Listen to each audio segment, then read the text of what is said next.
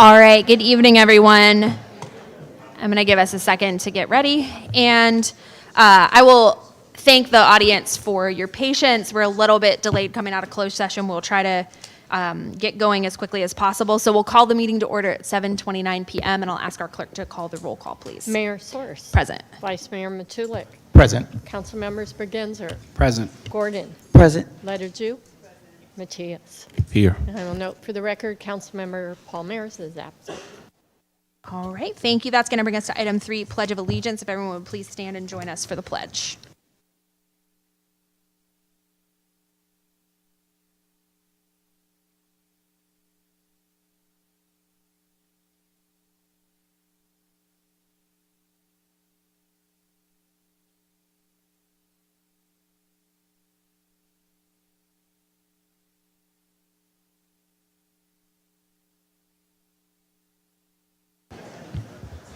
All right. As I mentioned earlier, we did just come out of closed session, so we'll go to item 4. I'll ask our city attorney to report out from closed session.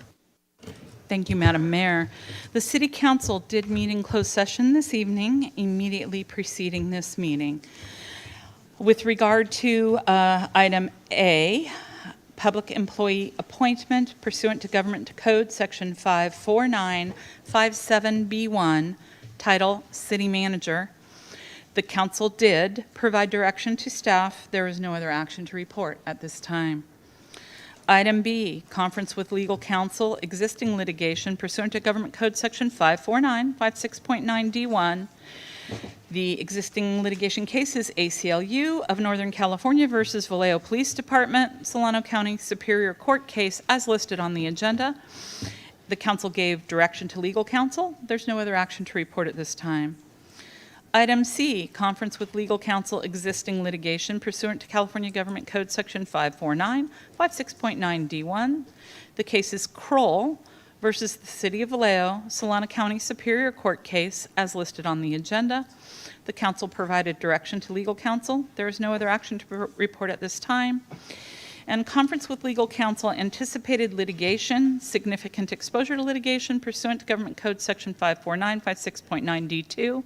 There were 2 cases. With regard to both, the council gave direction to legal counsel. There is no other action to report at this time. All right, thank you. That is going to bring us to item 5. We do have a couple of presentations and commendations this evening, and we have some guests. We'll move through these. We're excited about both of them, and we'll move through them. The first is a recognition of Vallejo Fire Department Engineer Trujillo, Firefighter Bullock, and Firefighter Runyon for life-saving actions. And I'm going to invite up our Fire Chief, Chief Golding, to present these recognitions. Thank you. Good evening, Mayor and members of the council. So this evening, I have the privilege to recognize members of Engine 21 on the A shift for their exceptional actions during a medical emergency on April 9th of 2026. That morning, Engine 21 responded to a report of an adult male in cardiac arrest. For an understanding of how important this is, according to the American Heart Association, a cardiac arrest that's outside of a hospital setting has roughly a 10% chance at best for somebody to ever walk out of the hospital following that. Upon arrival, the crews immediately assessed the patient and began high-quality resuscitation efforts. Through their coordinated efforts, they restored the patient's pulses prior to transport. By the time the patient arrived at the emergency department, he was awake and talking to medical staff. This successful outcome was not the result of one individual, but of an engine company working together as a highly trained team. Their professionalism, training, and commitment to one another gave the patient the best possible chance of survival. So at this point, I'd like to invite up the members of Engine 21 to come forward. As you stated, Engineer Trujillo, Firefighter Bullock, and Firefighter Runyon.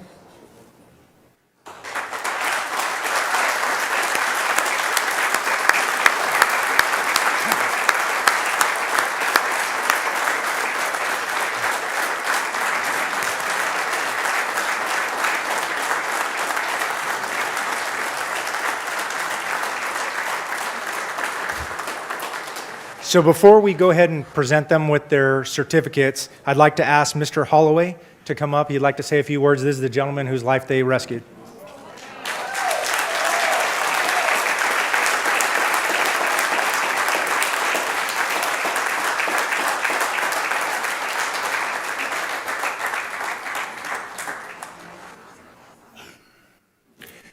I wanted to thank these guys for, I was doing my business and collapsed. Didn't know anything till I woke up at the hospital and was ready to start fighting. And then I realized they were telling me I had a heart attack, and I couldn't believe it.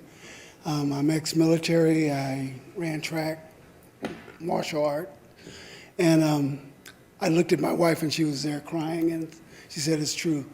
So it was a nightmare, but it turned into a good thing overall for me. I'm here.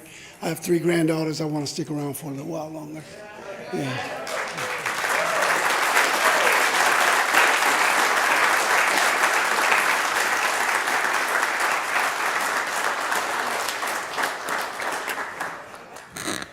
All right, so on behalf of the Vallejo Fire Department, it's my privilege to present each one of you with a certificate of recognition that reads, in recognition of your outstanding service and professionalism during a medical emergency on April 9th, 2026, your calm demeanor, decisive action, and unwavering commitment to patient care contributed to the successful restoration of the patient's pulse prior to transport.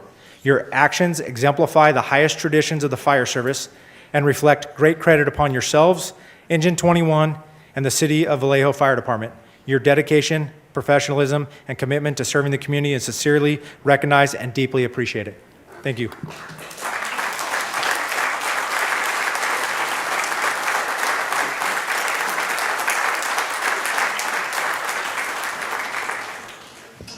Thank you all so much. Thank you for the presentation. Thank you to Mr. Holloway for joining us. Do we want to take a photo with the gentleman and the firefighters? All right.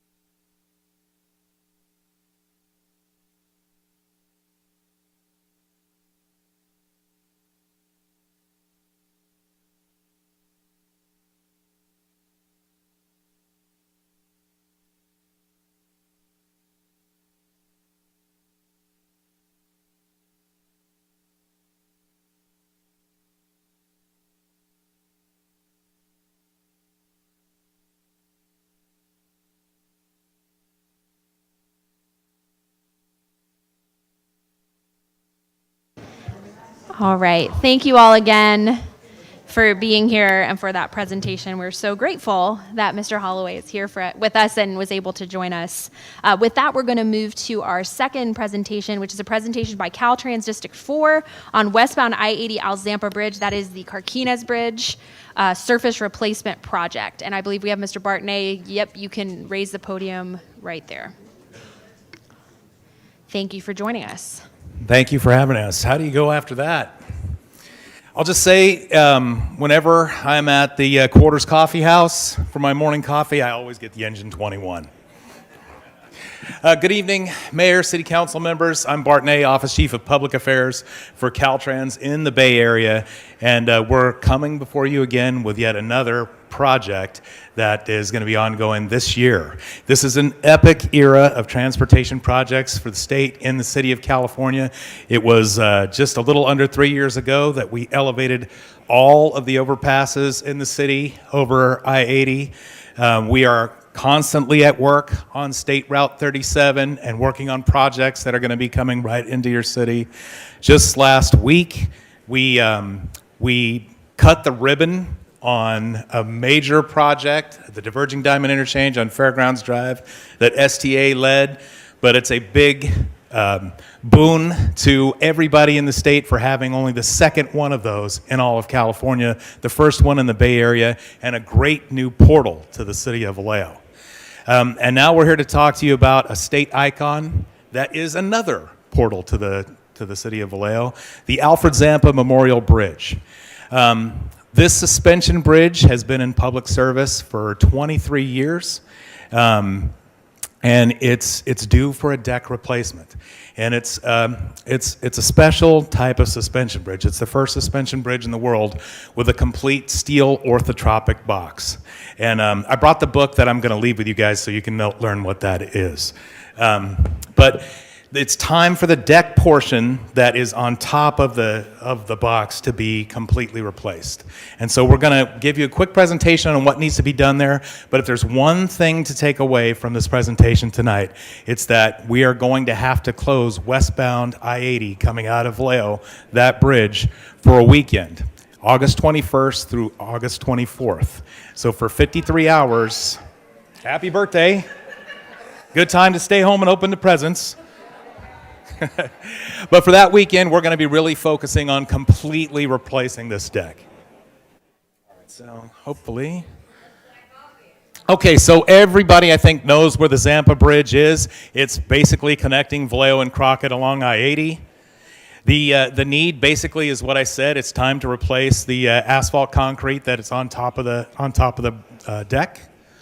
The purpose, of course, is for sustainability, to give you a smooth and safe ride across the structure. The scope. Basically, the top layer, 1 inch of asphalt concrete, will be replaced to improve the rideability and preserve the structural integrity of the bridge. The length is about 3,500 feet, 67 feet wide, 4 lanes. It's wide. It's a lot of work. That's why it's going to take a weekend to do it. It's going to be about 1,550 tons of asphalt that we'll pour that weekend. The closure itself will close I-80 for 1 weekend for worker safety and safety to the traveling public due to the long curing times required for full concrete pavement replacement. So it's about 53 hours. We'll start Friday night at 10 o'clock, and that work will run through August 24th, Monday, at about 3 a.m. So the need for the closure. Basically, we need certain temperatures to make sure that this stuff cures in time. It's recommended that the work needs to be completed in August or September because those are the time periods where we have the temperatures we need. Paving work needs to be conducted in the daytime periods from 10 a.m. to 5 p.m. to make sure that those temperatures are where they're at. The recommendation for work to be done during a full weekend closure on westbound I-80, like I said, from Friday to 10 p.m. to Monday at 3 a.m. The benefits are basically safety. Safety to our workers that would have to be paving with traffic running alongside them, traffic also going alongside heavy equipment. It's much easier just to take this and do it all at once. We get a better product at the end of it. Everybody's safer while we do it. Okay, so how are we going to handle the traffic? And that's not insignificant, right? This will be over 1 million vehicle trips. And we did this once before in 2023. So we will be using regional changeable message signs, detours, and a very robust public outreach effort that's begun now.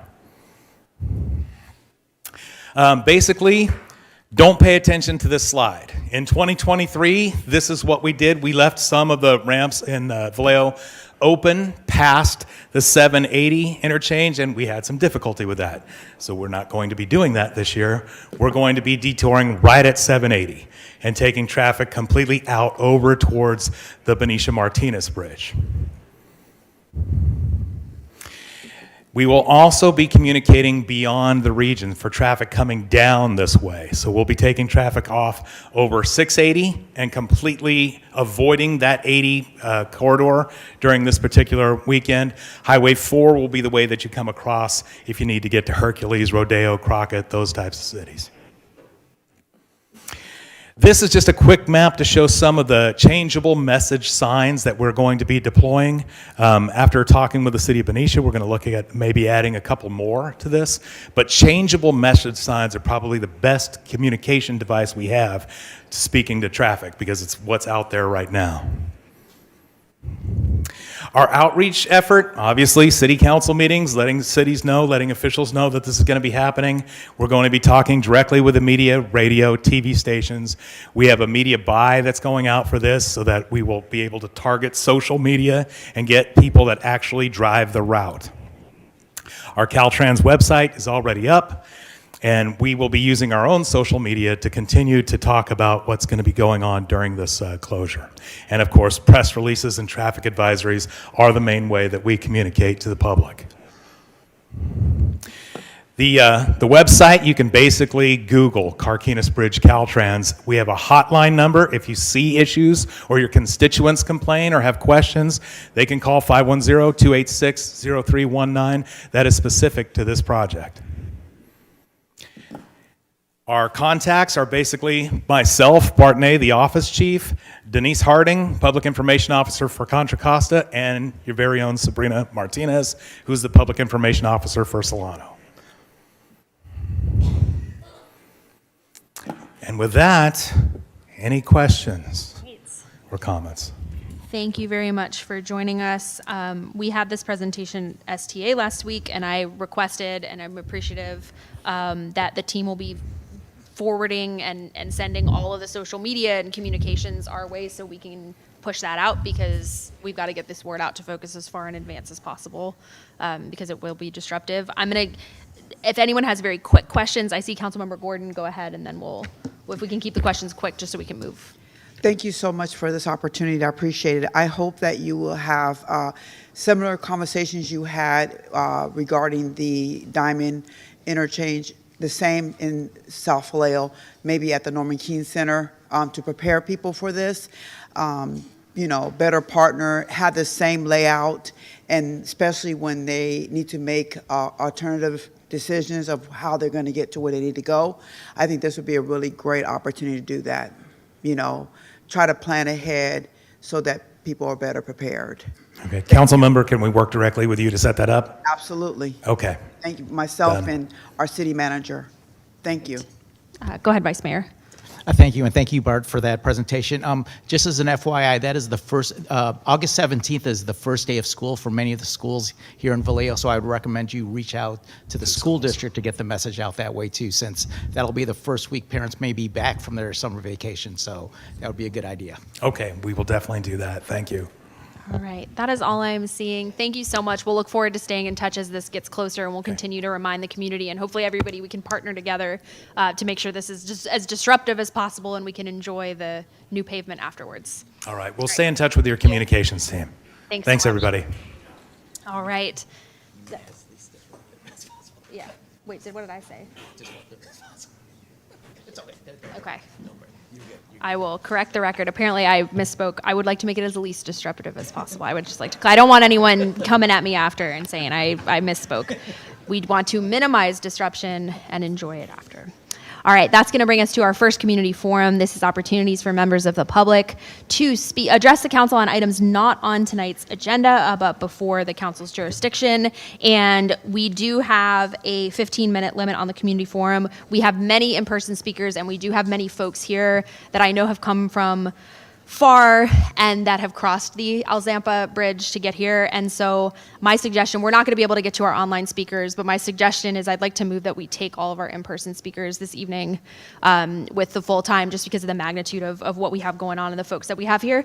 So unless anyone objects, we can take a vote, but I can, okay, Dawn, can we take a vote?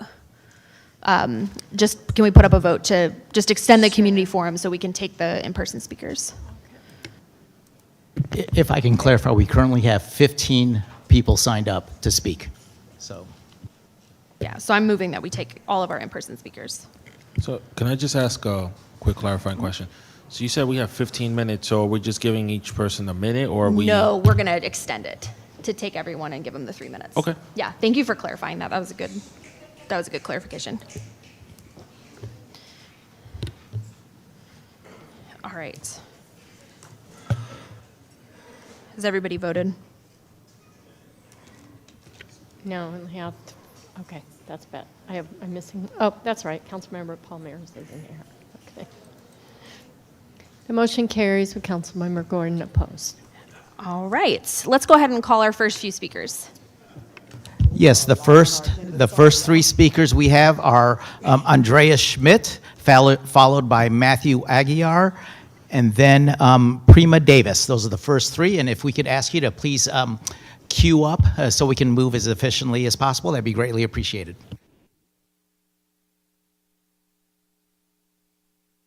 Am I on? Yeah, okay. Thank you, City Council, for opening this up tonight. I just wanted to speak about a few things. I have been a critic in the past of See-Click Fix. The reason is that oftentimes this program is not used by residents because, one, they don't know how to use it. It's in places where nobody is completely responsible. I'm speaking tonight about two particular incidents that really kind of reinforce my issue with this program. I've been told it's very efficient by the past people, and I believe it could be, but let me tell you this thing. So there's a water breakage, there's a pipe that's been broken literally for months. This is at Daniels in Sacramento. I did call Public Works and let them know. No word back from them. This is weeks ago. Another crew was working close by, city crew. They did nothing to fix this issue. Today, I confirmed again another huge leak on Mare Island. This is right in front of Touro University. Water pouring 24/7. Now, my issue here is that people that work for the city go through these water puddles every day, and not one of them apparently is reporting it. I have a big pothole right in front of my house right in front of the Myra Theater. Been there for months. I'm not going to report it because in a way I feel like it's not my job. And frankly, there are so many things to report. And I think this is why city folks are not reporting either. Now, what I'm suggesting tonight is that when you, and thank you for coming to work for Vallejo. I know Stockton, I was raised in Escalon. I'm really happy that you're here, Mr. Black. But please review this program. If we got city folks involved and they were really reporting what they were seeing, we wouldn't be so dependent upon residents. Residents are not always going to come through here. Another prime example is just recently on Tennessee and Wilson Way, there is a there's a garage or an area there. It was called the Tag Building back in the day. The point is they went in, they cleaned all the weeds, but there's huge graffiti left behind. It's been there for years. Nobody's tackling that. What I would really propose is departments work together. They do a review of the property that they're on. If they're mowing and they see something else, there's a report that's being made. Make See-Click Fix really efficient. You shouldn't depend on people like me. I don't even live in front of these water main breaks, pouring thousands of gallons every day when your own employees are running through that same water. Please try to fix this. I think it's a great program, but could be better utilized. Thank you very much. I'm going to leave this with you, Mr. Black. These are pictures. All right, thank you. Next speaker is Matthew Aguiar, and then after Matthew is Prima Davis, and after Miss Davis is Antoinette Sadler, and then David Dowswells. How y'all doing today? Aloha. What's going on, brother? So, Matthew Aguilar, District 6. Hey, Miss Cookie. With that said, I really appreciate what he said, but I disagree on a couple things real quick. I am from Vallejo, born and raised, 707 native. Hogan Spartan, Vallejo Apache, Rod's Hickory Pit, Grotto. With that said, Vallejo is proud. We are proud Vallejoans. So I feel that it is our job as Vallejo residents, just like it's yours. And if we keep heading down a road where we're pointing the finger like this your job, this my job. No. Enable for Vallejo to stand tall amongst Solano County, we have to unify together. We have to form the camaraderie, because if we fix any Caltrans or any kind of whatever, this or that, but Vallejo gonna still be Vallejo, no matter good or bad or the ugly, it is what it is. So I came humbly asking for y'all for a favor. Like I said, hey, but we're gonna talk about a bodega, yeah? Look, I would like, now don't get me wrong, I feel the only way to overcome all this hate and BS around us is with love. Love can handle anything that comes between us. So I would like for you guys, as long with the fire department, as long with the Vallejo Police Department, to have a friendly camaraderie game where we can bring out and just teach these kids, these youth. I'm grown, bro. You can't teach doggo new tricks. I swear to God, you can't.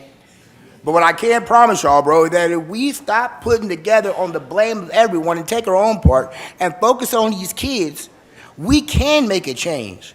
I don't care what bridge you fix, what potholes since 95 on Sonoma, none of that. Because if we don't fix ourselves, then, man, everything gonna stay broke. It's just gonna be the year 2030, bro, and nothing gonna be done. With that said, I will appreciably humble. I talked to Chief Ty, talked to Brother Hollis, talked to Tim Booth, talked to Sarah Garrity. Shout out to Shelley Longmire, yeah? Also on PTL alumni. With that said, could y'all please, could we coordinate something so we can arguably put our future in better use? Because as far as I remember and I heard, the buses stopped running. I'm a single father of 4 children at the moment. And you telling me I got to pay $47 to take these kids to go swim? No, not today, Jesus. Not on duty. You know how hard it is for a buck to be earned these parts? And, you know, I thought I heard somebody say that, you know, if y'all is hiring or accepting people to volunteer, I have 4 children, and you could put them to work. I promise you, Jesus, they don't have school until August, whatever. And how about we pull a Michael Jackson, bro, start looking ourselves in the mirror, and let's all take proud of Vallejo constituents, yes? Great. Thank you. Next speaker is Prima Davis, followed by Antoinette Sadler and David Dowswell. And you can, yep, you found it. Never mind.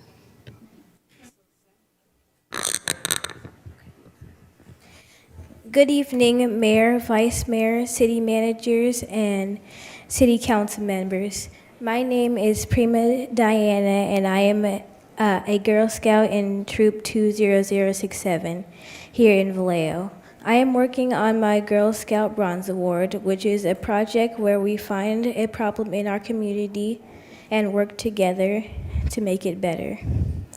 For my project, I want to help reduce litter in Vallejo by getting more trash cans in our parks.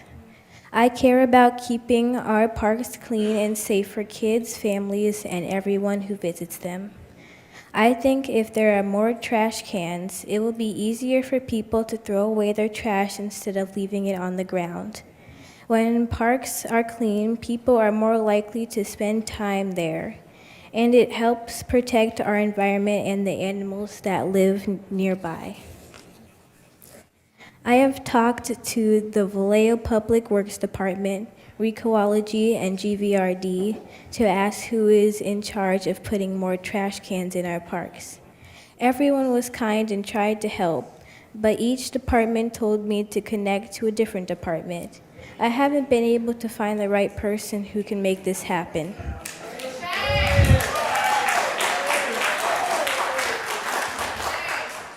That is why I'm here tonight, asking for your help.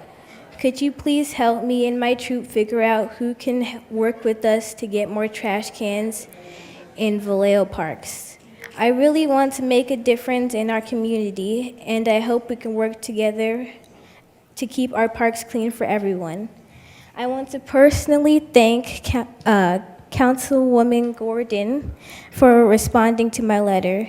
Thank you for listening and for everything you do for our city. And as of this weekend, thank you, Mr. Matias, for helping point us in the right direction and helping us get a hold of Public Works and GBRD. Thank you very much. So we're going to...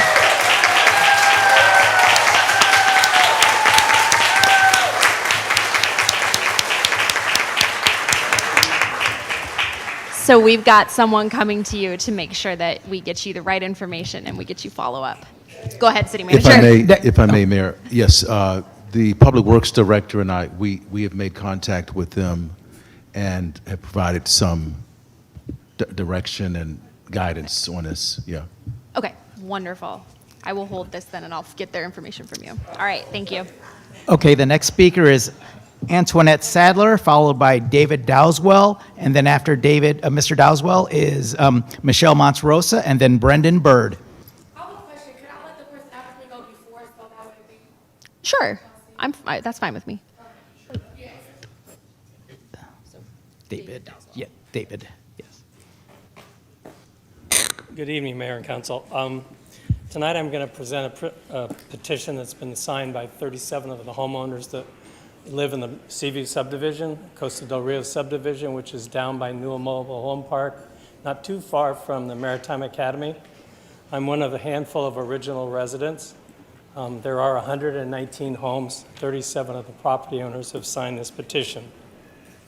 Now, the brief presentation. Starting back really even before 2023, I started reaching out to Public Works to address a lot of problems that we were having with our assessment district. Failure to maintain the landscaping per the contract, other issues having to do with street lights, and the most significant of which is street paving.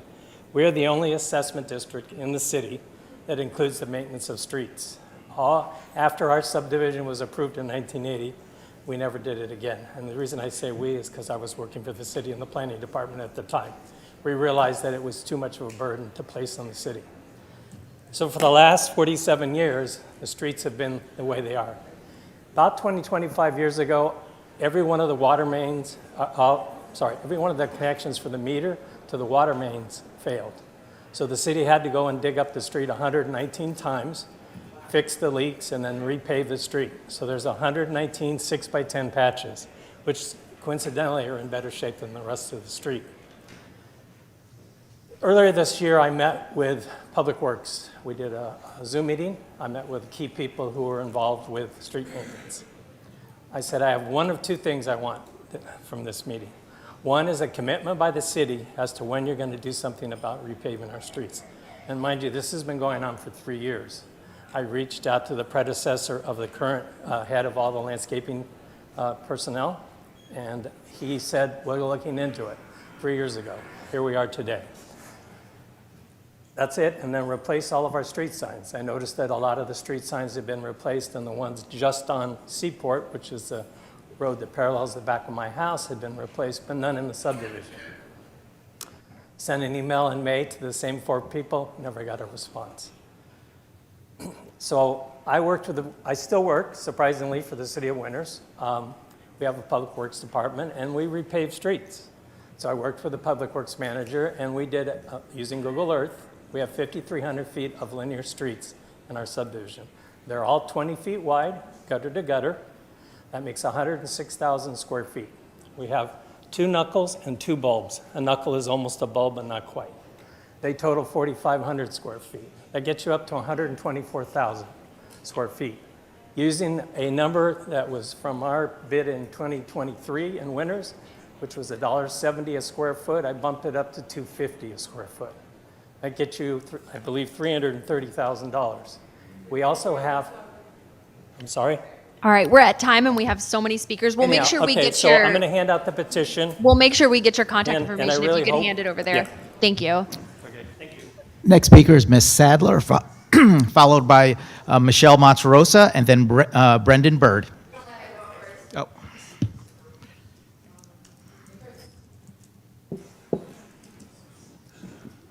I'm Brendan Bird. Yes. Just so we know. Go right ahead. Thanks for allowing me to be here. I wanted to talk about the state of Vallejo housing, if I may. For a little background, I work with Vallejo Housing, Solano County Housing, and Sacramento Housing. About 10 years ago, I knew everyone in Vallejo Housing. It was easy to work with. They knew me, I knew them. Things got done very quickly. For about the last 5 years or so, there's been an incredible shift in Vallejo Housing that I don't understand. If I work with someone, it's less than 6 months and they're gone. The managers are changed, the caseworkers are changed. Everyone is just completely different down there. To give a few examples of what I've been dealing with for the last less than 12 months. In February, I submitted 6 rental increases. I want you to bear in mind, my rents are low. They're well below market and they're well below what the Vallejo housing standard is. In February, 3 of them were recognized and were increased. 3 of them have disappeared. I inquire and ask about them, and I get no responses. At one point, I actually called Vallejo Housing. Someone picked up the phone, said they would investigate it. I never heard from it again. In April, I submitted 2 more. 1 was recognized, and 1 also disappeared into what I can only call a vortex. I also have a tenant who rents from me, wonderful elderly lady. Suddenly her payment was stopped. We didn't know why her payment was stopped, but it turns out after doing some investigation, her recertification was canceled, was never performed. So I have to go without rent. I have to deal with that situation. She has to figure out what's going on with it. She's getting a few answers. No one will talk to me. Just over a year ago, I had a situation where they sent me a bill for $5,000 that I owed Vallejo Housing. And I didn't know what was going on with this situation. And they said, well, there's been a mistake, and we've been overpaying. And I said, okay, well, then if you've been overpaying, I guess that means the tenant's been underpaying, because I'm working off the portal that is Vallejo Housing. Their answer to me was, oh, you can't trust the portal. You can only work with what comes on in the mail, in letters. And I said, well, that's interesting, because every other county has a portal, and I work through the portal. So now I have another tenant who just had her payment reduced by a significant amount. I received no paperwork, she received all the paperwork. And that's just how it always works. It was phrased to me very well that when Vallejo Housing needs something, and this was a tenant's words, when Vallejo Housing needs something, they're on it and they will hunt you down to get it. If you need something, they will not pick up the phone. Currently, you have a QR code there that half the names are blank. And I have more examples than I can cite right now, but we'll end with this. I have a 75-year-old woman who has been told her housing is canceled. She's in my apartment only because I have chosen not to evict her while we try and figure this situation out. No one at housing will take any responsibility.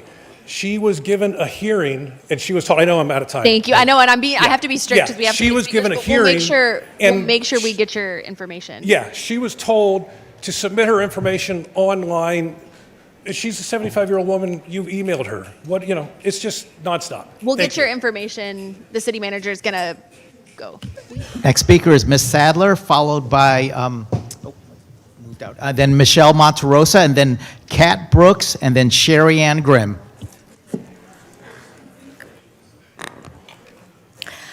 My name is Antoinette Sadler. I am 32 years old. I was born August 24th, 1993. I'm from Oakland, California, and I enjoy walks on the beach. I got my AA in sociology and my BA in Pan-African Studies. I have traveled to multiple states in 5 different countries so far. My favorite hobby, as my mom said today, is vacationing my life away. But really, it's just to see the world, to see the earth in all its vastness and beauty. I also like enjoying time with my friends and family, and I like partying and living life in the moment because for so many people, they don't get the chance to. For the first time in this space, I decided to just introduce myself so that you all know that having to come in this space every time and say, I am the sister of Angel Ramos, or I am the sister of Sean Monterosa, or I am the mother of Ronell Foster, or I am the uncle of Willie McCoy, or the niece of Mario Romero shows just how much the Vallejo police has taken away. Because not only did they steal their lives, they stole the identities of who so many of us are or could have been had this tragedy not occurred. I had the beautiful opportunity of getting to recently know Ashley and Michelle for just Ashley and Michelle, not Sean's sisters. And do not misunderstand what I'm saying, though. We will always and proudly be that. I will always and proudly be Angel's sister. But y'all should know that this badge bending and the effects of it go far beyond just the sick ritual and celebration for murdering our loved ones. While I am grateful for the public release of the badge bender reports, I am also not a fucking dummy, and just because something is public does not mean that it is truth. In the report, Jacobson admits to getting his badge bent one time by Poiser after killing my brother, Angel Ramos, but that is a lie. Jacobson not only bent his badge once, but he bent his badge twice for the murder of Jeffrey Balboa, who was killed just 7 months after Angel Ramos, 6 months after they let Jacobson back onto the Vallejo Police Department after being on paid administrative leave. We know this because Officer Coleman and Kemp both admitted to bending Jacobson's badge as well, even though he tried to deny the second one. I would like to read you a quote from Zachary Jacobson's LinkedIn. During my career as a public officer in the Bay Area, I have worked for the Tiburon Police Department 5 years and the Vallejo Police Department 10 years. I have held numerous specialty positions and assignments, which, as a result, has instilled an incredible work ethic and sense of pride in always striving to do my best. This shows that there has never been a sense of remorse, but a clear sense of pride in all the acts of white supremacy that he has engaged in. And let's be clear, that's exactly what that ritual is. It's rooted in white supremacy. So while this report may come as a surprise to the public, it does not come as a surprise to the families who have been directly impacted. This report has become a media stepping stool for everyone to be seen, including City Council. All while the voices of impacted families have once again been silenced. Not one City Council official has reached out to ask how we feel regarding the release. Not one media outlet, not one Vallejo church, and not even the ACLU. But we are still here, and we still are demanding justice and accountability. And we ain't going nowhere. So I know that y'all are the new council. This may be many of y'all first time seeing my face. It may not be the last. I gave y'all a little break. But y'all need to start figuring out what are the next steps of getting shit together, because while y'all got the chief in the motherfucking audience like he's one of us, that's not cool. And it's very, very triggering when y'all already knew, I'm pretty sure y'all watched social media, that families were coming here to begin with. Y'all could have made his ass sit somewhere else. Thank you. Next is Michelle Monterosa, followed by Kat Brooks and Sherry Ann Grimm. Good evening, council members. My name is Michelle Monterosa. I'm here today as Sean Monterosa's sister. It's been 6 years since Vallejo police killed my brother, 6 years of living with an absence that should have never existed, 6 years of waiting the accountability that our family, the family Angel Ramos, Willie McCoy, Ronell Foster, and Mario Romero in this community deserves. Today we are here because the badge bending report has finally been released. For years, the people of Vallejo were told these allegations were isolated, exaggerated, or unproven, or just rumors. The report confirms what impacted families, community members, and journalists have been saying all along. There was a culture inside the Vallejo Police Department that celebrated violence, protected misconduct, and prioritized loyalty to one another over accountability to the public. But a report alone changes nothing. You cannot PR your way out of this. You cannot issue a statement about transparency while families continue to wait for change. You cannot call this a new chapter if the people responsible for creating the harm are never held accountable.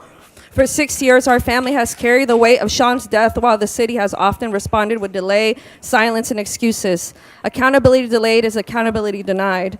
To this new council, you have an opportunity to do what previous councils failed to do. Roll up your sleeves and get to work. Read the report and start working. Help strengthen the Police Oversight Commission. And stop treating accountability as a political inconvenience. This should be your top priority. The people of Vallejo deserve a government that is willing to confront the hard truths instead of managing headlines and creating bandage solutions. Families like mine deserve more than condolences, and we deserve action. Sean, Willie, Angel, Ronell, Mario, and so many should be alive today. Nothing this council does will bring him back, but what you choose to do now determines whether another family has to stand here where mine has stood for the last 6 years. The time for statements has passed. The time for systemic change and accountability is now. And I ask you that you put this as an agenda item to the next meeting to discuss what next steps look like. Thank you. Thank you. Next speaker is Kat Brooks, followed by Sherry Ann Grimm, William Baker, Chris Kelly.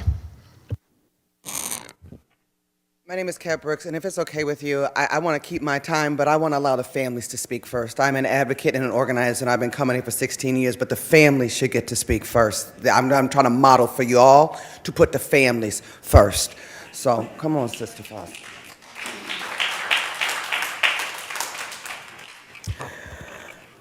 My name is Angela Sullivan. I am the mom to your Ronell D'Angelo Foster.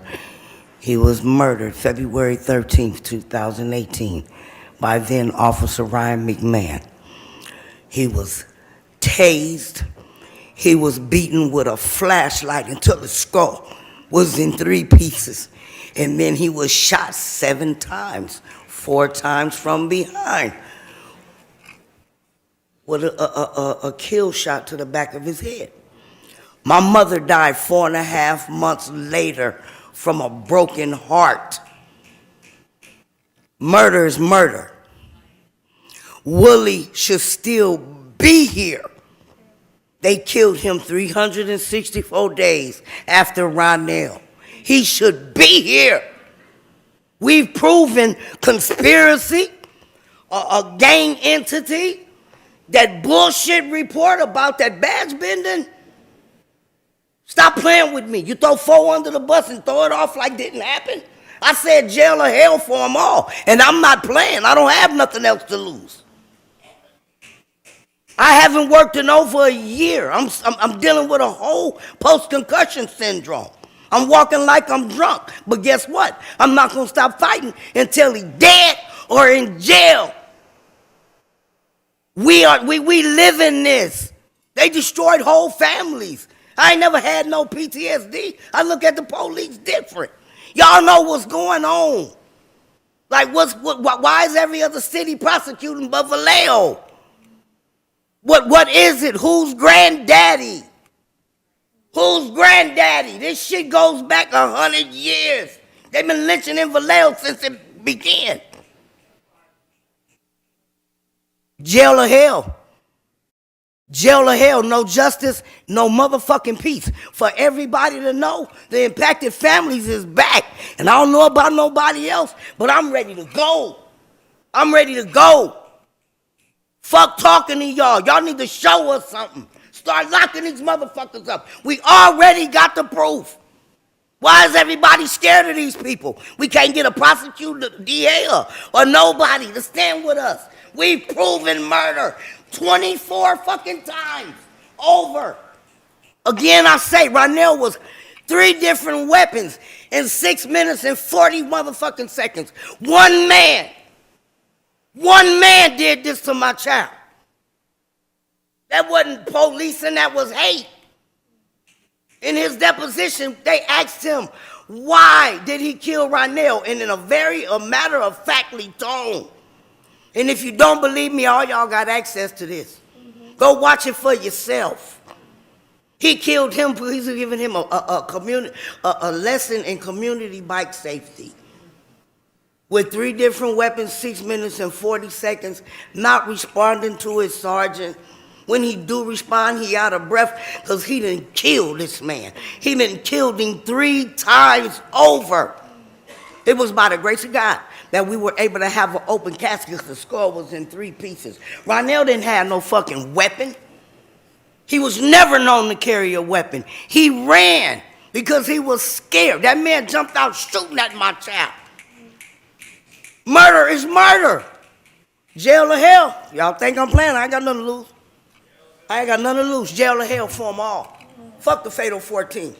Y'all better do something. Y'all better do something. Because guess what? Just like the police got guns, ain't nobody trying to deal with this with hate. But they killed all of ours in hate.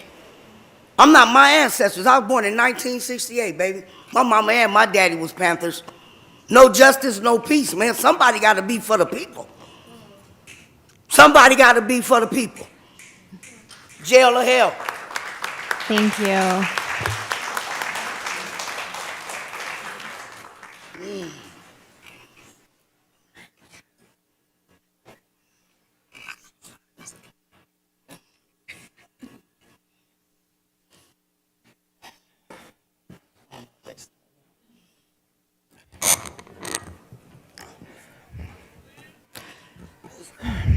Good evening, City Council, Mayor. I stand here today on behalf of my brother, Mario Romero, who was viciously murdered by Vallejo Police Department, as well as all of these other families who, you know, their loved ones could still be here had the city done something. I ask you, those sitting on this elected body and trusted enough at some point by enough Vallejo residents to place you in that seat, a seat representing them, which of you has the right to be blind, to pretend not to see the devastation, the blatant murder, corruption, and the continuum of wrongdoing? Who among you signed up for public service to protect those who put on a uniform to steal, kill, and destroy lives, families, and dreams? The day the majority of this sitting council stopped trusting their own intelligence, eyes, ears, and heart, and began blindly trusting the current architect of malfeasance, liar / city attorney Veronica Nebb, is the day the council as a whole failed the people of Vallejo, your very own constituents. One day, you will have to talk about what happens behind closed doors, as others have. By putting a liar's need to keep evidence of widespread systematic attacks against the civilian population of Vallejo buried, destroyed, and too delayed for action. Crimes committed by the Vallejo Police Department gang all fall under RICO. Willful ignorance is no excuse. The public record is vast and accessible. You were elected by the people, not hired by the city.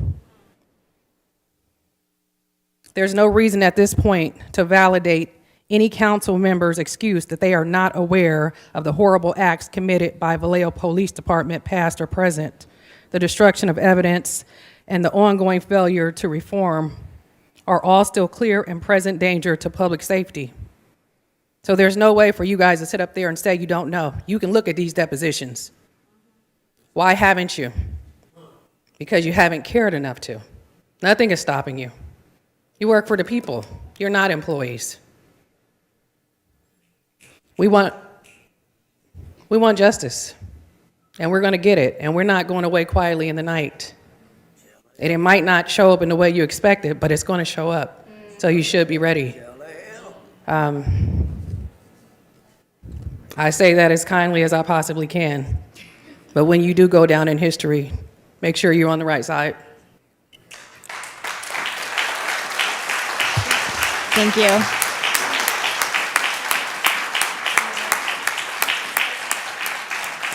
Is that all the families? Anybody else want to say anything? I also just would like to note, the reason why they don't have the money to fix the potholes is because they had to pay us out.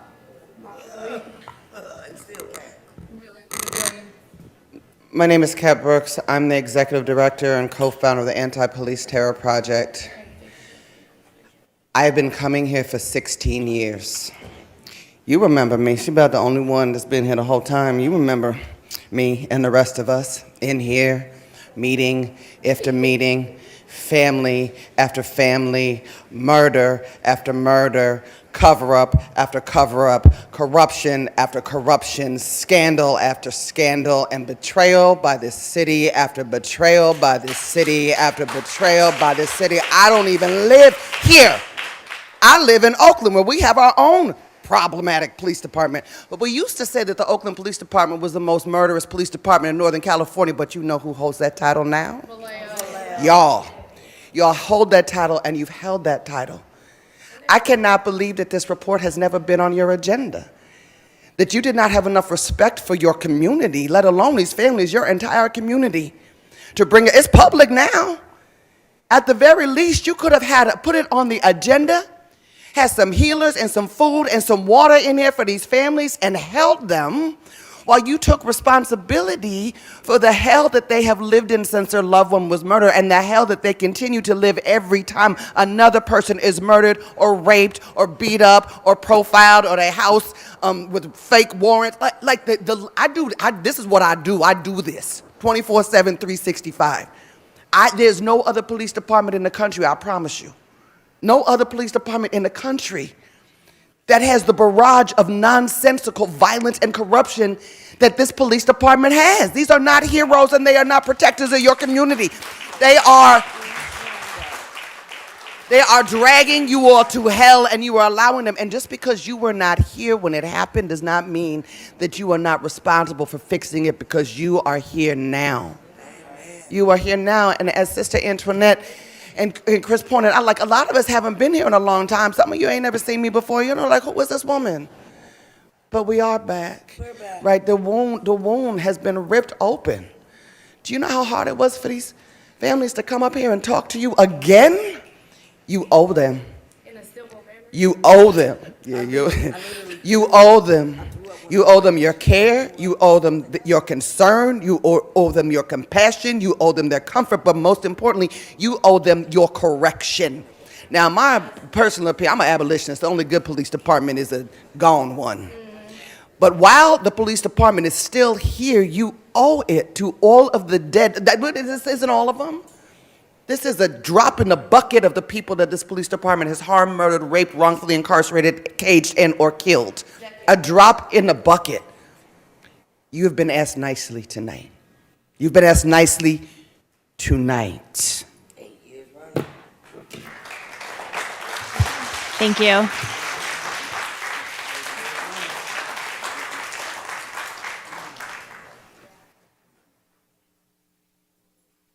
Next speaker is Sherry Ann Grimm, followed by listed as TJ Ooh, and then Bridget Doherty, and then Sahij Takar.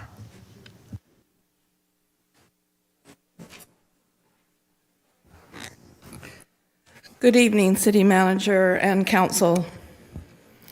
Atonement is the process of bringing those who have become separated back into a relationship. At its heart, it is about restoring our shared humanity. We are here because families in our community continue to carry the grief of losing loved ones during encounters with law enforcement. For them, the loss did not end on the day their loved one died. Many, as you heard tonight, have carried years of unanswered questions, silence, and the painful feeling that they have never been truly heard. When collective trauma goes unacknowledged, it doesn't simply fade with time. It becomes part of a community's identity. Healing begins when people are given safe spaces to grieve, to express their pain, and to know that their experiences are seen and valued. It's accountability. This grief does not only belong to the families. When a life is lost at the hands of those entrusted to protect the public, the loss reaches beyond one household. It affects trust, our sense of justice, and the relationships that hold the community together. And in that sense, this is our grief to carry together. I know most of you were not serving on this council when many of these tragedies occurred, and I'm not here tonight asking you to take responsibility for decisions you did not make. But it is about the opportunity you have as leaders to lead with compassion, to take responsibility. Leadership begins with acknowledgement. It means listening with an open heart, recognizing the humanity of those who are grieving, and affirming that every life mattered. Transparency and accountability are not signs of weakness. They are the foundation of trust. Communities across the country have embraced restorative practices that focus not only on policies, but on repairing our relationships. When there is a willingness to listen, acknowledge harm, and engage one another, healing then becomes possible. While nothing can erase the losses, acts of remembrance and public acknowledgement affirm the dignity of those who died and the humanity of those who continue to mourn.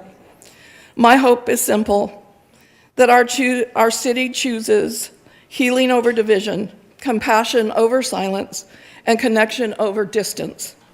Healing begins when families know they have been heard and remembered, loved, not only by those who loved them, but by the community they still call home. I ask you to make that possible. Lead us to healing. It is long overdue. Next speaker is William Baker, followed by TJ Ooh, and then Bridget Doherty, Sahej Takar.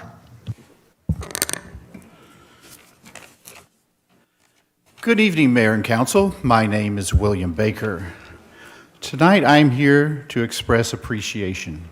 Appreciation for an unexpected journey that began more than 4 years ago. What started as a concern over a project next to my neighborhood park evolved into something much larger, an education in public governance. Along the way, I came to better understand not only how cities make decisions, but also how citizens can participate in these decisions. In an unusual way, that journey was shaped by our departing Assistant City Manager, Gillian Hain. Although I have rarely mentioned her by name in my public comments, many of the issues I researched and document fell under her executive leadership. For that reason, it seems appropriate tonight to acknowledge her role in inspiring my own civic education. Over the past 4 years, I learned a new language, the language of local government. I learned the difference between a consent and an action calendar, how to navigate council agendas, how to read grant agreements, and understand the responsibilities that accompany public stewardship. Along the way, I also encountered phrases such as deliberately vague, do or die, and a little clunky. Words that, intentionally or not, revealed much about the challenges of public administration. More importantly, I met many fellow citizens who share a deep commitment to good government. Their encouragement sustained me when the work became difficult, and they reminded me that civic engagement is rarely the work of one individual. It is the collective effort of people who believe that transparent, accountable, and responsible government can always benefit the communities it serves. That journey continues. The more I learn about local government and this project, the more committed I become to researching public policy, preserving institutional history, and sharing what I discover with others. Democracy depends not only on those who serve in public office, but also on citizens willing to understand how their government works. As Vallejo begins a new chapter, I remain optimistic that our city will continue moving forward towards a more transparent governance, stronger public accountability, and in the words of our Constitution, a more perfect union. To Ms. Hain, I sincerely wish you success in your future endeavors. And to the people of Chico, I wish you wisdom as you begin your own chapter. Thank you. Great, thank you. Next speaker is TJ Wu, followed by Bridget Doherty, and our last speaker is Sahij Takar.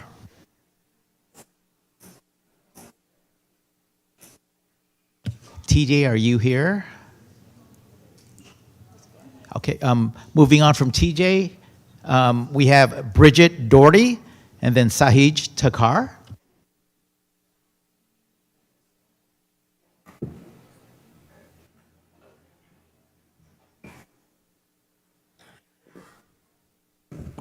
Good evening, Council, Mayor. I'm here to support every family here that's impacted, and I speak for an impacted family myself, that's Darrell Dean Mefford. You may remember who Darrell Dean Mefford is, or maybe not, because when the previous mayor was here, you promised to help us, and I made calls, I made emails all to your office. You promptly ignored them. Everybody told me you would. They were right. They are warriors. These people here are warriors.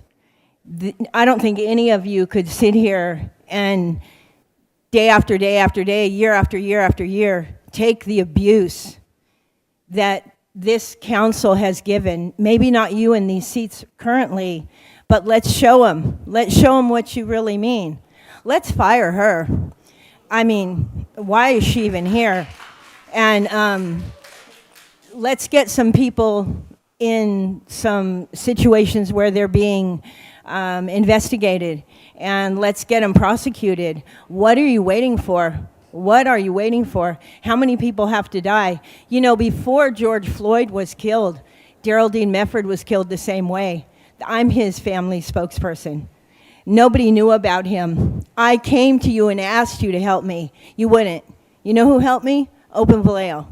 Open Vallejo and I worked on that story that Jeff won numerous awards for, to uncover the death of Darrell Dean Mefford. Nobody ever said his name. You know when he died? 2016. December 8th, 2016.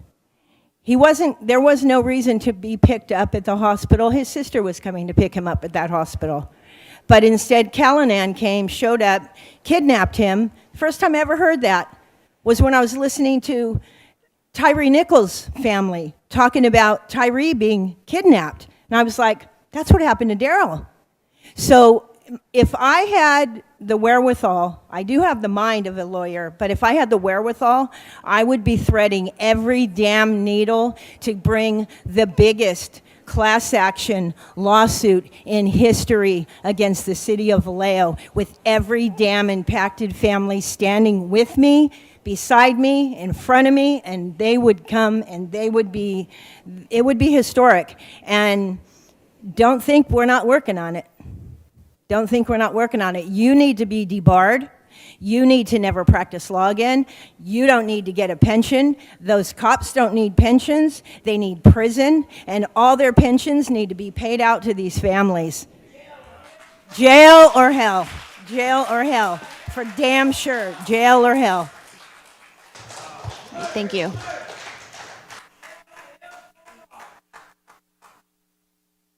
Last speaker is Sahij Takar.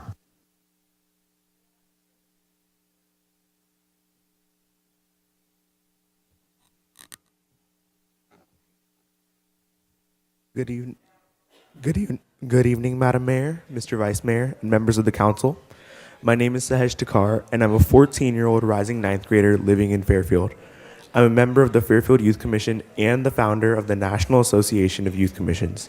This nonprofit organization works to establish youth commissions in cities where they're not already present, push for legislation beneficial to youth, increase youth access to government, and provide a space for youth commissions across the nation to collaborate. I'm speaking to you this evening on a proposal that, based on my experience, is one of the best things that a city can do for its young people. I'm asking you today to revive Vallejo's Youth Commission. On May 11th, 2010, the city of Vallejo voted to adopt Municipal Code 2.42, which established a 9-member youth commission that would act as a bridge between the youth of Vallejo and the government of Vallejo. It would host youth town halls, organize activity for youth, and make recommendations to the city on ordinances and policies that would be beneficial to youth. This commission operated until 2015, when the city voted via resolution number 15-018 NC to indefinitely suspend it. Ever since then, Vallejo youth have not had the opportunity to properly represent themselves in city government. A youth commission would be different from just any other program in that this isn't the city giving to the youth, it's the youth giving to the city. Hold on, Mr. Takar, for 1 second. I apologize for the folks in the back. We just need to keep it down because the noise carries tremendously. We're going to finish this speaker, and then I'm going to have us take a short recess. So go ahead. Thank you so much. A youth commission would be different from just any other program in that this isn't the city giving to the youth, it's also the youth giving to the city. All the city needs to do is give them the chance. Cities with youth commissions often see real change and new laws. For example, the Fairfield Youth Commission is working with the city right now to establish a tobacco retail license, which ties into the issue of smoking in our schools. And these are the types of opportunities that Vallejo's youth need. And this wouldn't even be difficult to implement. The city already has this chapter of the municipal code in the books. All that is needed is a resolution that would repeal part of resolution number 15-018 NC that suspended the commission. And there would also be minimal costs to the city. There would be no need to hire any new individuals, as under municipal code 2.42, the only adults involved with the commission would be 2 adult advisors and 1 city council member as a liaison. There will also be very little administrative costs, since the only real cost would be a monthly or bi-monthly meeting and a yearly town hall. Furthermore, through the National Association of Youth Commissions, I would be happy to offer the city with free research on how things like exact costs, appointments, and scope of work would play out. I'm requesting the City Council to direct staff to report back on potential routes the city could take in starting a Youth Commission, whether that be through Municipal Code 2.42 or through other means. I'd be happy to serve as a resource for the city during this process. In front of you now is a QR code to the National Association of Youth Commissions contact page. That website is youthcommissions.org. If any member of the council is interested, please contact me and I would be happy to help out in this process. Thank you. Thank you very much. Come get my card. Come get my card, sir. All right. That is our Come get last my- in-person You can't hear me. speaker. Can you come get my I'm just going to card? call a recess in a second, and then we'll get it. That's our last in-person speaker. I want to thank our commenters. I want to thank everyone for their patience. We had many folks who were here and didn't speak. I want to thank everybody that came. I'm going to have us take a short recess because we've been at it for a while, and we will come back in about 10 minutes and start with our consent and action calendar.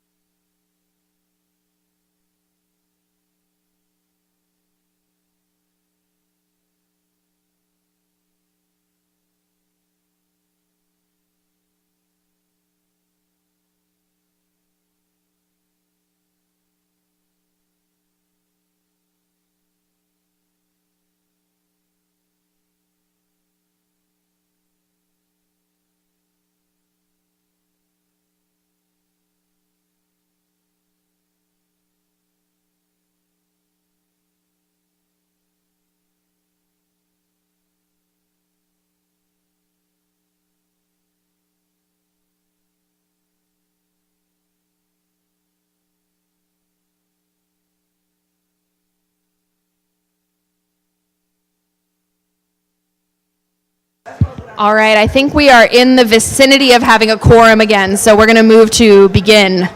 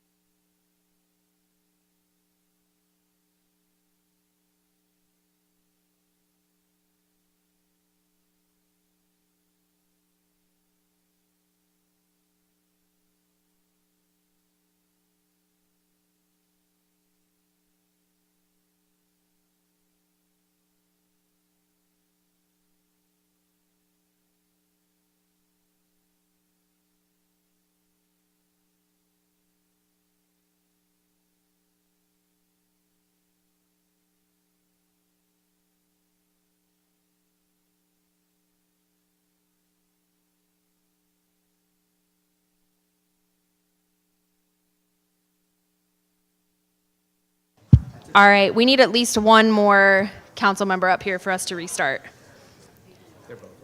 I know.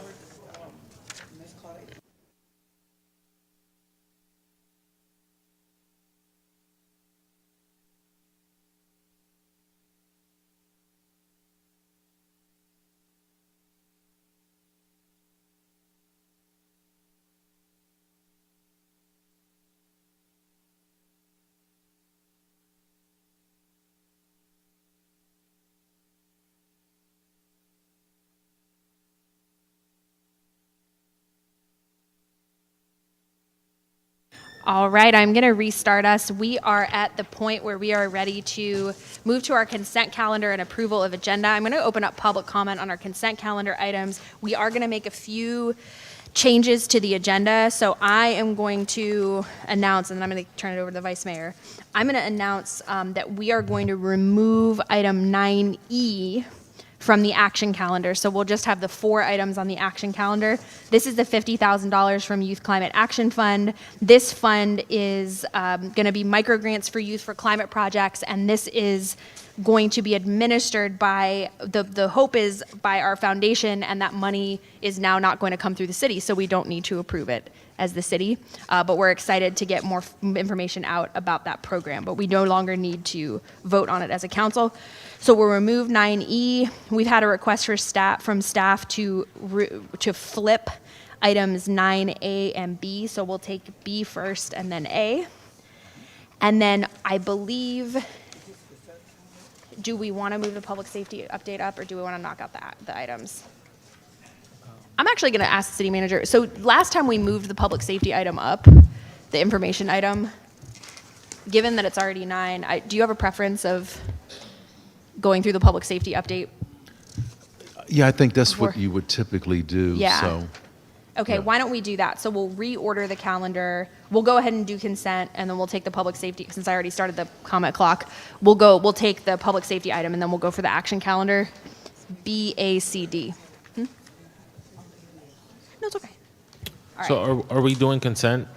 Yeah, we're gonna do consent. If we pull, if we pull items, I'll put them after the safety update. But since we're doing public comment, we'll just take the public comment now. Do we have any comments on the consent calendar? We do. We have one public speaker Let's go ahead and for call them. consent, and that would be Miss Latresa Alford.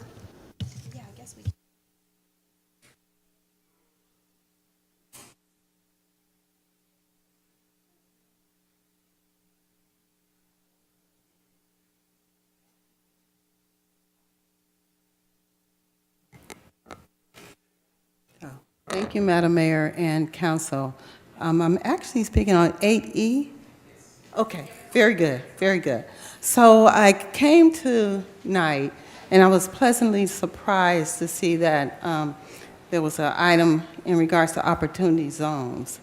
And I just wanted to say that I was pleasantly surprised because I've worked on opportunity zones, and I served on the Richmond Revolving Loan Fund for 20 years.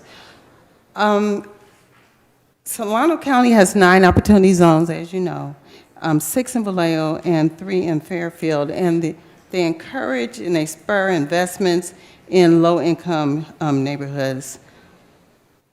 Investors can deter or eliminate capital gains taxes or real estate and business if they do investments in real estate and businesses.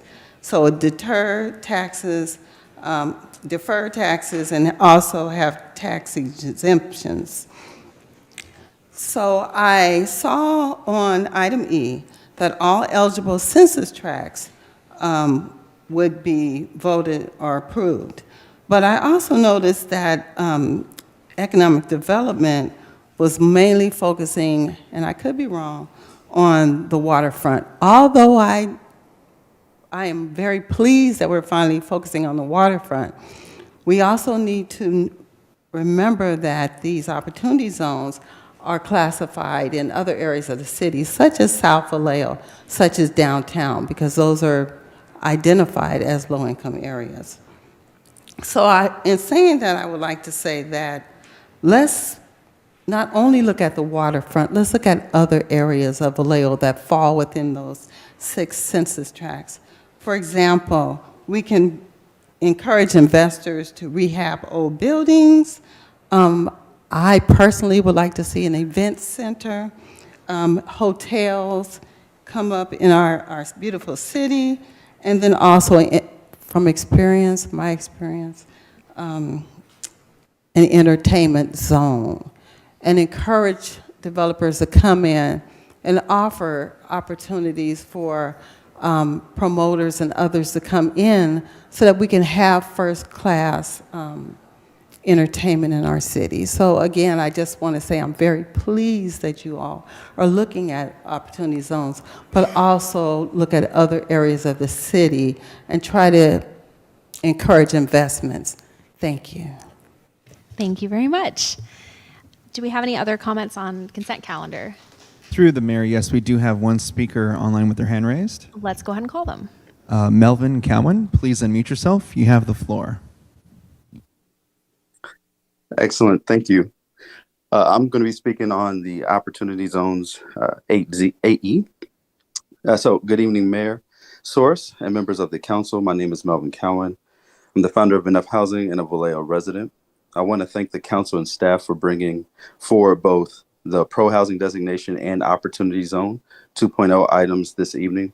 I support both recommendations because I believe they represent far more than the individual agenda items.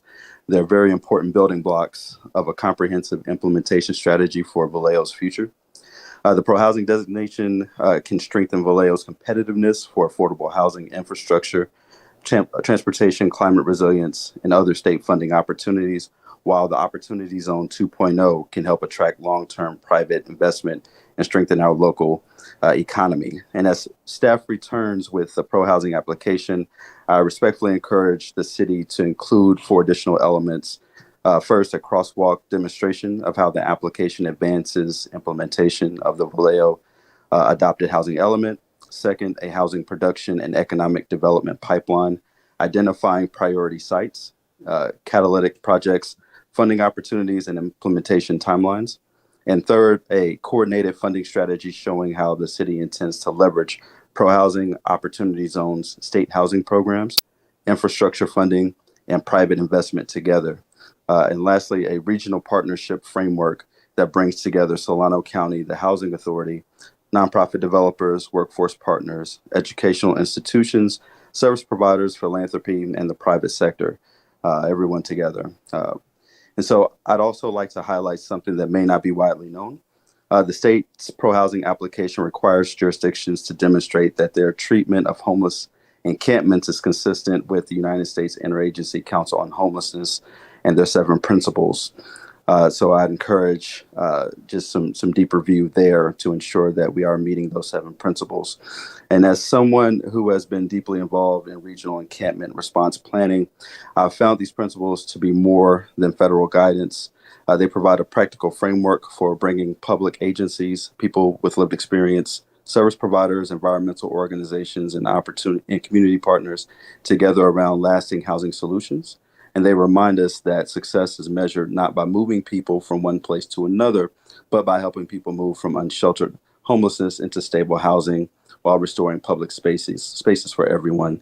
And yesterday, Governor Newsom announced that California is entering a new phase of housing policy focused on implementation, reducing development costs, streamlining approvals, simplifying housing finance, and strengthening accountability.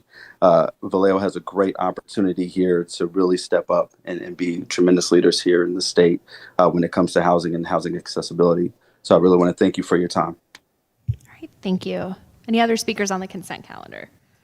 No other speakers on this item at this time, Mayor. All right, we will close that. I will ask if council members have anything to pull from the consent calendar, and when we approve the agenda, we'll take the public safety presentation, and then we'll do the pulled items, the pulled consent items, and then the action calendar. I see Councilmember Gordon and then Councilmember Matias. Thank you. Yes, I'd like to pull 8E. Okay, and Councilmember Matias is also 8E. Okay. Anything else? With that, I think we're ready for a motion. Go ahead, Vice Mayor. Sorry about that. I wanted to pull item 8C.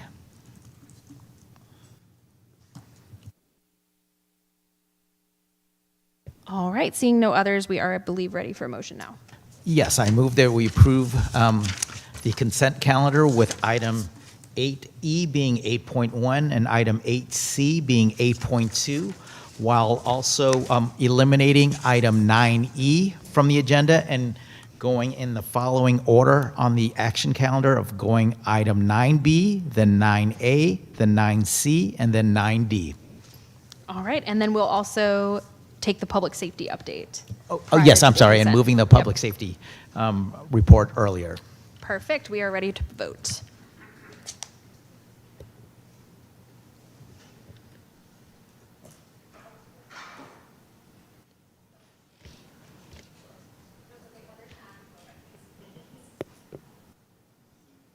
I'm missing, there we go.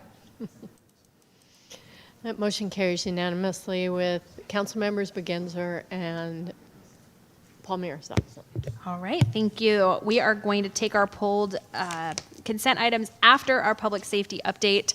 We have our sheriff and chief here, and we'll ask you to give hopefully a concise presentation, but our update for July.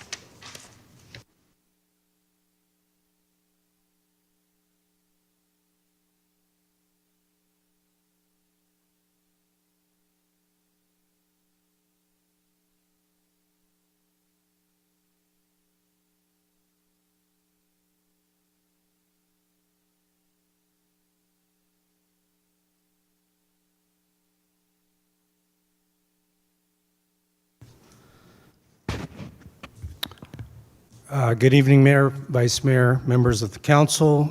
Jason Taw, Vallejo Chief of Police. With me tonight, we have Sheriff DeWall with us just to help just provide an update on our public safety status. So tonight, we're going to just cover some of the general areas that we have discussed previously. We'll talk about our current staffing, our staffing strategy, our reporting and community engagement structures, our operationals reports, which will cover crime statistics, our response times. We'll talk a little bit about some blight with abandoned vehicle update. And then we will hear from the sheriff, talk about his statistics to report tonight and current and future initiatives that VPD is working on.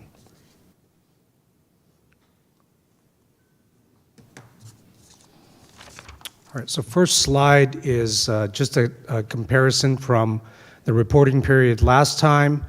So I'll just go down the far right column. Currently, right now, we have total sworn staffing at 84. We have 3 officers that are not full duty, so that 2 of them are modified, which is generally a temporary injury. 1 is on workers' comp, which is generally a longer-term injury. So that leaves us down to 81 full-duty officers, 40 officers working patrol, 5 patrol supervisors, 5 officers are currently in our field training program, and we have 4 officers starting this month the academy. So what you don't see here is we have 3 current officers in the academy at the moment.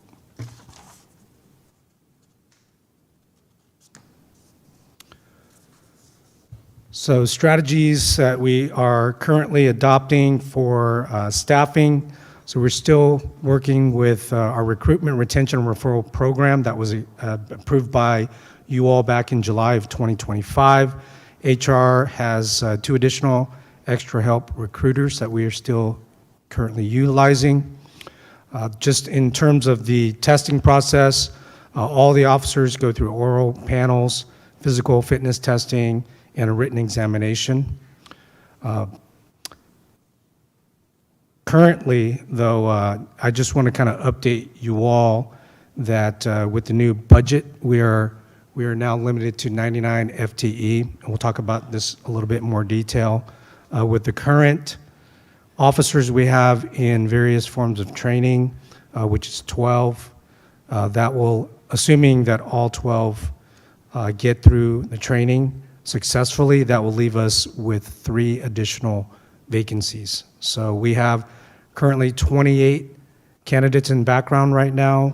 Statistically, we should be able to hire at least 5 of those. So we will be moving to hire at least those 3. That will bring us to full FTE. So we still have weekly coordination meetings with HR. And last year, just for context, 2024, we backgrounded 97 candidates. 2025, we backgrounded 96 candidates. And then currently, year to date, 50 candidates in 2026. We estimate that, with our current hiring practices, we will be over at least 100 backgrounds this year in terms of just candidates. We are reviving our Explorer and Cadet program. We're still in discussions with Congressman Garamendi's office to seek some additional funding to seed that program.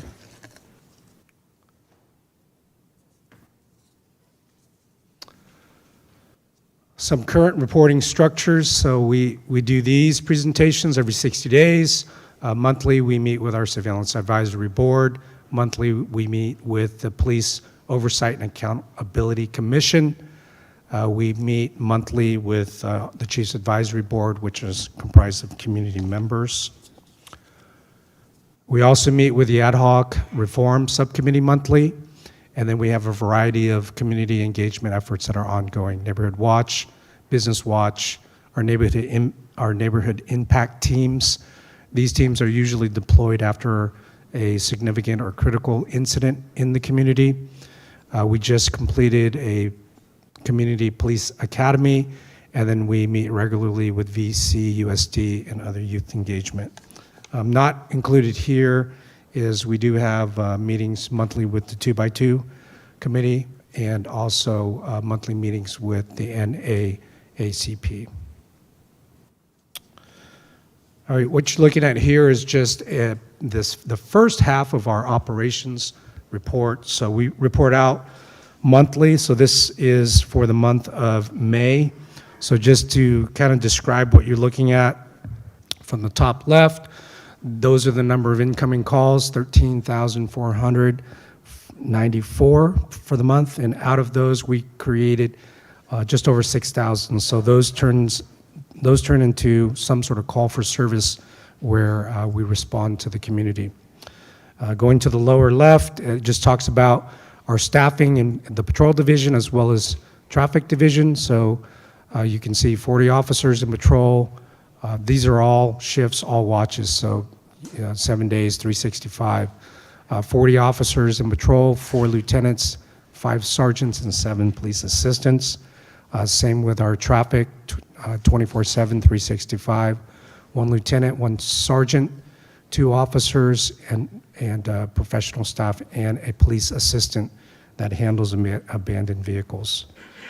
Moving to the top right, you can see the number of arrests for the month. So felony as well as misdemeanor arrests are approximately 233 for the month. You can see towards the middle column, towards the bottom, the number of use of force events. Generally, almost all of our use of force incidents occur with some sort of arrest or enforcement.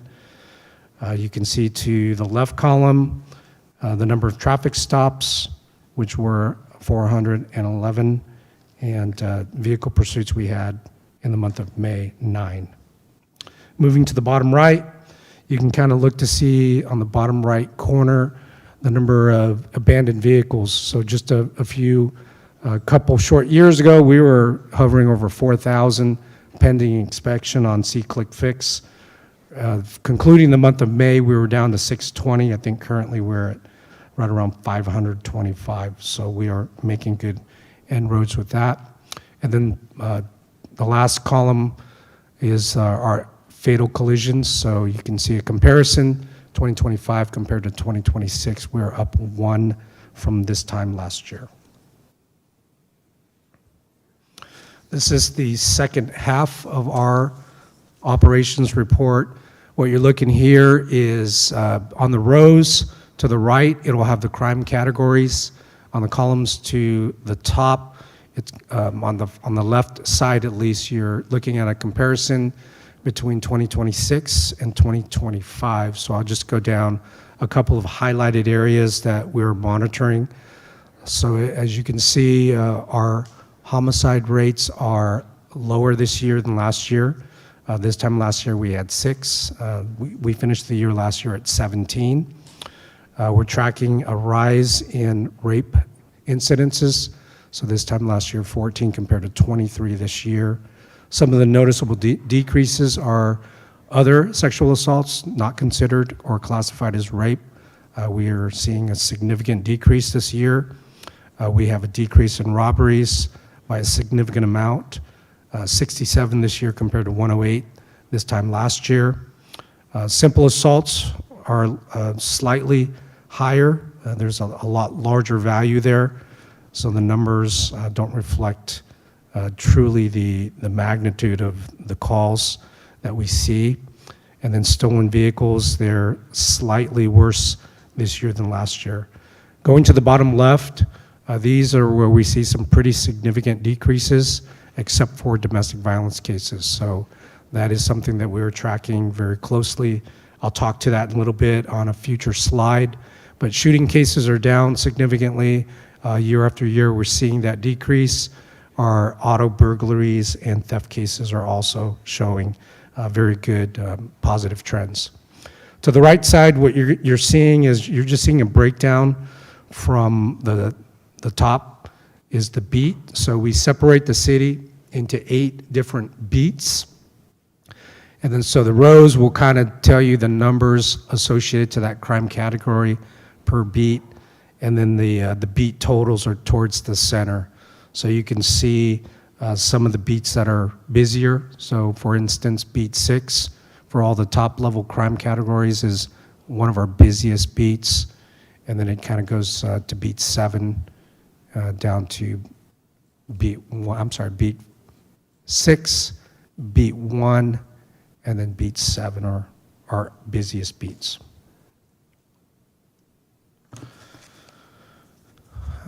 This slide gives average response times. So what we've done here is we've broken down June of 2024 to May of 2025, so that 1 year period. And then on the bottom half of this table, you're seeing June 2025 to current. So we haven't totaled June yet, but what you'll notice is there's a significant decrease in our response times, which is fantastic. So you can see, even though we've only had the sheriff for not even 5 months on this slide, we're seeing significant decreases in priority ones, which is a 24% improvement. Priority twos, 56% improvement, and priority threes, a 48%. What you see in that center column is just a number of types of priorities broken down by the month. So for example, 117 is the number of priority ones we had for the month of May. I'm sorry, for the year. And then you can see the corresponding priority twos and priority threes. What I want to point out, though, is that the average response time in minutes, even though we're seeing a very good increase, priority twos and threes make up about 97% of our call volume. So it's very few calls are priority ones. So you can see just the corresponding numbers. It's significantly more in the category of priority twos and threes. So last year, our priority twos, we were averaging 297 minutes. That's close to 5 hours on average response. Priority threes, we were averaging 456 minutes. That's about 7.5 hours response. The bottom chart, with that noticeable gain, priority twos are just over 2 hours response, and priority threes are approximately 4 hours. So much better, but nowhere near acceptable. Priority twos, industry standard, should be about 20 to 25 minutes response. We are at 2.2 hours.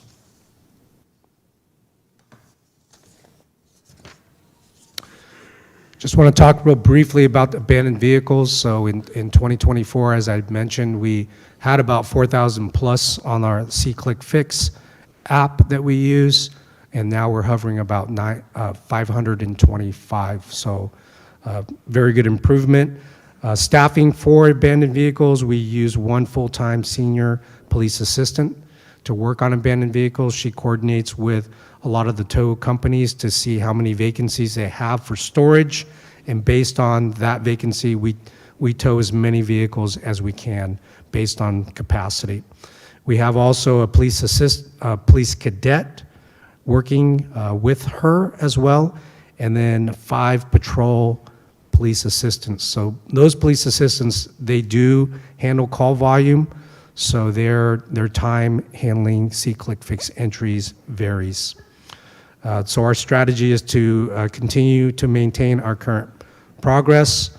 We do periodic tow sweeps still, and some of the possible solutions that we're working on is a new tow contract, the rotational tow contract.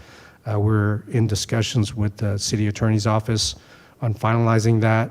That may allow us to have some new tow companies added to the current regiment that we have, which would in turn increase our tow capacity. We're looking at different ways to have the rotation, so we would separate them in different categories: standard vehicles, abandoned vehicles, oversized vehicles, and just fleet tows. We're also looking at a funding mechanism to offset some of the expenditures. So for example, we are able to get some reimbursement for some of our abandoned vehicle tow expenses. So utilizing some of that reimbursement to incentivize some of the tow companies to expedite how they lean and finally remove that large or oversized RVs might benefit the actual supply chain process. And then lastly, again, this is part of what I just mentioned, just revising the dismantle or disposal process of RVs to accelerate our ability to tow. I will turn it over to the sheriff for this slide. Good evening, Mayor and Council. It's always good to see everybody. So the numbers are here. I know you can all see the numbers, but really they're pretty consistent. The couple slides ago where the chief was talking about our response times and our ability to reduce those response times for service. It's been pretty consistent through the 5+ months that we've been partnering with the city of Vallejo, which I think is the goal for all of us, is to get services when our community needs it the most. And that's our focus, and will continue to be our focus through this contract. Unless you have a question on those times or any of these any of these stats, that they are there and they are consistently the same. I just want to say that as we approach like mid-year and close it in on halfway through the contract period, that this has been a really good relationship. I can't even tell you it's been good with the police department. It's been so good in the community. We've been more embedded in this community. I've had nothing but positive comments from you all, from community members as we've been immersed in a deeper level in the city. I can tell you that the team that we have down here takes great pride in being down here. They all, again, volunteered to be here. And for some, it's been the highlight of their career. The gratitude from the community that they receive is what we all do this for. And thus, when one of our team members can't, or they're sick or they're at training, we have a line of people ready to come to serve. And I think that says a lot. And so I just want to say that we look forward to continuing to serve. We look forward to continuing this partnership. And yeah, that's my slide. Thank you, Sheriff. And I just wanted to highlight, the priorities are very similar to our criteria, but if you could just see the Sheriff's deputies' response times, priority 1s are 7-minute, priority 2s are 20 minutes, and priority 3s are 21. So as a city as a whole, that is where we strive to be. So that is a great standard. Thank you, Sheriff. And then lastly, I just want to close out with just some of the current programs and future initiatives. So we are still rolling out our Vallejo Vision. That's a violence intervention program specifically focused on gun violence reduction. So that's in the very early stages of rollout. Our sex trafficking, human trafficking reduction initiative.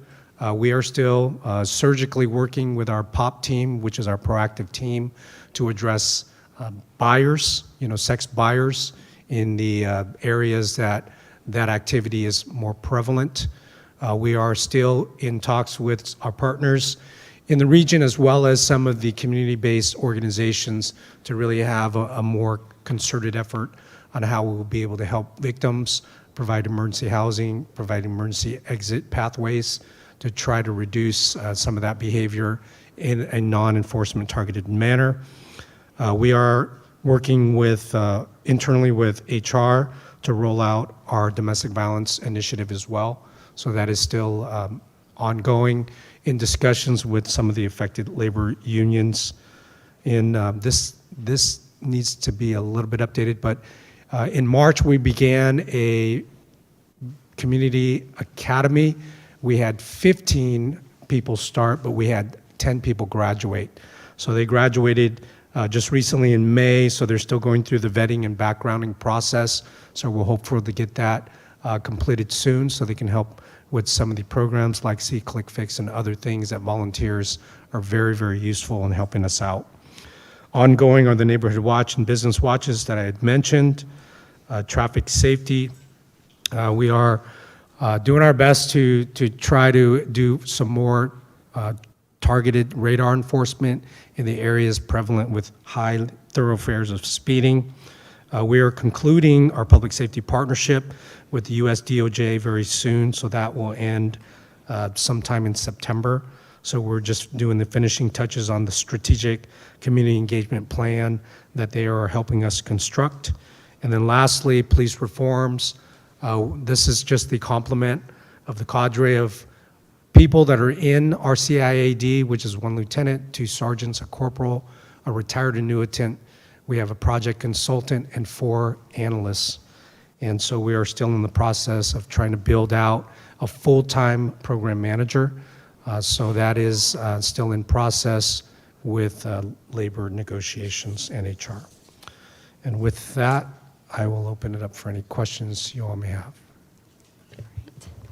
Thank you very much. Really appreciate it. And I'll echo the appreciation for the sheriff's team because we have heard nothing. I mean, I've heard nothing but positive things about the partnership, and we're really appreciative. I'll ask us to keep our comments brief so we can make up some time, and I'll start with the Vice Mayor. Thank you, Mayor, and thank you, Chief Ta, and thank you, Sheriff DeWall. First off, I want to thank the sheriff and his team. I had the honor to participate in the 100-man march on Father's Day, and there were 3 sheriffs out there joining us, along with having an escort from Vallejo Police Department for that march from City Hall down Florida Street down to the waterfront. So I want to thank both agencies for helping us support that 100-man march. Quick question for Chief Ta. So last year, we as a council had authorized security towers, and the fact that they're remote and they're being relocated. Do you happen to have, well, number one, how many security towers do we currently have in service? So we have 7. So 7? we have 7 towers. We have them until, I believe, June of next year. So we're prepping for a efficacy study. So we're hoping to have some data, just as much data as we can, probably by October or November. So that way we, as leadership, we can figure out if they're effective. They're on a 2-month rotation, so that was deliberate because we wanted to keep them there long enough to be able to see what the benefits were, if any. And so we've had very good, positive feedback. I'll use the one in the Crest, for example. We had a lot of violent events there almost weekly. When we put that tower there, they're all but gone. So we're seeing that type of reaction from all the other areas that we have placed these towers.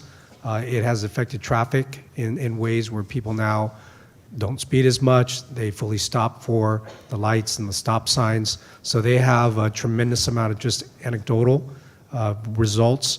But we're gearing up to try to do a little bit more statistical analysis before the turn of the year, because I think at some point you all may have to decide if you want to keep the same number, maybe decrease them a little bit, or add some more. So they run about 37,000 per tower per year.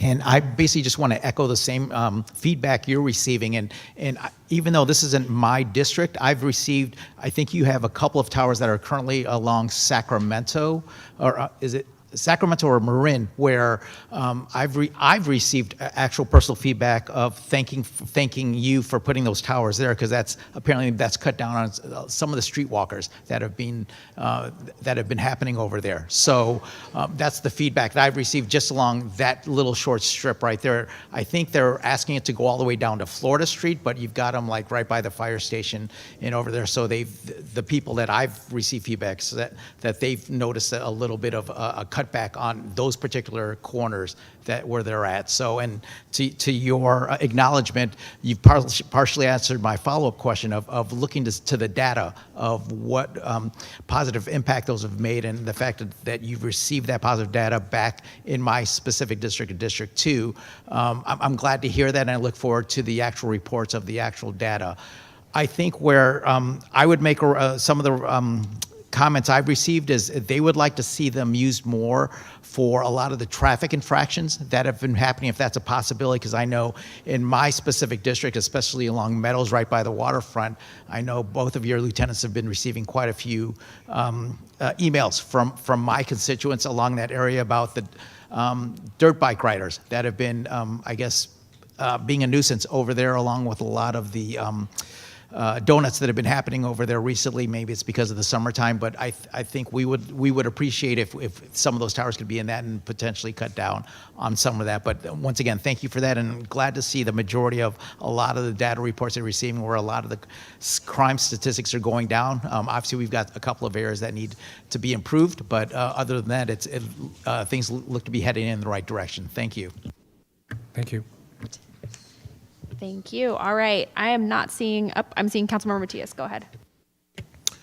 Thank you, Mayor. So, Chief, again, to both you and the Sheriff, much appreciation, not just for the presentation, but also the work on the ground. The gains have been substantial, and the public is definitely feeling the presence of both of your teams on the ground. And I think with the investments that we've made at the council level, there's also been improvement of our collective safety across the city. So just want to thank you and your teams for that.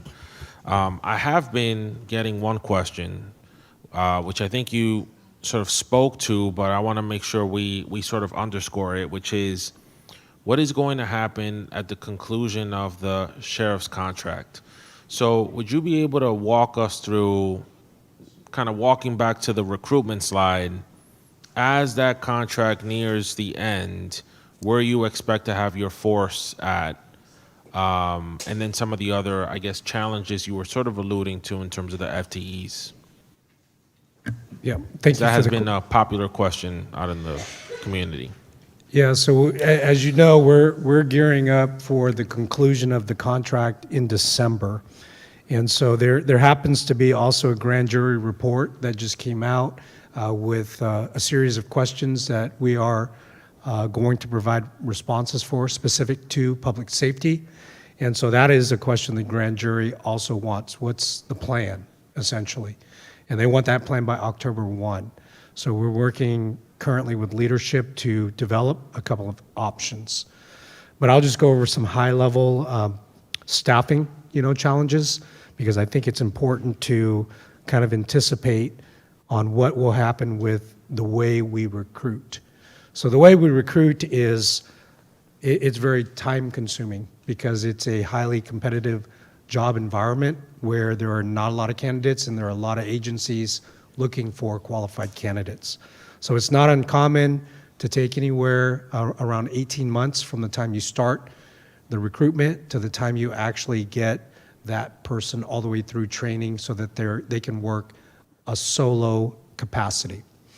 So when we reach full FTE, which will be any day now, we're going to hit our 99 capacity.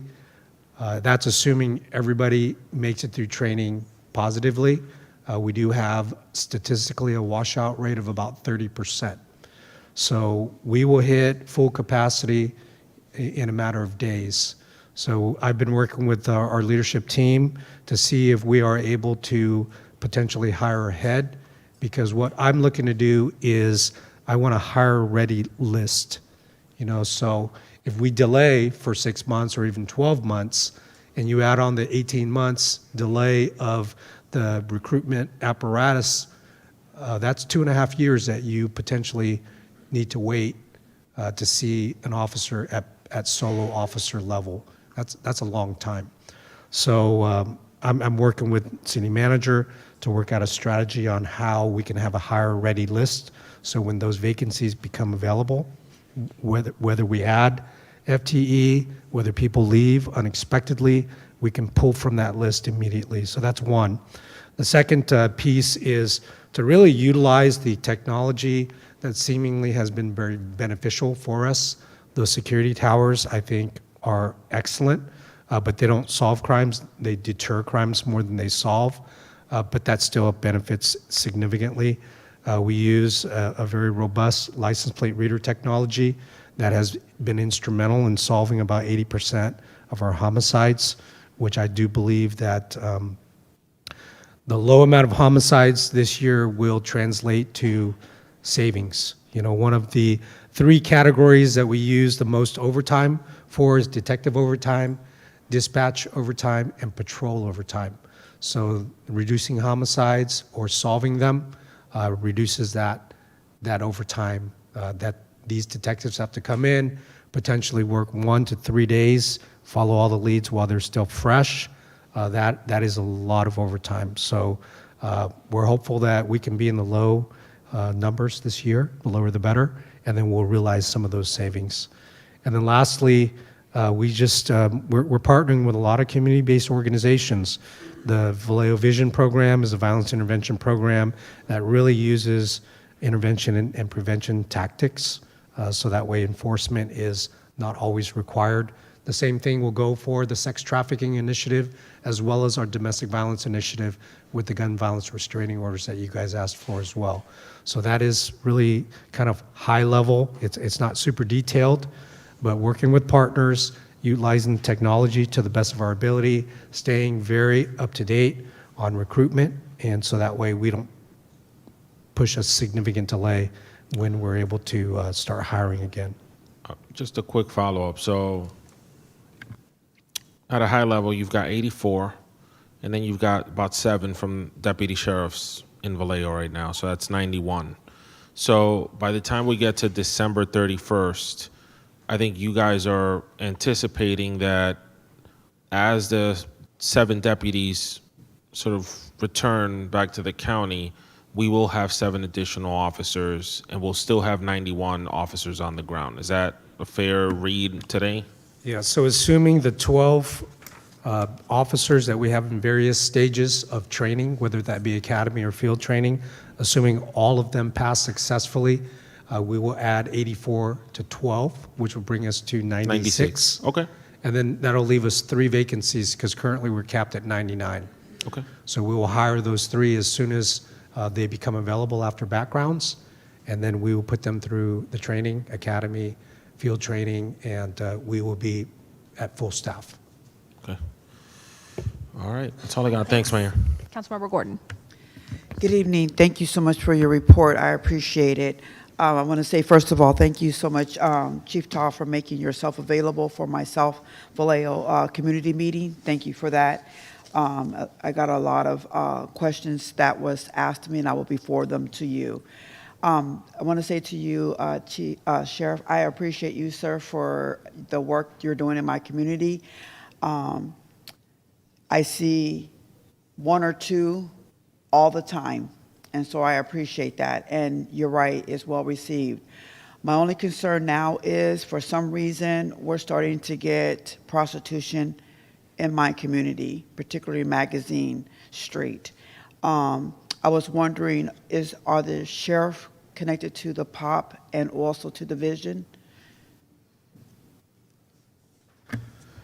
Yeah, so we work together on a lot of different issues. So we share information just like we would from shift to shift. So if one of our shifts is going off duty and there's an issue, they relay it to the next shift and then the following shift. So we do the same with the sheriff's deputies as well. So we track that.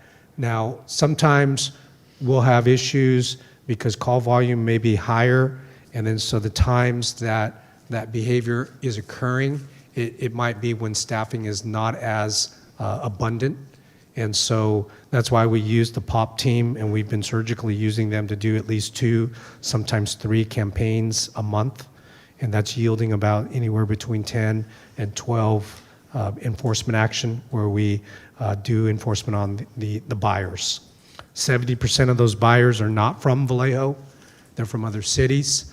But to the Vice Mayor's point, the towers we've been utilizing, that seems to reduce that behavior, but also it seems to also push it, a block over as well. So we're mindful of that, but at some point, it's like an ice cube. If you move that ice cube around, it slowly starts to melt. And so we're hoping that by constantly managing and mitigating, using these strategies, we can reduce the behavior. But the intent really is, as I had talked about earlier, as we're rolling out our team for sex trafficking, human trafficking, we had our first summit back in May 27th, I think. So we have another partners meeting scheduled soon. So we're going to blueprint some of that sex trafficking, human trafficking protocols off of the South Bay. So we're not going to be able to do everything that they do because they have a lot more staffing, but we'll start small, integrate some of those strategic goals that they use for an intervention, prevention gateways for exit, and also have an enforcement arm or branch as well to deal with the buyers. Can you speak a little bit about it, sir? Have you heard too much about any of this issues happening in our, and I guess it would be Beat 4 in District 6? Like, have you heard anything about the prostitution and any other behavior? Is it a summer thing, or is it something that is becoming more of a larger problem? Because you all helped us regarding some activities that happened behind In Shape, and we thank you for that. Yeah, thank you. So I think we recognize that in the county, not just a county problem, with the human trafficking element that is connected into the sex trafficking that's going on, that it's a big issue that we need to work collaboratively with, within our law enforcement communities, within our nonprofit communities, within, it's a bigger problem that we need to work together on. So with the summit that we just had, that we took the first step of trying to work towards how do we address it. And there was a lot of good conversations that came out of that meeting. And how do we reach the women? How is the accountability component work into this? Like, what steps can we do? And I think we're on the right path to start making a difference and starting making an impact to saving some victims, holding those accountable that need to be held accountable as far as who's trafficking these women. Yeah, I think the progress is one step at a time, but we've taken the step. I appreciate it because I noticed that it's a lot of young girls under the age of 18, and we just got to be on top of it. We can't have this. You know, you already know the young girl, 19 years old. She was 18 at the time, and she was thrown in front of a diesel in my district on Lincoln Road West, and you'll see a shrine is there on her behalf, and she was. I mean, I don't want to go into details because, you know, but she died in vain, you know? And so I want us to make sure that we're on top of it, and whatever I need to do to help, you know, if we need to have more town hall meetings to educate folks, to help people if they're in a situation. Like, for example, I'm going to share this one. Young girl thought she was going to a party, and it was entrapment. So she ended up in a position that she was not expected to be in. But because she was out of town, you know, she didn't know where to go, get help. We have to find ways to do that. I learned ways when I was growing up, and I hope that we could do the same, because we cannot lose any more girls or boys to this world. So I appreciate you willing to help out and be transparent. Thank you. Thank you. Yeah, and Councilwoman, I'll just add a couple of things because I did talk about some strategies we're going to bring over, but some of the easier ones that I think we can utilize our partners to help us with. So, for example, the awareness, we would target community colleges, even high school age, you know, folks there to not only let them know of some of the dangers out there, but if they are involved, then this is who you contact. If they don't want to contact law enforcement, they can contact some of our partners that help victims, that help with legal services. What we see is that when the workers are not cooperating with the investigation, it becomes very difficult to catch the trafficker. So we require some information from them to be able to prosecute traffickers. So that's why the intent really is to build out the intervention prevention side, so that way they find an exit pathway, they are more apt to provide some statements that we could in turn use for prosecuting traffickers. All right, thank you again. I'm going to check and just see if we have any public commenters on this item before we close it out. None in person, Mayor. All right, do we have anyone online? Through the mayor, yes, we do have one speaker online. All right, let's call them.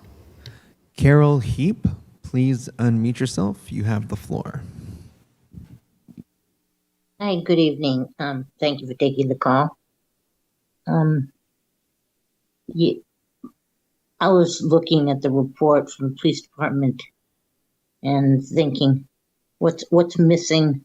What information do we need that's not there? Sometimes that's a hard task. But in normal times, I might not have thought of this, but these are not normal times. So I have some heightened concerns about what agencies may be in contact with Vallejo Police Department that are taking up department time, but also I think we need to know as a city who's contacting us for information or assistance. And in that regard, I'm talking about the Department of Justice, Department of Homeland Security, and ICE, the immigration customs enforcement agencies. We're all watching the news as it develops over the past days, weeks, months about things that are happening in communities that have historically unforeseeable, and communities are finding themselves in a precarious situation because people are getting killed by federal agents in our local municipalities now. And the level of cooperation within those communities, those federal departments is really what they are, and our local law enforcement. We need to be on top of this, and I think shouldn't just be an internal police department knowledge. I think our city elected officials need to be informed about any of these contacts that may be happening because they affect us all. People are literally dying as federal agents come into their town to conduct federal business. So if we could just get that on the list of things that the VPD reports on each 60 days, so we can stay on top of this. This problem may go on for a couple more years, so we have to take it seriously, and we have to protect our community. Thank you. Thank you. Do we have any other commenters online? Mayor, no other speakers at this All time. right, thank you. Well, we'll close this item. Thank you both again. We're excited to see the improvements continue, especially the improvements in response time. I know that means a lot to the community. So with that, we are going to proceed on with our calendar. I checked in with the city manager around our action items. I don't know how far we're going to get in our calendar this evening before it becomes prohibitively late.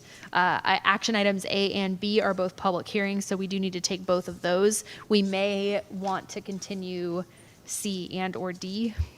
Why don't we go ahead and take our consent items, and then we can make a decision after that, depending on what time it is, because I know we have some folks here for those items, and I don't want them to have to wait too long and then have us end up continuing it. So let's just see how it looks after we take the pulled consent items. So we'll start with item 8.1, which was formerly item 8E, the Opportunity Zone item, adoption of a resolution to accept all eligible census tracts for the Opportunity Zone 2.0 program to support economic development along the waterfront corridor and approve a letter of support. Councilmembers Gordon and Matias both pulled this item, so I will start with Councilmember Gordon.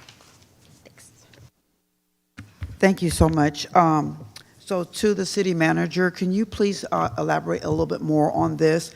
I did write something, but I wanted to ask a clarity.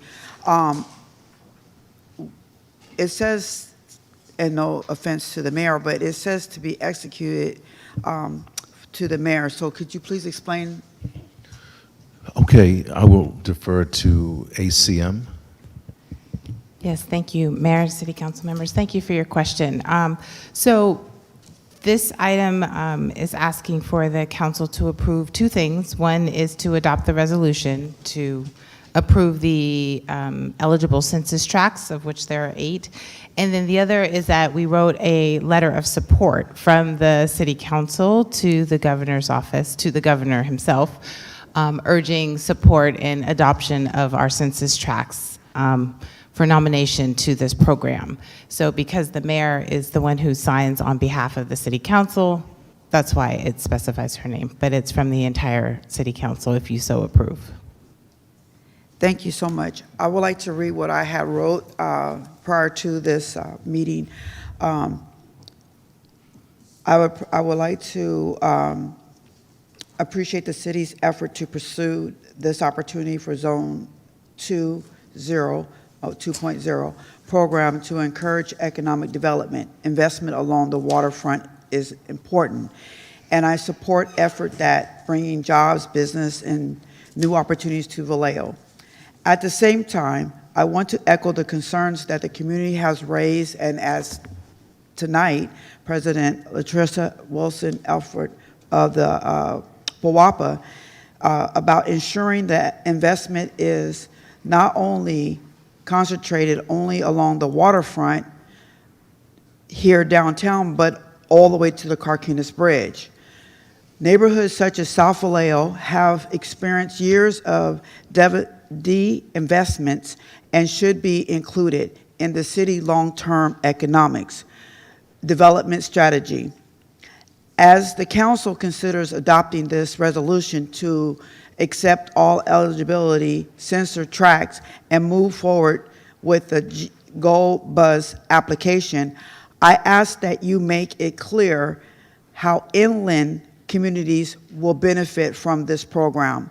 Residents deserve to know the Opportunity Zone investment will support their entire city, including, of course, South Vallejo, who has been neglected but have many opportunities for business, infrastructure, and economics, and other underserved neighborhoods, such as the Crest.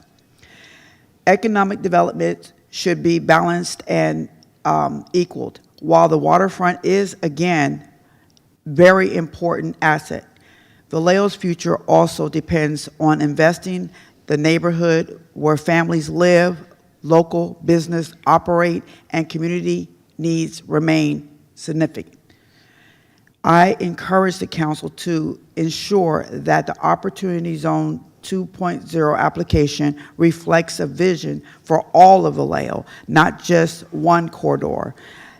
The commitment to invest, remember, if we take care of all of the city, all of the money stays in the city. Thank you for this opportunity for letting me share. Councilmember Matias, did you have anything to add? I know you'd also wanted to pull this item.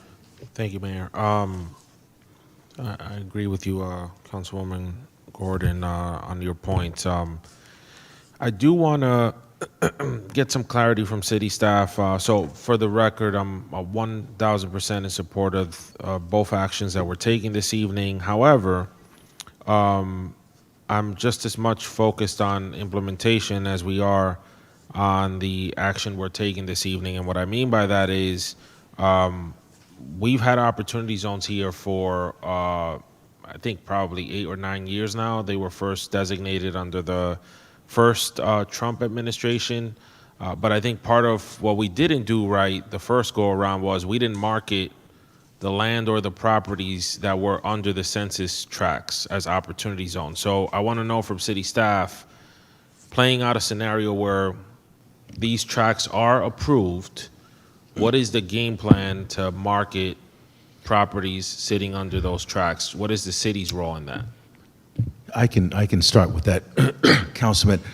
You know, our strategy will be to identify at least 2 parcels along, you know, a particular census tract from a strategic standpoint, and try to package it and get on the road with it.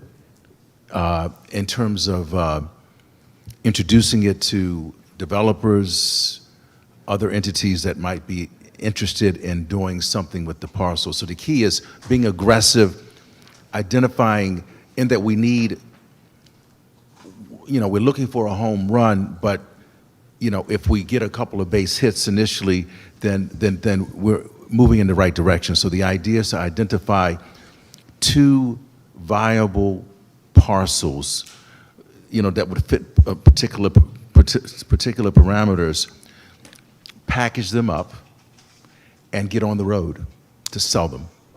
Okay. To sell the concept, not to sell the parcels, but to make it interesting and enticing for investors. So my quick follow-up is the packaging of it, the marketing package. Is that something that's being done in-house, or do we need to get some outside help to do that for us? Outside help, and we've been having those discussions internally in terms of approach and strategy for that. Okay, so I guess to the council, the one thing I would just ask as part of the approval on this item is that we just request the staff bring back a proposal to have a group help us with the packaging in the event that this is approved. Because I don't want us to make the same mistakes we made the first go around we had a lot of census tracts that were opportunity zones, and we didn't really move on them. So that would just be to the council my ask in terms of a approval motion. I have a quick follow-on question on that, and then I've got Councilmember Letters, and the Vice Mayor. What is the timeline for us hearing back on when we're selected? What's the timeline for them getting back to us on which ones are designated? So the application period closes, they just moved it up on the 20th. I believe they're going to take 90 days, which includes a public comment period, and they are expecting to forward the census tracts to the federal government sometime in the fall. So I think somewhere between September, October is the time that we would hear, and then they go into effect January 1, 2027. All right, thank you. Councilmember Letters. Thank you. So I agree with all the comments that have been made, and thank you, Mayor, and thank you to the staff for the vision outlined in the letter. So assuming that, and I know Councilmember Mateus has talked about how we're going to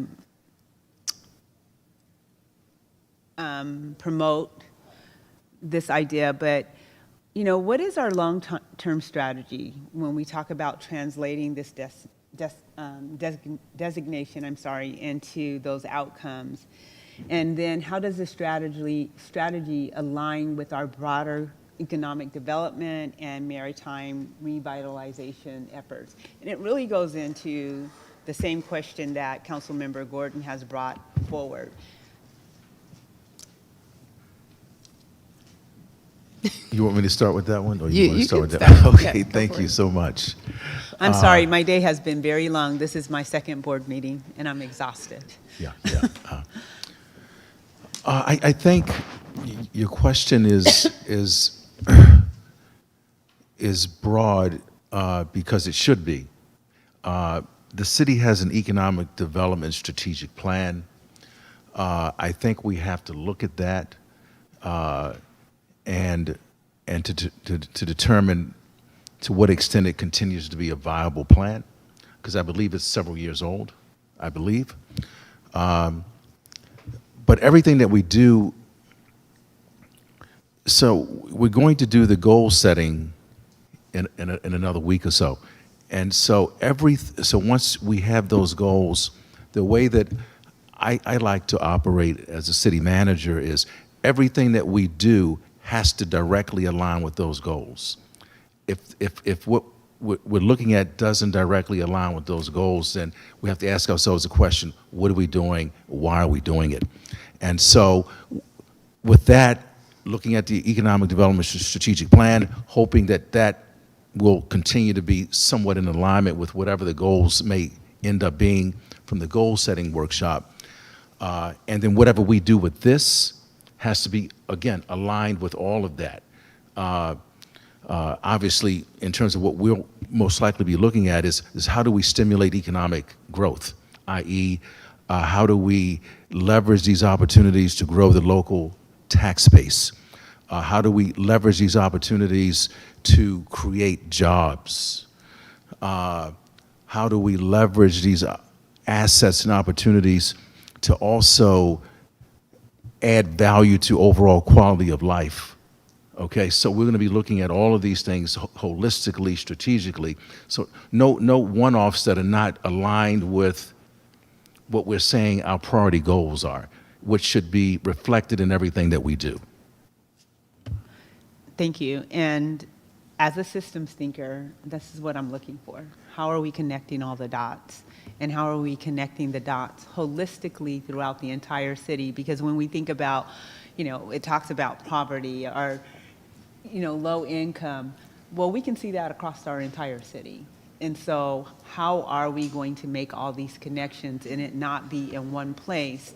And we may start in one place, but we need to strategically be set to say, we're going to start here, City of Vallejo residents, and this is our timeline for finishing here, getting here, so that everyone feels in the community not only feels it, understands it, and knows it, and we're demonstrating that this is happening and we have timelines that we're going to meet and how we hold ourselves accountable to those timelines. So with that, my next question is around organizational readiness. You know, yes, this creates opportunity, but realizing that opportunity will depend on our ability to execute. So, you know, we need to think about, does the city currently have the organizational capacity, partnership, and economic development strategies necessary to actively recruit investment, support projects within these opportunity zones?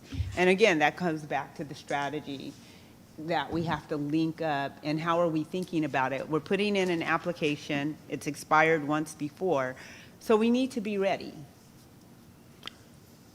Was that a question? Yes, sir. Okay.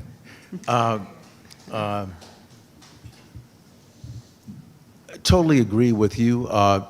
What I like about this and what we're looking to do with it is that it would represent a manageable sort of test case, a manageable,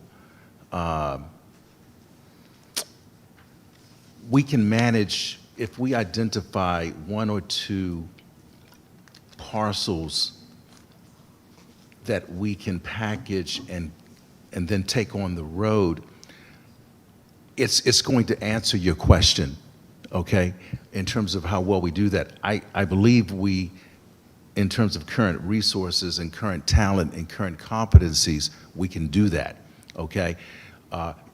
In terms of the larger stuff that we're going to be focusing in on, which is not necessarily related so much to the opportunity zones, but let's say the Mare Island stuff, the gargantuan stuff is what I refer to it as. It becomes more of a question. But the key, you know, why this is important to me is we need a success as soon as we can generate a success. Because I believe that if we can generate a success, it's going to act as a catalyst and it's going to ignite hope. It's going to ignite energy, and it's going to give all of us something to focus in on that represents and reflects progress and success. And that's fair, and I would agree with that. And then finally, it's really thinking about the performance measures, and I touched on that a moment, and how reports get back continuously, timely to council, so we can evaluate whether this designation is resulting in increased private investment, quality of job creation, so forth and on. And this is going to be really important. And as we get one win, how long is it going to take us to get that win, and really being clear about it, and what's going to be the next win? Because again, to Councilmember Gordon's point, it has to be across our city. I share a border with her, and in District 3, and when you're talking about going down Springs Road, not only do I share a border with her, District 1 and Springs Road, it needs a lot of help and a lot of love as well, you know. So we down Georgia Street, at the waterfront, down Sonoma Boulevard. I mean, we have so many things, right, that we need to accomplish. But I believe what creates the hope is definitely that first win. But what also continues that hope is having a strategic plan, meeting those timelines, holding ourselves accountable, us holding you accountable, and you holding your team accountable, and any contractors we bring in to make this happen. And that we don't make excuses, but we are doing the work, and we're with a steady hand. That's what hope is about. I totally agree. So thank you, and thank you for the time and the letter. All right, I've got the Vice Mayor. We're going to need to move faster than this if we're going to get through our items. So we're going to go Vice Mayor, and I'm asking Councilmember Gordon to be very brief so we can move. Thank you, Mayor. And looking from the eligibility map from Opportunity Zone 1 to Opportunity Zone 2, it appears to reflect basically the west half of the city. And this just speaks to needing it to be citywide. There's nothing on the east side of 80 that's identified as part of this opportunity zone that I think, as we're all speaking to, that needs to be thought about and should be at some point included with that. But I'm glad to see that that part of this is looking at the poverty rate areas and looking at the AMI. I think that's one of the areas that I think is one of the benefits. Now, how we can actually put that into data and actually information for us to make strategic choices and strategic wins, as you put it. It'll be interesting to see how we come about with that data there. But I think, and this kind of ties to where Councilmember Matias and I have been working with, being the liaison to the Planning Commission and he being the liaison to the Economic Development. I want to thank Director Pollitt for actually doing a planning presentation to the Economic Development Commission this past week, to where that conversation alone identified the exact reasons of having that collaboration between those two commissions, because Commissioner Harrell specifically pointed out the exact question of, for example, the Sonoma-specific plan that identified us trying to trigger commercial and retail in that area, but his specific question, well, how does that trigger commercial, retail, and other businesses for the east side of I-80? So it's those type of questions I think we're heading in the right direction, and look to further expand that and looking, and this is where Councilmember Matias and I have been trying to have those joint collaborative efforts with both of the commissions that we both are liaisons to. So thank you for that.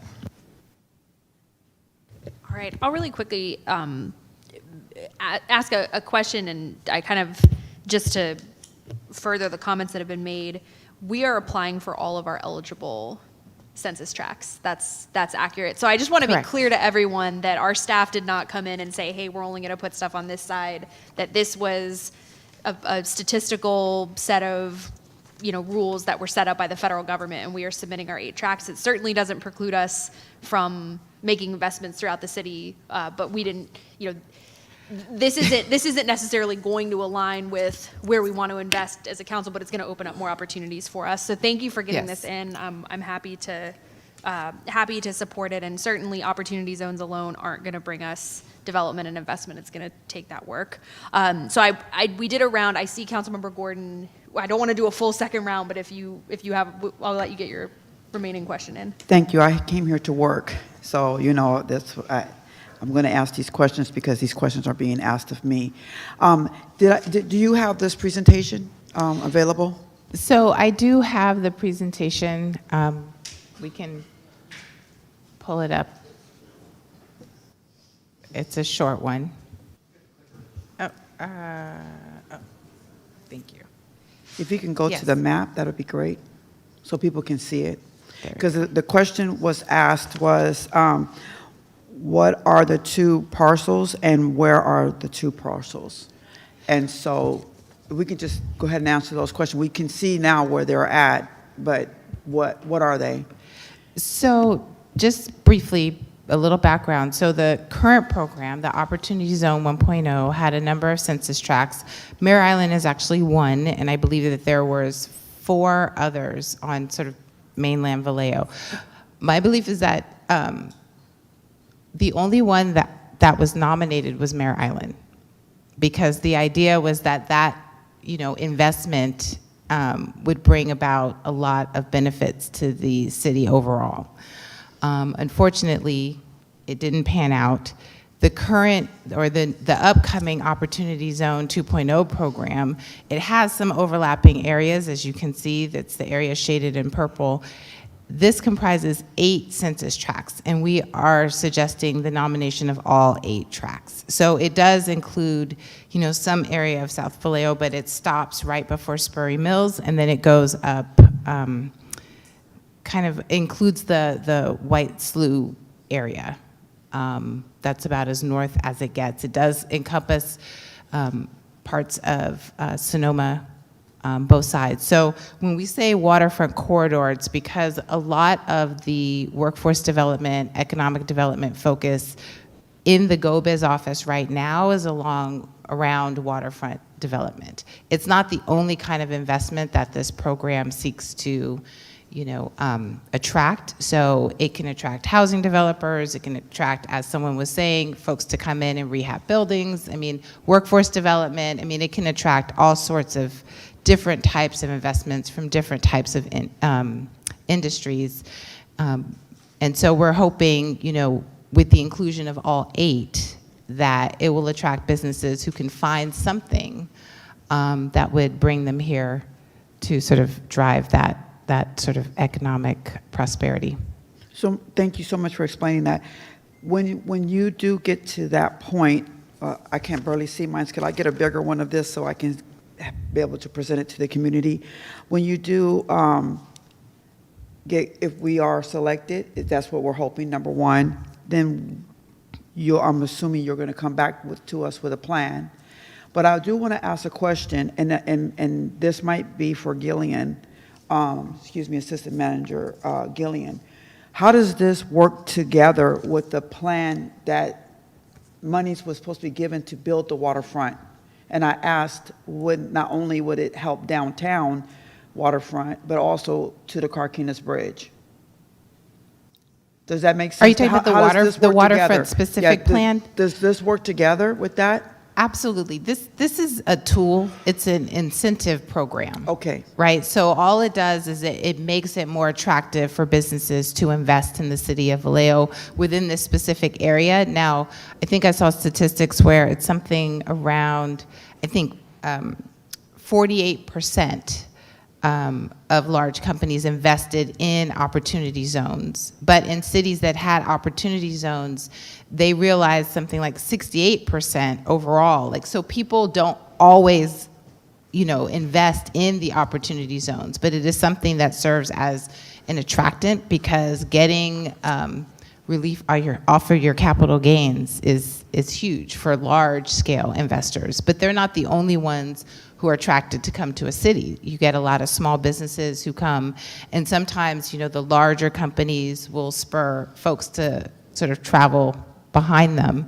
And so with the waterfront specific plan, the downtown specific plan, even the Mare Island specific plan, and updates to our general plan will all feed into creating the overarching environment that will make it easier for companies to invest here. And so when I think of opportunity zones, I think of areas that do not have that typical opportunity. So we just want to make sure that we are truly investing into areas that do not have this opportunity, as it said, if that makes sense. Yeah, so think of this more as just a way of bringing people to the playground, so to speak, right? So once they're here, how the city, how the how the council decides to spend that investment is a conversation that you guys can have, and that benefit can travel beyond these borders, clearly. Thank you for your patience in answering my questions. I appreciate it. All right. Do we have any public? I know we already got one public comment on this item. Do we have anyone additional at this time? All right. With that, we're ready for a motion. Yes, I move that we adopt a resolution to accept all eligible census tracts for the Opportunity Zone 2.0 program to support economic development along the waterfront corridor, approve a letter of support to include with the application to the State of California's Office of Business and Economic Development, and authorize the mayor to execute the same, and including Councilmember Matias's addition of staff coming back with a report. And how did we kind of want to frame that that report to read? And I'm going to just a general plan on. We'll bring back an update once we hear what has been accepted and or nominated into the program, and then layered on to some other updates regarding waterfront specific plan, downtown specific plan. So to be a little bit more surgical here, my update is specifically around marketing. Yes. Of these census tracts. So we just want an update as a council around that. I think we're good. We're ready to vote.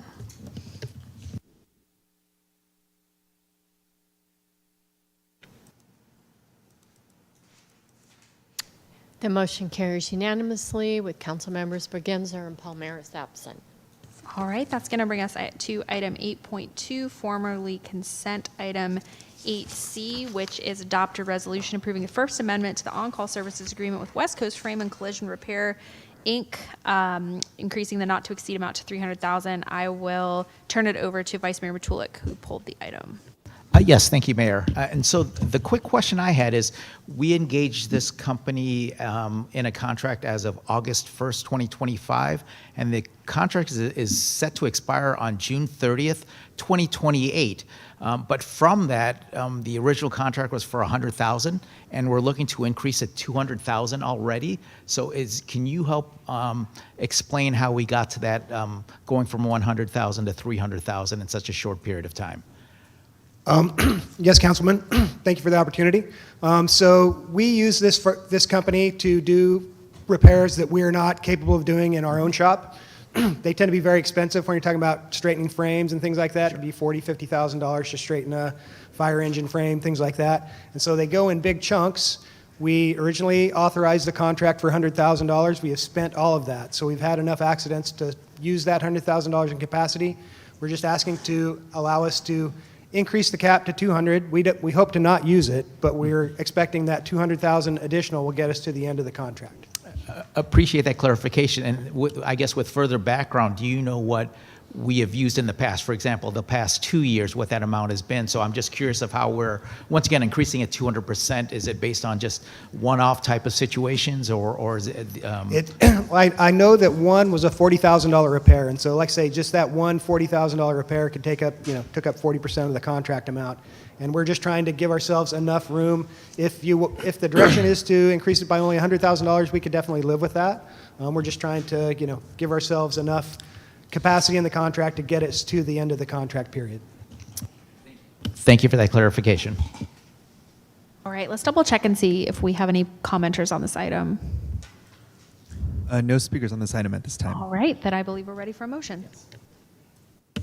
I move we adopt a resolution approving a First Amendment to the on-call services agreement with West Coast Frame and Collision Repair, Incorporated, to increase the not-to-exceed amount to $300,000 and authorizing the city manager to execute the same. All right, we are ready to vote. Motion carries unanimously with Councilmembers Bergenzer and Palmieri absent. All right, thank you. So that's going to bring us to our action calendar, and I am looking at the time, and I am feeling like we have very little choice but to go ahead and continue items C and D.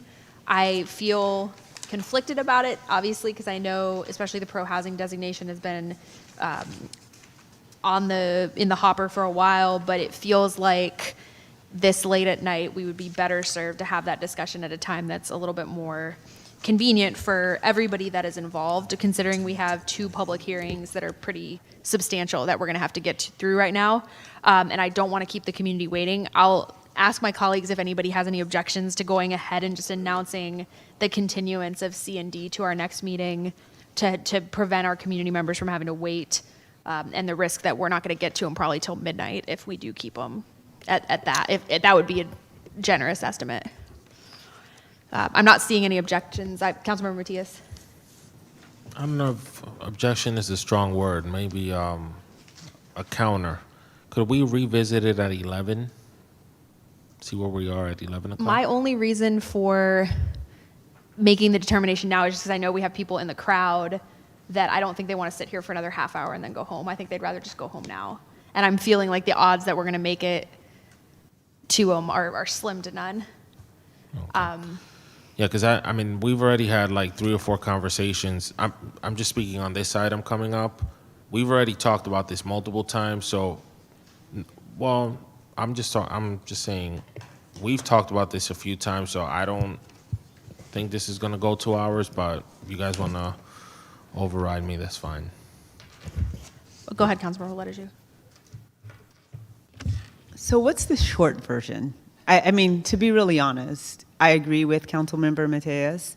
We have talked about this numerous times. We know it needs to get done. It's been since 2019, if I'm not mistaken, 6, 7 years since we've updated the schedules. We need to update them. So, and if we don't update them, we're losing revenue. I mean, that's just the bottom line. So What can we do to expedite this and not have this robust, long presentation over something we've already- Recommendation. The ultimate expediting of it is just read the staff's recommendation and you all deliberate on it or just act on it. We do have to have a public hearing, which is why I made the comment that I did. But what does it mean when we say we have to have a public hearing? How much information is required? You know, what is the abridged information that is required for the public hearing without violating anyone's rights? That's, I don't, if I may just jump in through the mayor, I don't think that there's any requirement for us to give an in-depth presentation. We do have the consultant online. We can skip that part since you've already seen the study, and I had a verbal presentation to go over the responses, but it's all on the staff report. If that's, yeah, we can make it pretty brief. Why don't we go ahead? Why don't we just go ahead and vote? I'm going to move just to be safe that we continue C and go ahead and commit to continuing C and D to our next meeting, and we can vote. And I think we might get through these quickly, but we'd still be taking new items at 11 p.m. You know, starting at 11 p.m. So why don't we just go ahead and vote on that, and then that'll decide us. Through the chair. Go ahead, Councilmember Gordon. I want to make sure everything is great with the city manager. What the question was just asked from our council member, Letters.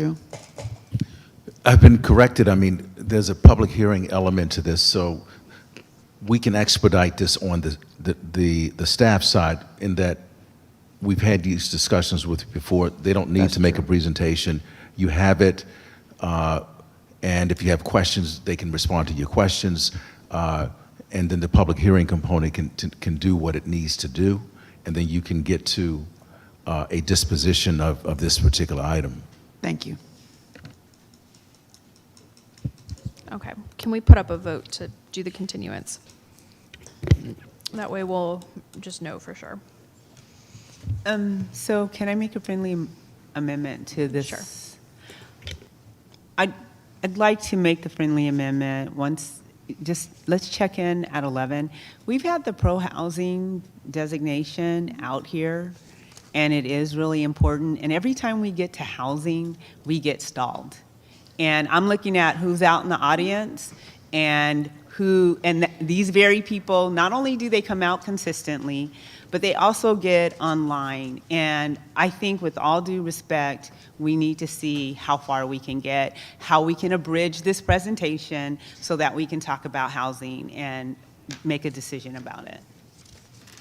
Okay, so that's my not amendment. So that's an alternate motion then. Okay. Because I think that's different enough. So the alternate motion is don't make any continuances and check back in at, why don't we end and we'll start another vote?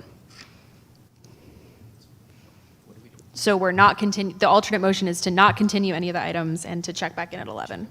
Yeah.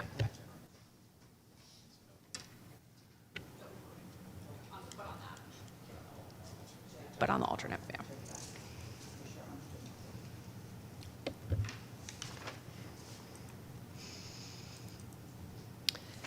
That motion carries with the mayor opposed and council members Begenzer and Palmer's absent.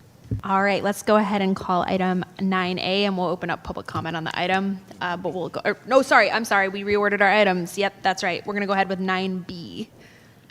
Hold a public hearing to consider adoption of a resolution amending the master fee schedule to establish new fees and revise existing fees for services provided by the Building and Planning Divisions of the Planning and Development Services Department and the Water Department. All right, thank you. So what we'll do, as we do with public hearings, we'll hear our staff presentation. I'll open the public hearing. We'll see if there are any quick questions or comments from council. We'll take any public comments, and then we will move to a vote. So I'll turn it over to our staff for the presentation. Thank you. Good evening. My name is Kristen Pollitt. I'm the Planning and Development Services Director. We have a presentation, very brief tonight, related to the building, planning, and water master fee schedule update. Since we've already talked about the background, and we understand that we are here to represent the same study that was presented last September, we can go ahead and skip through these slides. I think we can skip all the way down to probably the Planning and Development Services, this one right here.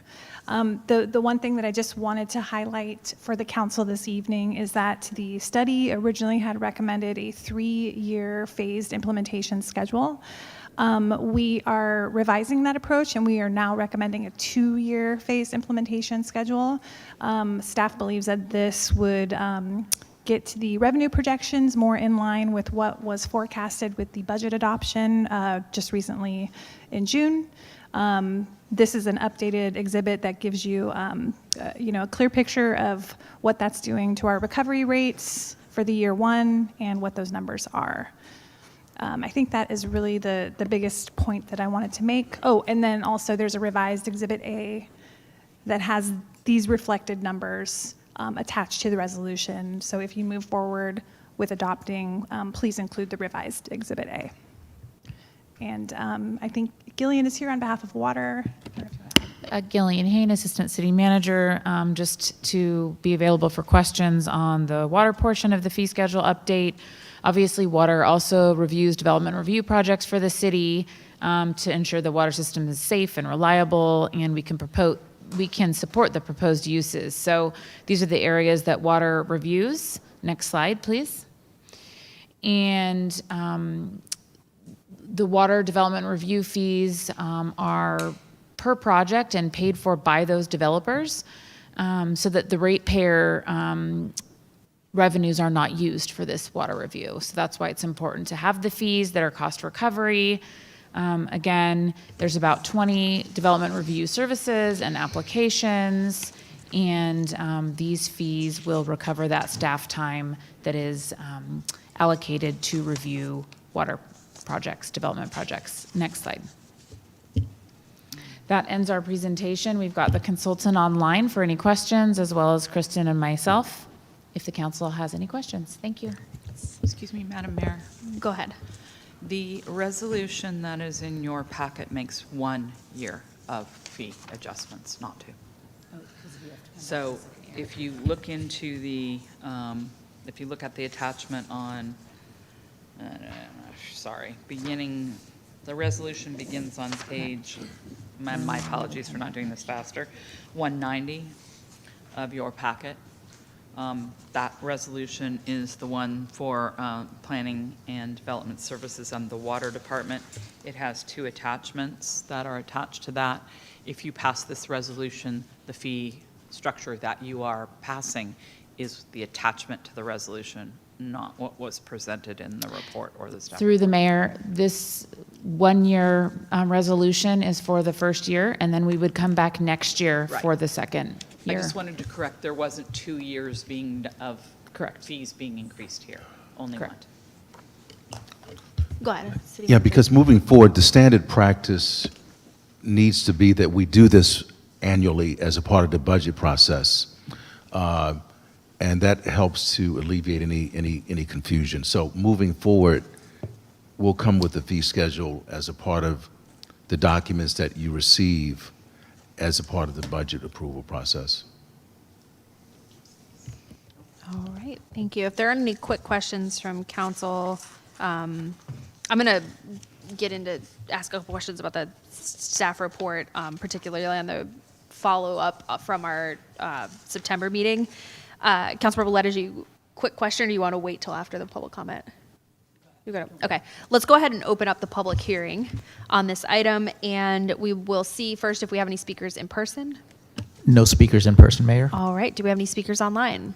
Through the mayor, we do have one speaker online. Let's go ahead and call them. Melvin Cowan, please unmute yourself. You have the floor. Excellent, thank you. Good evening, Mayor Source and members of the council. My name is Melvin Cowan, founder of Enough Housing and a Vallejo resident. I understand the need to periodically update the city's fee schedule so that planning, building, and water services recover a reasonable share of their costs. My comments are really about transparency, implementation, and alignment with the city's broader housing goals. First, I would appreciate clarification regarding the consultant's recommendations compared to the proposal before you tonight. The MGT fee study discussed increasing building costs, recovery from approximately 59% to 80% and planning from 44% to 62%. The staff recommendation before council instead proposes approximately 62% for building and 55% for planning. If those recommendations were appropriately modified, that's helpful, but I believe council and the public would benefit from a simple reconciliation showing what changed, why it changed, and what the actual first year impacts will be. Second, I encourage the city to evaluate development costs cumulatively rather than department by department.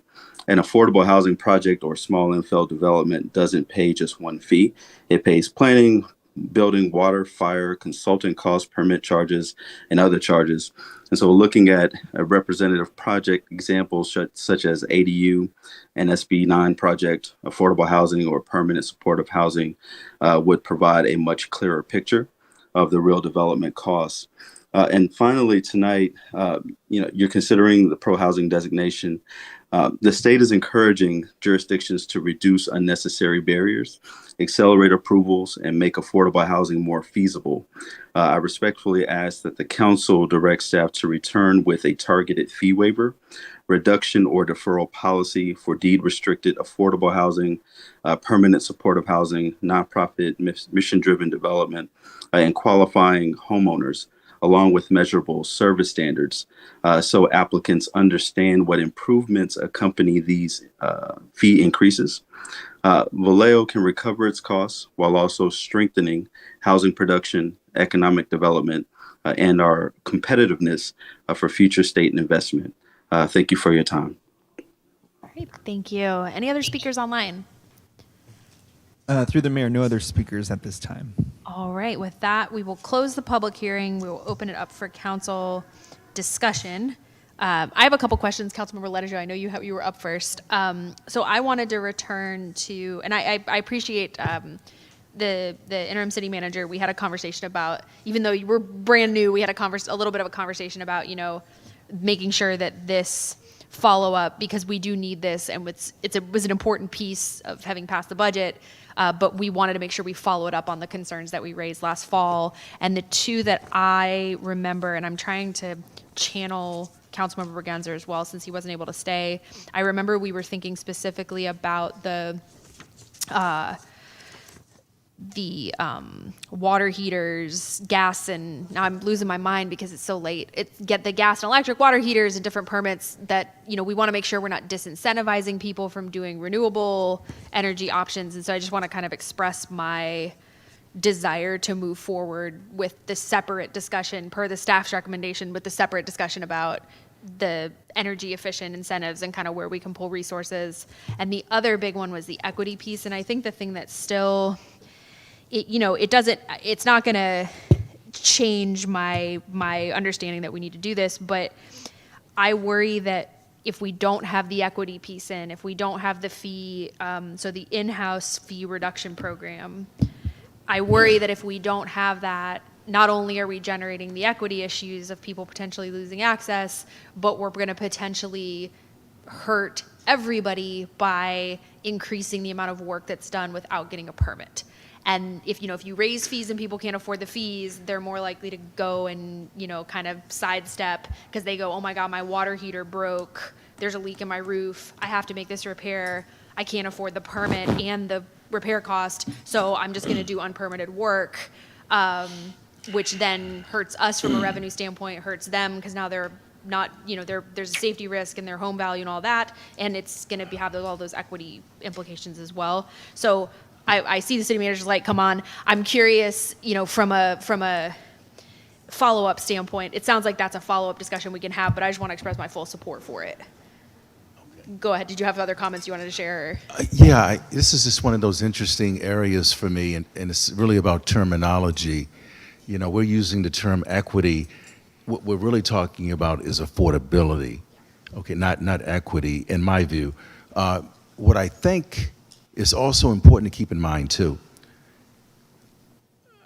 Our cost recovery rate is low, okay? And to the extent that our cost recovery rate is low, it means that the general fund has to absorb the difference. I think that our fees are they are what they are, what's being proposed, but if you look at them from a cost recovery standpoint, where if we were a restaurant or a convenience store, we would probably be out of business because we're not covering our cost. That's it. That's just my feedback. So through the mayor, you had two questions. So the first one, I think, was around the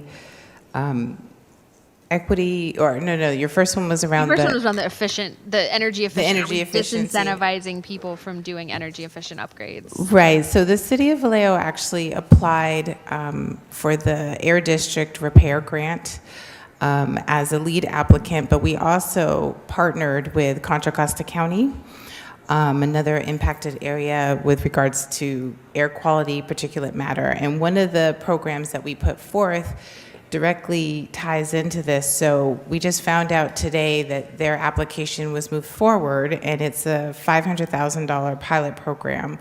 Part of that program partners with the Bay Area Regional Energy Network, which partners with MCE to do those kind of energy upgrades. So it'll be on a first come, first served basis.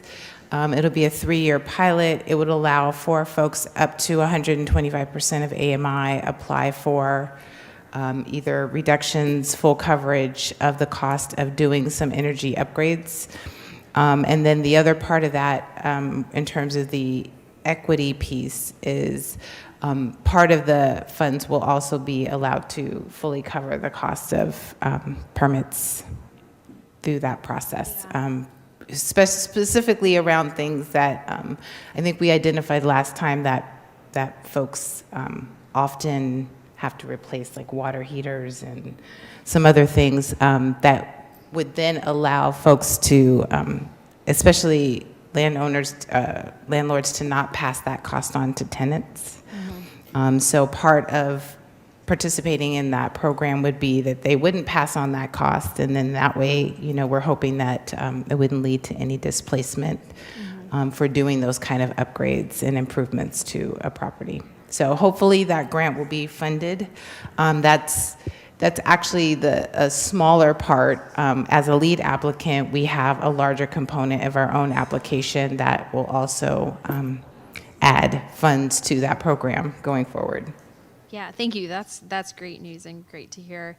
And I think I agree that it's an affordability issue, but I think the equity piece that I'm thinking about is that if somebody has gotten it, the landlord passing it on to tenants is a whole nother set of equity issues. But if we're thinking about homeowners, if you're in a tight bind and a homeowner with a lower priced home and you can't afford permits for work, or you're having to cut corners, you're now that generational wealth building that comes from that home, you're going to have them lose out on that opportunity. But I'm also thinking about seniors on fixed incomes and other vulnerable groups where they have their home and their water heater breaks and they just cannot take on that cost, and they have to make a difficult decision. Hey, I'm going to do this without a permit because I have no other choice, and now they've lost their some of the value of their asset. So again, I'm not saying throw this all out, but I'm saying I would love to, I guess, look at our data and see, and I know we're going to be using data, so that's not a question,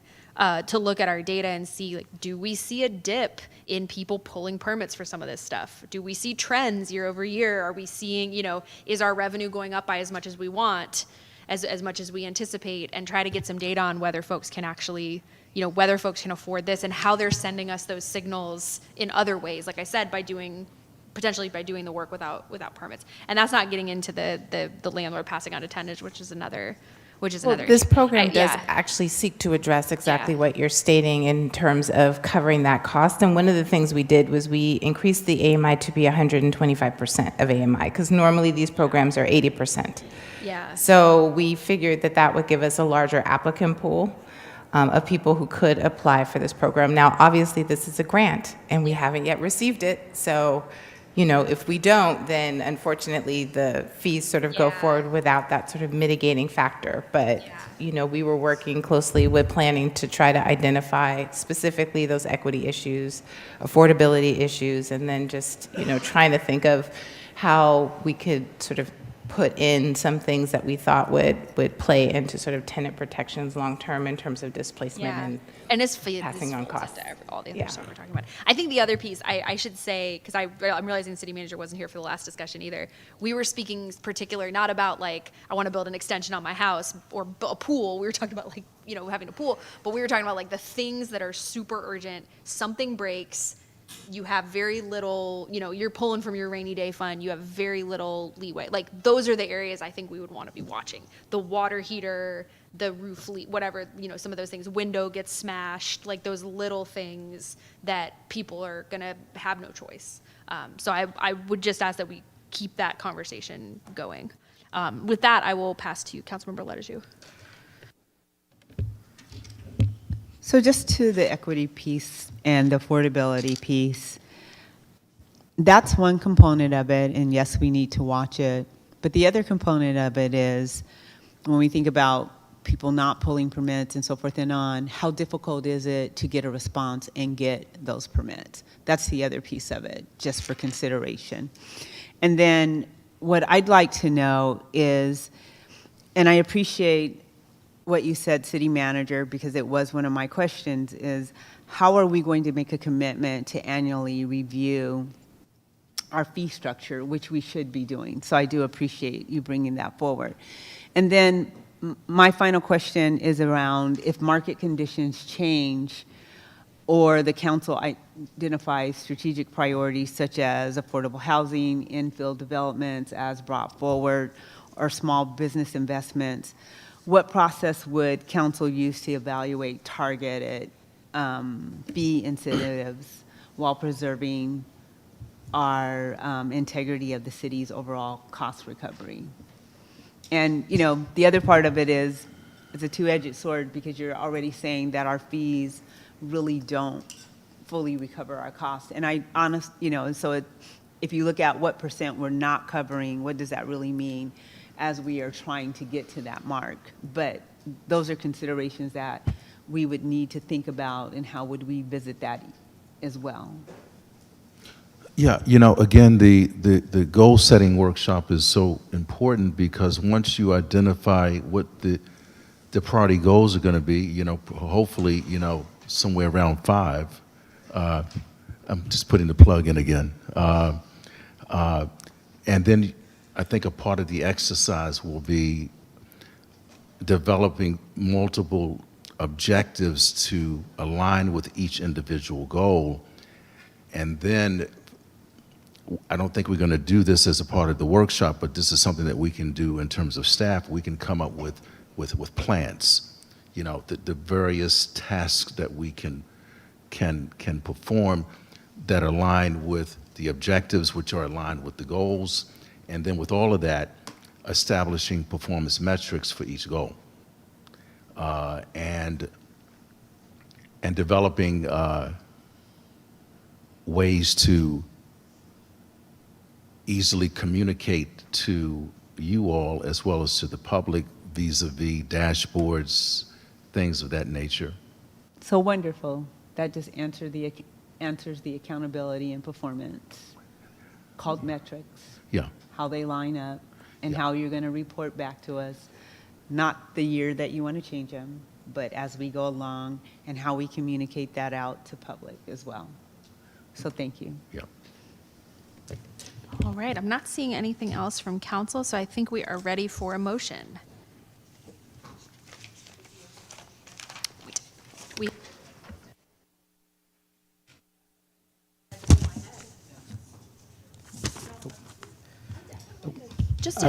Can someone verify? I opened and closed the public hearing, right? I'm not losing There my was a mind. speaker.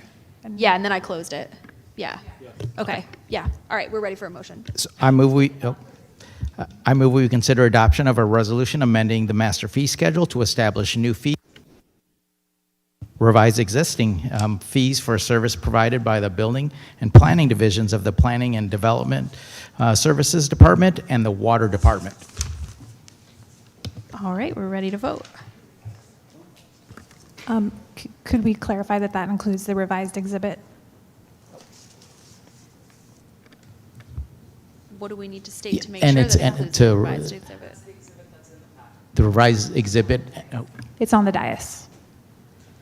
this one. Can you- And it's, okay, let's and it's only for a pause. 1-year period also. Do we need to clarify that also, that it's for a 1-year period and not for 2? The- So in that Yes. case, let's pause really briefly. Can you just quickly state on the record what is different in the exhibit in front of us that is Yes. not online so that we have it on the public record? Yeah, the revised exhibit that is on the dais includes the middle basically the year 2 implementation numbers from the fee schedule. And the reason for that is because this was initially drafted last year, so we're a year behind, and we felt it would be better to start at that year 2 point. Okay. And also, the exhibit only includes one set of fees, so it should be very clear that it's only for 1 year. Okay, so the updated exhibit has one set of fees instead of 2, effectively, and that's the only difference. That was the slide that was shown during the presentation that said year 1 and year 2. Those are the fees that are reflected on the exhibit. Okay. And Madam Mayor? Yeah. I'm sorry, I'm very confused now with apologies. I don't have a revised exhibit. Oh, this one? This one that was passed out? So This one. Yeah. Oh, this one, gotcha. It honestly can't be. There's a memo in front of it. What? There's a memo in front of it. I just went through this on another board. I just went through this on another board about needing to read edits into the record, so I just want to make sure we've covered what we need to do. It's okay. That's why I didn't have this, so yeah, it's okay. So, thank you. So do I need to restate the motion, or? Let's double check. I just want to make sure that the conversation we just had is sufficient enough to state on the record what was different about what we're voting on versus what was in the packet. So the numbers that were disclosed to the public in the fee study and that were noticed included 3. So all the numbers are the same? They're not. Or Hold they're on. not. Let me try to spit this out and make sure I get it right. So you had a disclosure to the public on, and here we're only talking about the planning and building fees, not the water fees. There is no change there. So the planning and building fees Exhibit A that is attached to the resolution is not the same one that was in your packet. This one takes from the report that was disclosed to the public as notice for the increase of the fees, had 3 years in it, year 1, year 2, year 3. But as the city manager indicated, we're only doing 1 year worth of increases. What Director Pollitt is saying is the department is suggesting and has proposed a revised Exhibit A that is behind a memorandum that is apparently at your places, and making sure everybody has it, and if you don't, we can make sure you do.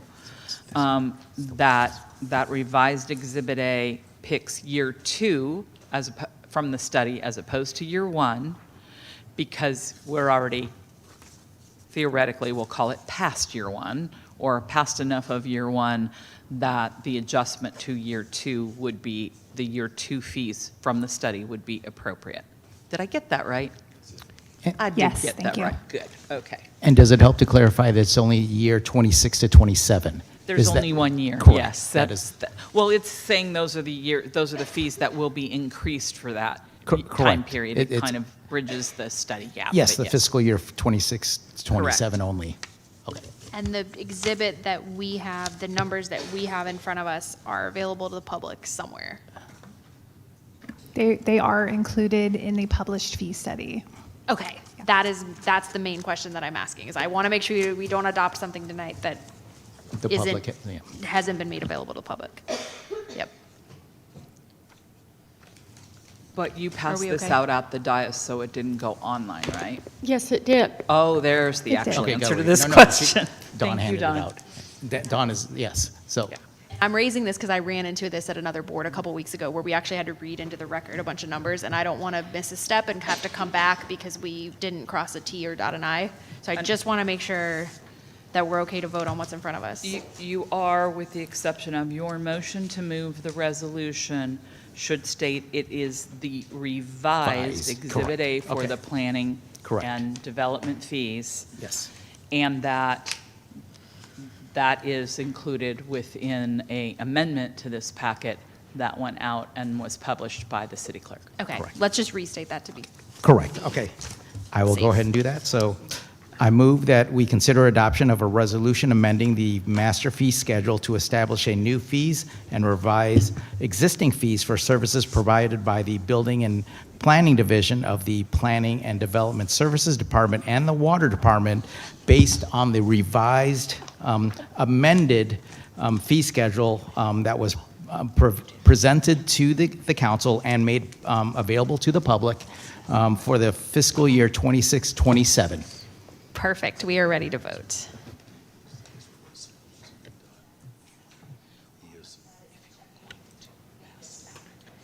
Well, it's not, there we go. We will have to oh, there it is. It's a motion carries unanimously with council members Bergenzer and Palmer absent. Thank you very much. Thank you all. All right, that is going to bring us to item 9A. Excuse me. And why don't we announce this item and then we'll come back to the conclusion because I'm coughing. Hold a public hearing to consider adoption of a resolution amending the master fee schedule for fiscal year 26-27 to establish new fees and revise existing fees for the fire department. All right, we are going to take this item. Thank you, Chief, for sticking with us. Does anyone want to, before we officially start, I guess I should have done this before. I was just in I had to cough. Do we want to make a determination on C and D? I'm still in favor of continuing them because I just think it's So I want to say the same thing I said earlier, is yes, it's a hearing. How much do we need to hear? This is not new to us. I really want to get to the pro-housing. It's important. So I just want to know, again, the same question. I can sense that this is going to be very brief.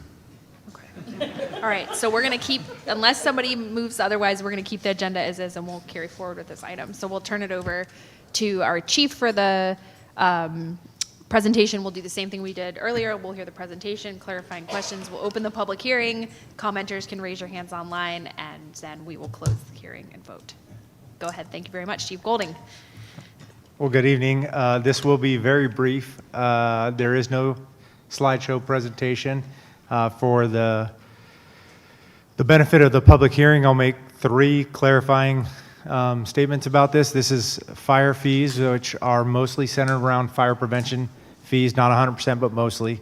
The fee study did make a recommendation to go to 100%. We were much closer to the recovery rate, so it was 1 year to 100% of the fee costs. But with that, to make it clarified that some fees went up, but some fees did go down. That was part of the resetting. So there's actually a substantial number of fees in this resetting that actually decreased, because that's what our costs were associated, and then as well as the ones that went up. And then there were some new fees added. A lot of the new fees that were added were already being the services were already being provided, and so we had to use hourly rates and those types of things to actually account for cost recovery on that, and it actually puts it into fees associated with what the actual items were. And with that, I can handle any questions. Great, thank you very much. Clarifying questions from council before we open the public hearing. Let's go ahead and open up the public hearing. And do we have any speakers in person? No speakers in person, Mayor? All right, do we have any speakers online? Through the mayor, we do not have any members online who would All like to right, speak on this item. Let's give it just a couple more seconds. Last call for anyone to raise their hands online. Seeing none, we will close the public hearing and we will move to council discussion. Councilmember Gordon. It's just want to make sure that people are aware that this is available to them online, correct? Yeah, that was part of the staff report. It was an attachment to the staff report. Thank you very much, and first of all, welcome. It's your first official meeting. All right, I'm not seeing any other questions or comments from council. I'm comfortable with this, so I think we are ready. Councilmember Ledeju, go ahead. I know this is your first meeting, and I apologize. But we're glad you're here. Thank you, Councilmember Gordon. But we need to hear pro-housing. So, sorry. I think we're ready for, we're ready for a motion on this. Yep. I move we adopt a resolution amending the master fee schedule for fiscal year 26-27 to establish new fees and revise existing fees for the fire department.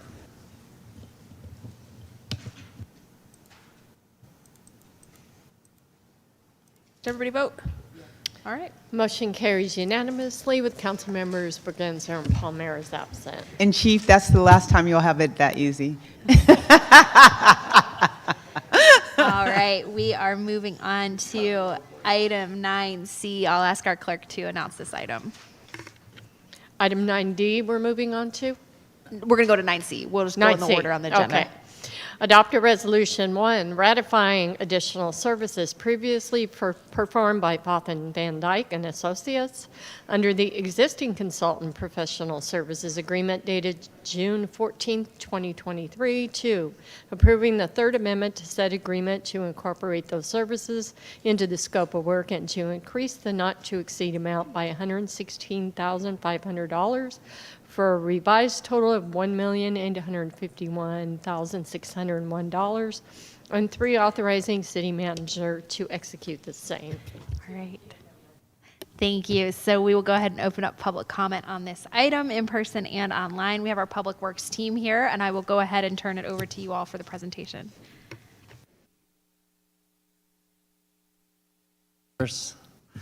We have a short presentation. Hopefully we can move on to housing.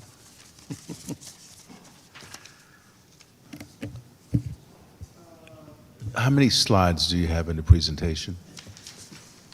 I think there's about 5. 12. Let's do our best to just summarize everything extemporaneously.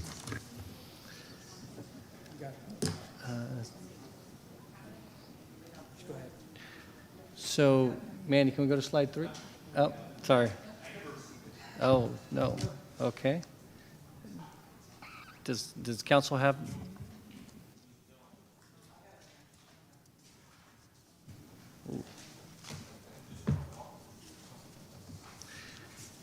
Okay, so ratification amendment with Foth and Van Dyke. In 2023, we had an original agreement for $155,000, and this was for marina sedimentation analysis. 2024, we had a first amendment, bringing that amount to $235,000. February of 2025, we had a second amendment for marina seawall rehabilitation, which included the grant for $1.5 million. And in July of 2026, we're proposed the third amendment, adding an additional $116,000 to the total, bringing the total to $1.851601.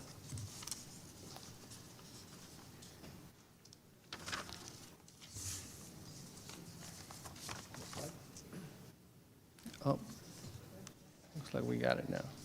Mandy's got it.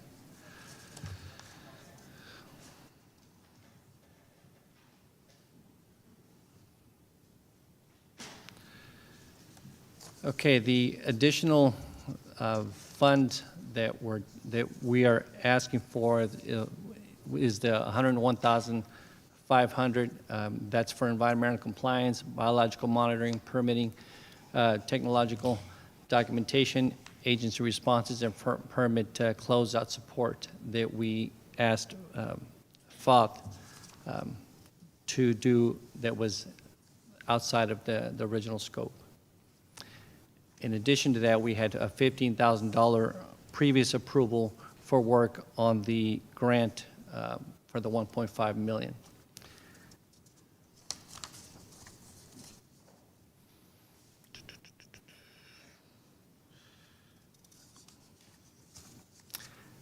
Do you want me to go through the whole thing? Do we want to go through the whole thing? Do we want to go through the whole slide?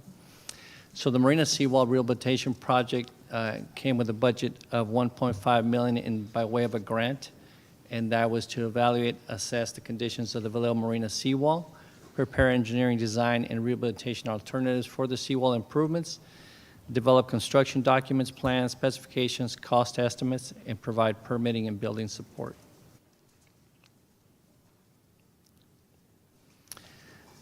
The additional grant funding that was previously authorized was for grant research, planning, and technical analysis, which is what got us the $1.5 million grant. In addition to that was what I mentioned earlier, the $101,000 of environmental compliance, biological monitoring, permitting, technical documentation, agency responses, and permit closeout.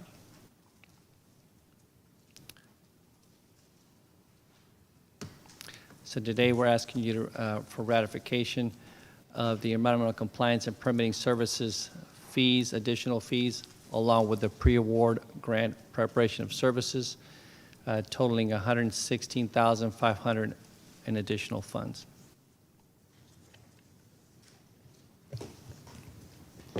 All right. Just one note is that we're not asking for funds. We have those funds. We're just asking for the The ratification. grant. Wonderful. Let's check and see if that's the presentation. Let's go ahead and just check real quick to see if we have public comment. Is there anyone in person? None in person, Mayor. Or how about online? None online, Mayor. All right. Questions, comments from City Council? I see Councilmember Letters, and then the Vice Mayor. So where did the 1.5 million come from? Was that That was a grant. from where? I believe it was- California Department of Boating and Waterways. It was resulting from storm damage to the seawall, and so they gave us the $1.5 million grant. Okay, thank you. Vice Mayor Matulik. And just to be clear, this is just for the professional services. Did that include RFPs for bids to go out to get this construction done for the demolition along with the seawall construction? Yes, it did. It was the management of the project from Fox. And so have we gotten any bids for this work, this construction? We've already, the work has all been completed. Oh, it is done, It's okay. all- it's all That's done. what it wasn't, okay, Yeah, gotcha. and just for everybody's information, we had a really short window because of the regulations. So we had a September 1st through November 31st window for construction. This is of last year. So if I hear that correctly, Dock A is completely demolished It's along gone. with the seawall being completely, No, just the dock A has been removed. so. The seawall is under study. Is under Fox stu- doing the study. So I guess that's my follow-up question is there an RFP out for the seawall Oh, for the construction? seawall, no, not yet. No, okay. I thought you were Okay. talking about the construction of the. dock Yes, A. the rebuilding of that seawall, that was my question, okay. No. Thank you. Councilmember Matias. Real quick, so I know we have a marina advisory body, and I'm just hoping that as we are doing all this work and before you bring these items up to council, that you're engaging that committee, not just to give them updates on where these projects are, but also to get their input. I know we've gotten feedback from some of the commissioners that they haven't really been engaged. So it's not something you guys did wrong, it's because I know, Director, you're new to the agency, so I just want to make sure on a go-forward basis, as you map out the next year, 15 months, especially with the dredging money we set aside, that you're keeping that commission abreast and also have them participate in the process. You have my solemn word. Thank you. Councilmember Letters. So just real quick, Oscar, it's really great to see you. When I saw you out in the hall, I told you that. And I want to thank you for the time that you sat in this seat as the director, keeping things tight, holding it down. And I really do appreciate it. Thank you so very much. And it's good to see you this evening. Thank you. For over a year. Yeah, we're all echoing. Yeah, that's echoed universally. So I think if I'm not seeing anything else from council, I think we are ready for a motion on this item. I move we adopt a resolution, 1, ratifying the additional services previously performed by Foth and Van Dyke and Associates, Incorporated under the existing consultant and professional services agreement dated June 14th, 2023.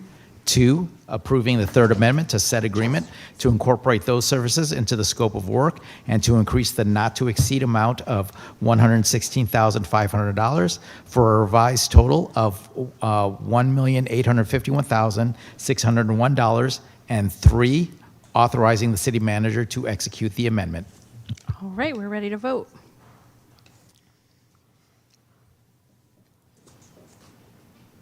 Motion carries unanimously with council members Braganza and Palmieri absent. All right, thank you both again. That is going to bring us to item 9D, and I'll turn it back to our clerk to announce this item. Adopt a resolution directing staff to take the necessary steps to pursue the state's pro-housing designation. All right, we will open up public comment on this item. I thank everyone for their patience, and we will go ahead and turn it over to the planning team when you all are ready.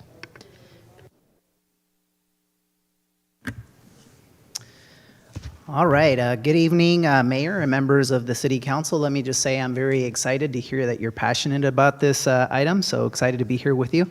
My name is Hector Rojas, and I am the Long Range Planning Manager with the Planning and Development Services Department.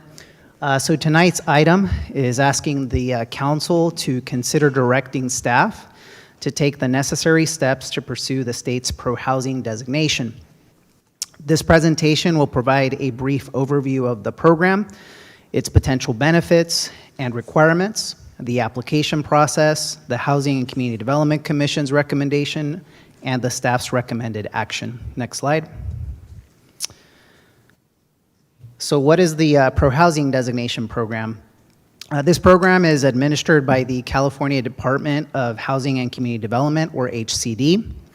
The program recognizes jurisdictions that have adopted housing policies and programs that go beyond state housing law requirements.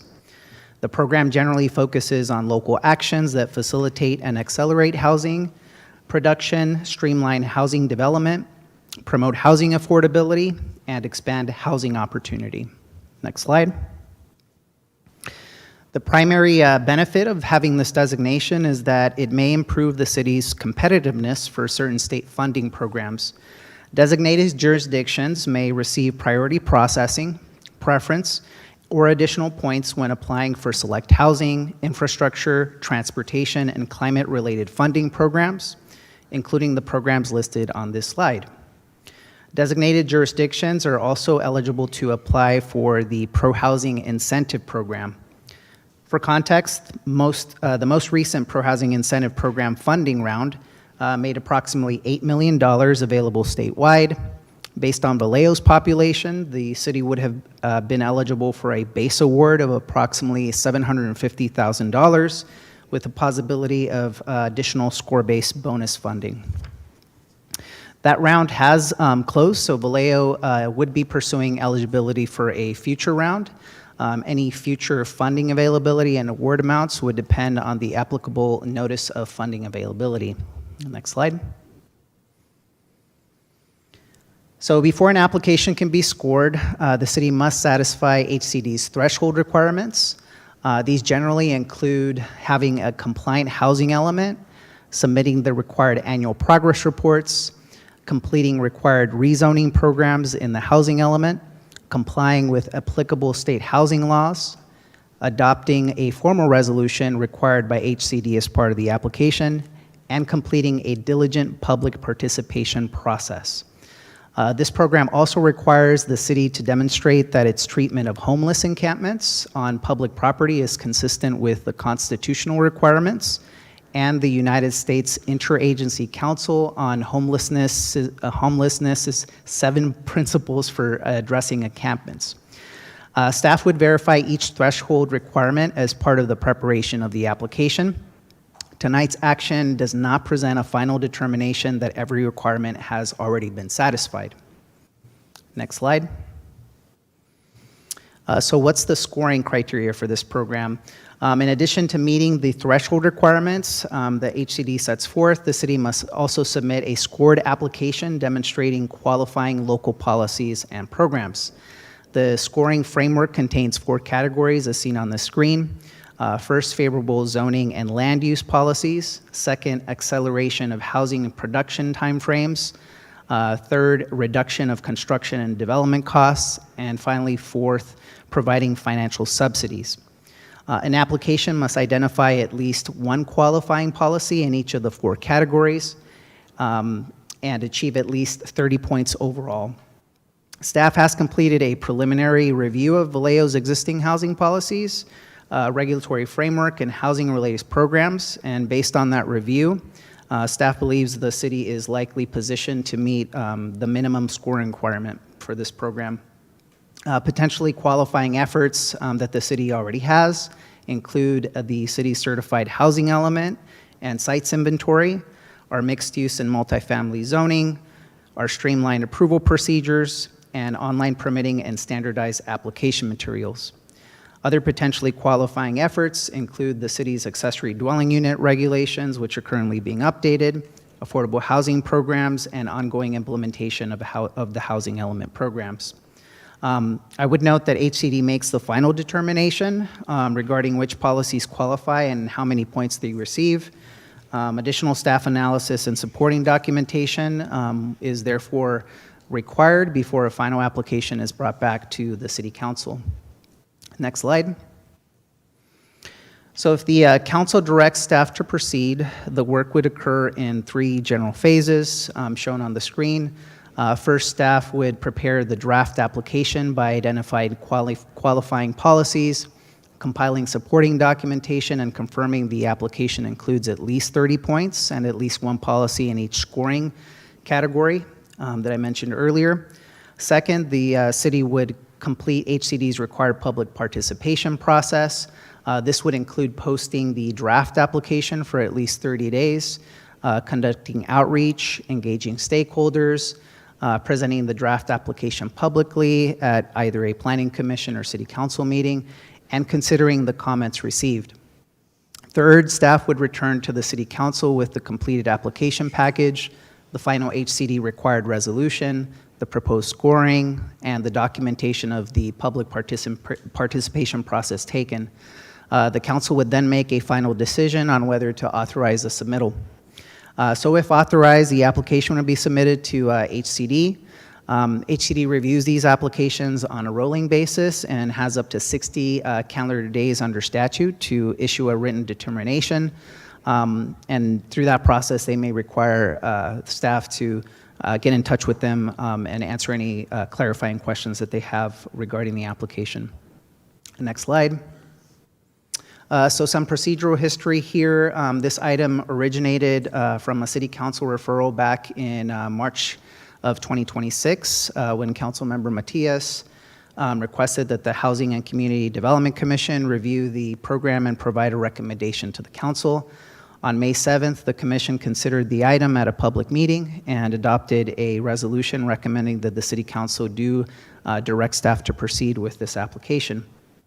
The commission's recommendation was to verify the qualifying policies and supporting documentation, complete the public review, public participation process, prepare the application and HCD required resolution, and then return to the council for a final authorization before the application is submitted.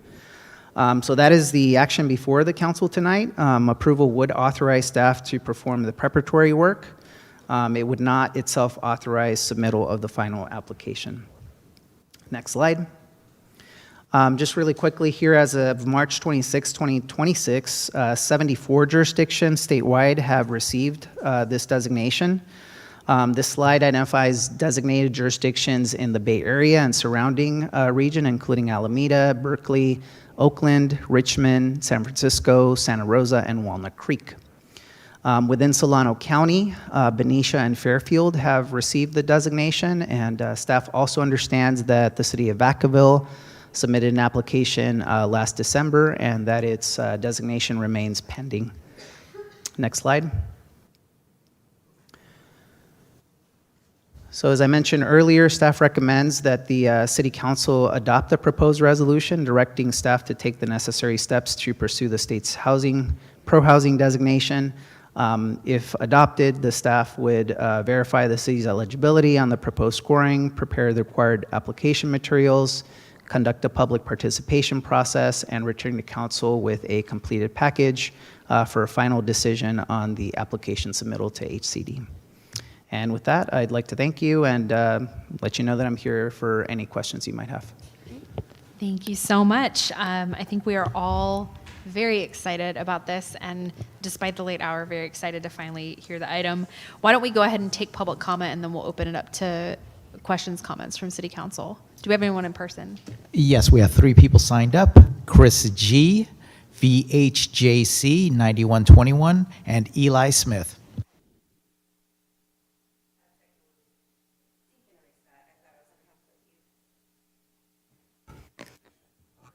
Yeah, I'll have to. Oh my God, been up 5 a.m. It was leg day, so bear with me as my brain is not fully here.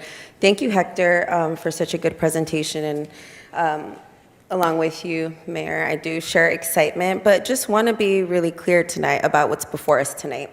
Action item D, and taking steps towards a pro-housing designation PDP for our city of Vallejo and what it requires from us.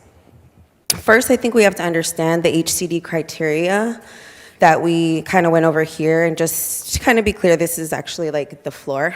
And what HCD does is they award pro-housing points for jurisdictions that do the following: adopt and implement strong renter protections, demonstrate timely housing element implementation. By the way, ours was 2 years overdue.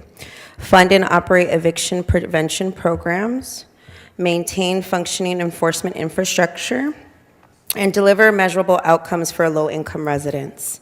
And just as a refresher, mainly for our city manager, I know this may sound like a broken record to the rest of council. We should all be well-versed in what I'm about to share, but you should know we're not up to any of these standards by any means. Under our housing element, section F 1.1.3, the renter protection and housing stability, our city committed to, back in 2024, a feasibility study by June 2025, rent stabilization and just cause ordinances for your consideration by September 2025, anti-harassment and right to counsel by June 2026. So let's talk about cities with the pro-housing designation and what they look like and what they're actually doing, because the contrast is quite stark. So Richmond, pro-housing designated, has rent control, just cause, and a rental housing registry and active enforcement. Oakland, pro-housing designated, rent stabilization, just cause, and a tenant protection ordinance, and a fully staffed rent adjustment program.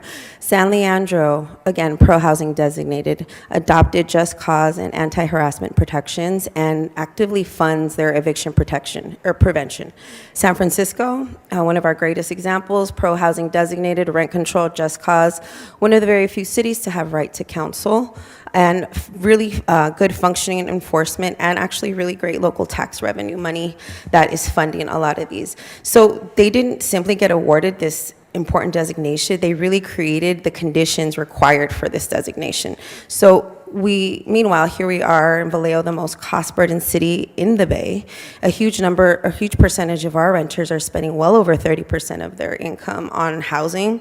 And tragically, Vallejo's consistently failed to meet our housing needs for our lowest and no-income residents. And the ordinances in the housing program I described are just the basis. So the base.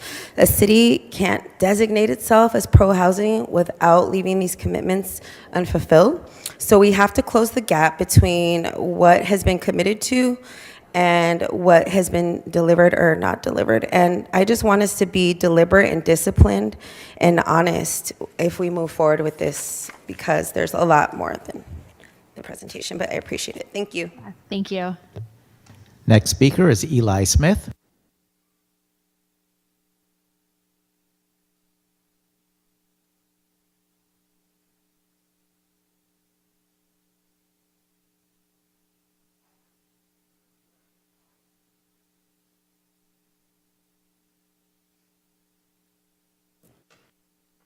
Hi, it's late, so I'm gonna do my best. I'm in strong support of taking the necessary steps to achieve pro-housing status. Please, this is so important for our city, but I need to speak to the threshold requirements as well, and specifically the best practices consistent with the United States Interagency Council on Homelessness, the 7th Principles of Addressing Encampments.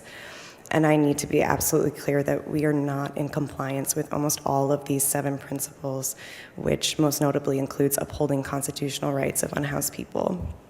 And the city has employed brutal abatement policies and is routinely guilty of violations of the 4th, 5th, and 14th Amendments, as well as the Americans with Disabilities Act.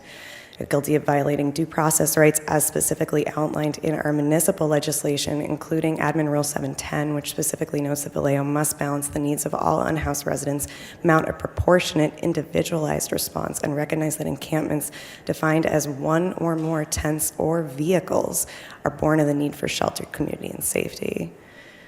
And in addition, the city is required by that same administrative rule to follow a specific procedure, which it much too often either does not follow or does so in a way that's effectively not in compliance with the intention of the law. As y'all know, people are dying monthly. Over the winter, it was almost weekly. You know, our city takes people's basic protections from the elements in the rain, now the heat, the cold, and they don't discriminate. There is no proportionate response. Minors, elderly people, disabled people, families, they're all subject to losing their survival items the same way that anyone else is. There's no needs assessment, there's no data, and there is no consistency. People are frequently given 20 minutes of verbal notice, no paper notice. Resource sheets are not given. There's no meaningful coordination of available services. Sweeping happens outside of the designated areas that are posted. And Vallejo's officers are now telling people that if they see them again on the street, that they will arrest them. And you know that they have nowhere to go. I've asked the chief of police if he'd be interested in engaging in a community policing program to do outreach to encampments so that people would feel comfortable reporting crime, which is often complained about. And I was told no. This is in my mind because last week a young woman that I know was strangled to death in her tent after being raped by her abusive boyfriend. My friend Rosa found her. She told me, I have daughters, you know, her pants were down, her shirt was up. I covered her up before they came. And I hope that breaks your heart because it breaks mine. Countless times I hear a blind defense of what the on-the-ground staff is doing and what they are not doing. But you cannot make something true untrue. Again, I'm in strong support of taking the necessary steps to achieve pro-housing status, but I'm asking for a factual and objective evaluation of your current homelessness policies when you determine what steps need to be made for us to achieve this. Thank you. Thank you. All right, that's it in person, I believe. Do we have anyone online? Through the mayor, yes, we do have one person online who would like to speak. Let's go ahead and call them. The people, please unmute yourself. You have the floor. Hi, Council. I know it's late, but I just want to applaud the last two speakers in telling us what's real and about how the state of housing in Vallejo.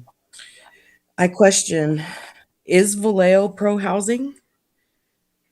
Given the two speakers sharing feedback about how we're failing our own housing element, and our unhoused population, it's a relevant question to ask. Are we really pro-housing, or are we just trying to be presentationally pro-housing?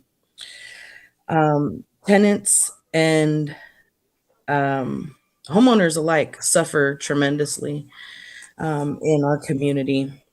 The cost burden to live in Vallejo for people who have been here has grown absolutely exponentially grown. The question is, should we be seeking a pro-housing designation when we literally are not pro-housing? It's not fair to want all the accolades of being identified as a pro-housing community when we're not actually delivering that. We have to walk the talk before we get the prize. It sounds nice to be able to get all of the perks that come along with pro-housing designation, but it would be performative at best. And we can't pretend to be pro-housing and not deliver on these elements, such as the rent stabilization, just cause ordinance that was expected September of last year, the anti-harassment and right to counsel ordinances that were due June of this year, and the feasibility study is over a year late in being delivered. The deadlines have passed and there's no rent stabilization or just cause ordinances. And remains that the most cost burdened city in the Bay Area is Vallejo. This has to be paired with real movement on the overdue renter protections. We need rent control. People are paying upwards of 90% of their income to housing. And it's not fair for us to be seeking these designations when we are not even meeting the commitments, our past due commitments to deliver a renter protection and housing stability program under our housing element commitments. You need to think about that, and we need to walk the talk before we get the accolades. Thank you. Do we have any other speakers online? Other speakers, Mayor. All right, with that, we will close public comment and move over to questions and comments from City Council. Councilmember Matias, go ahead. Thank you, Mayor. So just to follow up on some of the comments that were made by our members of the public this evening, can you guys give us an update on where we are with the full suite of ordinances that we directed you to work on, as well as the housing element? What's the timeline to get those in front of us? So with the suite of ordinance, I assume that we're talking about the four, primarily the renter protection ordinances. So we initially, when the housing element came forward for adoption, I think the programs for that renter protection policy, I guess, had some very aggressive timelines. We advised the then council that they were too aggressive and that we didn't have the appropriate staff resources or financing behind what that policy was asking to do vis-a-vis, the feasibility study, public participation component. I think that was that comment was well received by both the commission and the city council, and we were given a little bit more grace, which ended up in that September 2025 deadline for a pair of the policies.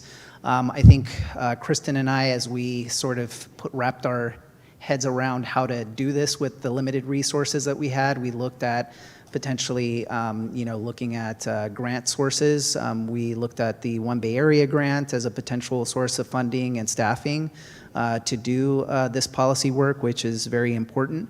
Unfortunately, we did receive that grant, but the process of getting that accepted and having a consultant on board has taken longer than we anticipated. We went out to RFP for the downtown and waterfront specific plan, I believe in March of this year, and we came up with a recommended consultant that we wanted to bring to the council. However, we're caught up in contract negotiations with that consultant. We're currently stuck on the indemnification language that we're currently negotiating with that consultant. That's all to say that we had originally anticipated having this work done by a consultant. Because that delay has occurred, Kristen and I have looked at other jurisdictions, because I think in previous meetings we heard that we don't want to reinvent the wheel. These policies exist elsewhere. We could basically take something off of the shelf like City of Concord, Richmond, Antioch, what have you, and basically replicate that, tailor it to Vallejo, so to speak. So over the last month, I have been looking at a survey of those cities as it relates to rent stabilization specifically and renter protections. I've drafted a matrix that Kristen and I are currently reviewing that we plan to share with the Vallejo Housing Justice Coalition on Friday.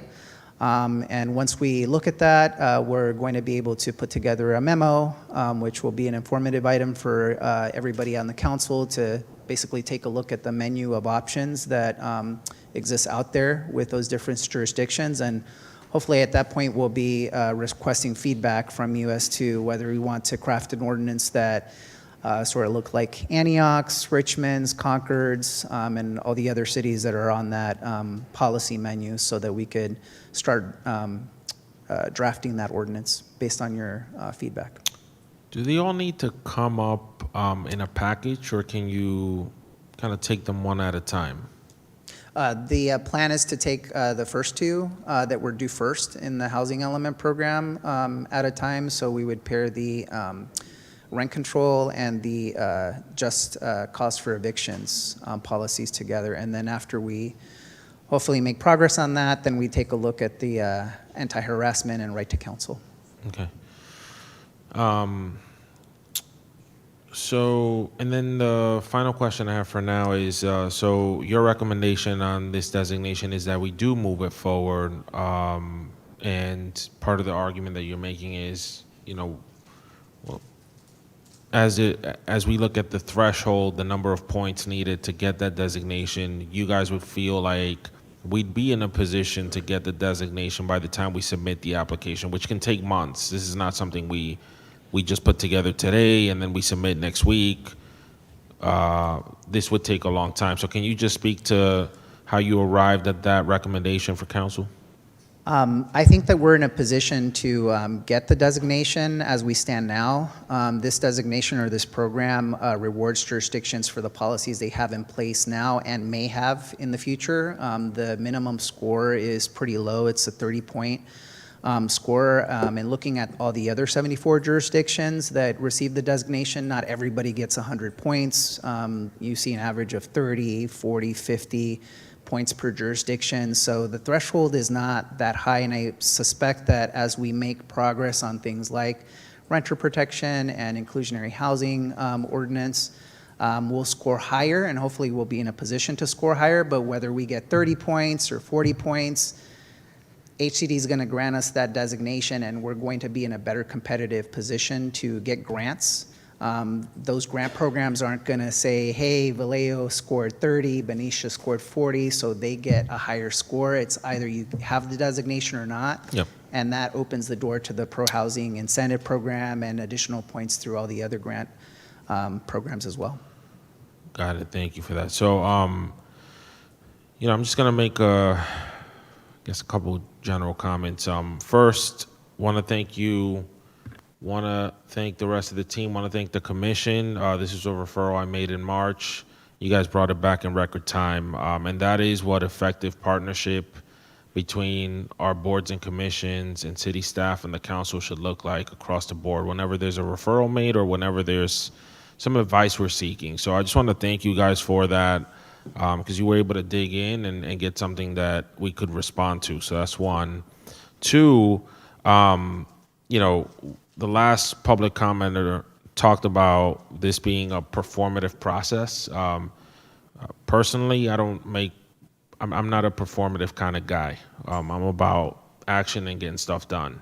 So this would set us on a course to hold ourselves accountable as a city to make sure that these ordinances get passed and to make sure that we're not at a competitive disadvantage relative to other cities when it comes to applying to at least 7 or 8 different pools of funding that the state has available.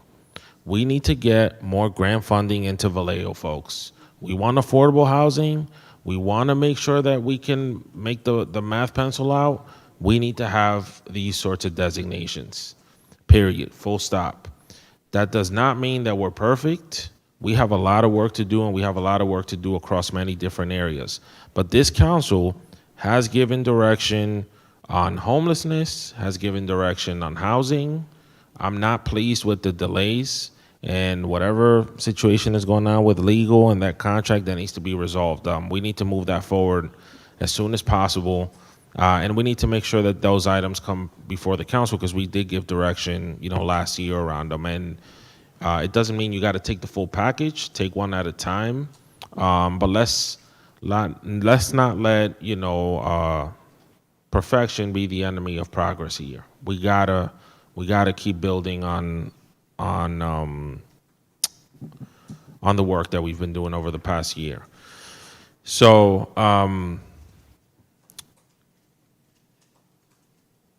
the last point, which you alluded to multiple times, is the action we're taking this evening is just to give you guys direction to start working on this. As part of the review process, HCD actually reviews the application and gives us feedback if we're missing the mark on certain areas. So I encourage the public, through the public participation process, through this review process that HCD will be undergoing, if we get to a point where we submit this application, that, that feedback is shared with the agency, just to not make sure we're holding ourselves accountable as a city, but that these folks that are reviewing this packet and this information also get to hear from our community, because I think it's just as important in terms of moving our work forward. So again, 100% supportive of it. We need this designation to be more competitive for funding. We need this designation to hold ourselves accountable to our goals around homelessness, around affordable housing, around getting more grant funding in the door. And then lastly, we need to make sure that we're empowering staff, whether that's through funding or prioritization at upcoming goal setting, to make sure that this package of items, which I consider under an economic development bucket, is prioritized over other projects and is moving forward. This is why I made the referral to begin with. So I will end it there, and I'll make some comments about goal setting later in the meeting. Thank you. Sorry, Vice Mayor Matulik. Thank you, Mayor, and thank you, Hector and Kristen, for your presentation. So I'm reading directly from the staff report where it says Pro-Housing Designation Program is a state program intended to recognize jurisdictions that have adopted policies and programs that go beyond baseline state housing law to facilitate and accelerate housing production. And so the first bullet item on this from your staff report specifically says affordable housing and sustainable communities. So I know we've had several development projects come in front of us, and the first comment that this council always brings up is, why is there no affordable housing on there? And unless the Navigation project or the Broadway project or our Blue Oak qualifies for affordable housing, I think that's an area that we need to obviously do a better job at. But I think, I don't know if people are aware, but Governor Newsom just signed an affordable housing bill yesterday.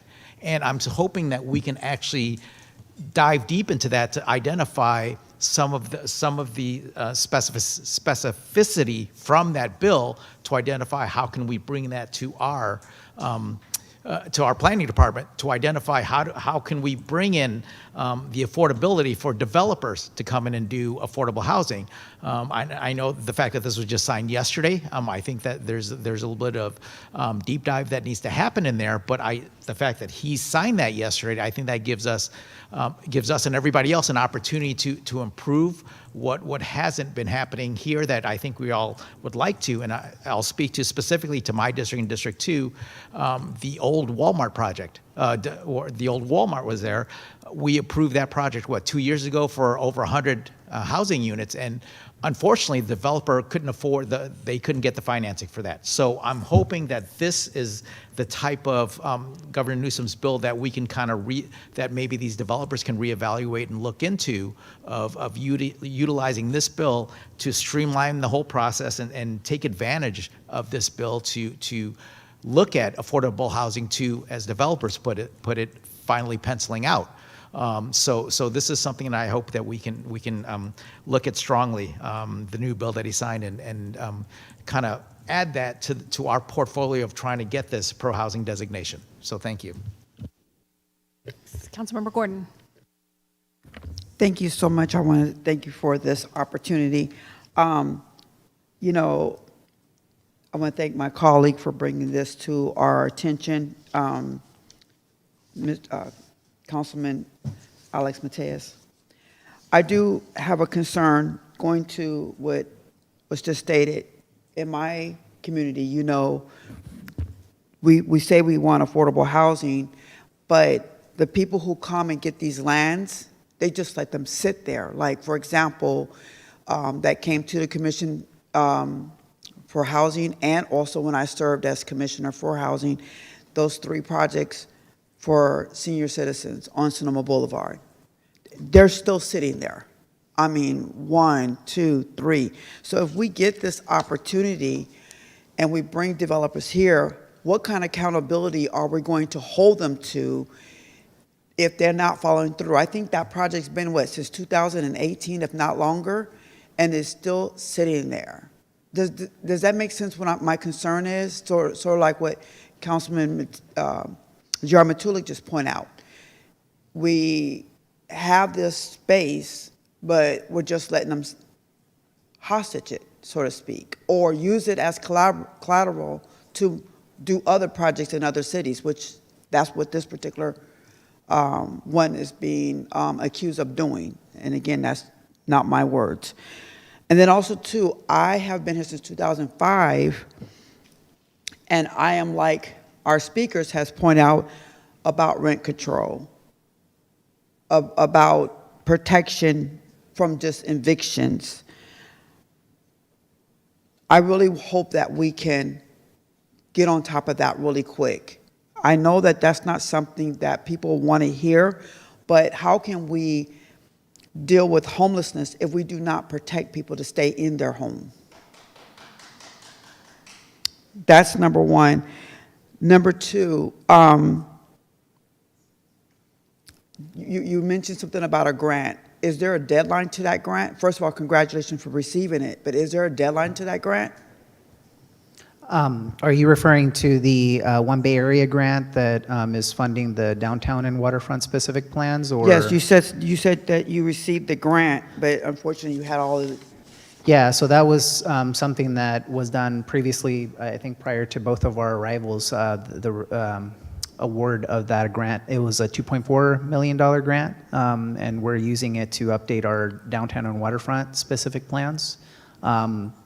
Currently, the deadline under the Metropolitan Transportation Commission contract that we have, I believe, is the end of 2027, although I've spoken to some of the staff there and they're willing to extend that to 2028. We still anticipate that we can kick off and finish up the downtown and waterfront specific plan updates within the time that the contract allows. May I ask to the city manager, is it possible that we can get an update regarding that? Because I don't want to lose that. You know, that has happened quite a bit prior to you all. You know, we get money, we lose it for some reason. This $2.4 million. Yeah, Councilwoman, did you mind restating your question to me, please? And through the chair, I would just clarify, we're not currently at risk of losing that grant. We're in good standing with MTC. Again, they have a grant deadline for the expenditure of those funds, currently at the end of next year, but they have expressed willingness to extend that to the end of 2028. And this planning process, which will include updating the downtown and waterfront specific plan, is only scheduled to take about 18 months. So we have plenty of time to complete the grant work. So you bring that to us then? Yes, the next step will be to enter into a contract with the consultant team that will prepare the downtown and waterfront specific plans. I'm hoping that that will be before you in September, so that you could get to meet the consultant team and you'll be authorizing the contract with them for the $2.4 million to be expended and to start the work. Okay, so September of 2026. You'll bring that back to us? Hopefully, in September of this year, yes. Okay, thank you. Councilmember Ledescu.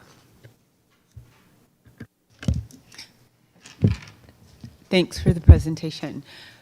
So how long have we been waiting for the downtown water specific plan? It's, I believe we were awarded that grant a couple years ago, actually. A couple of years ago.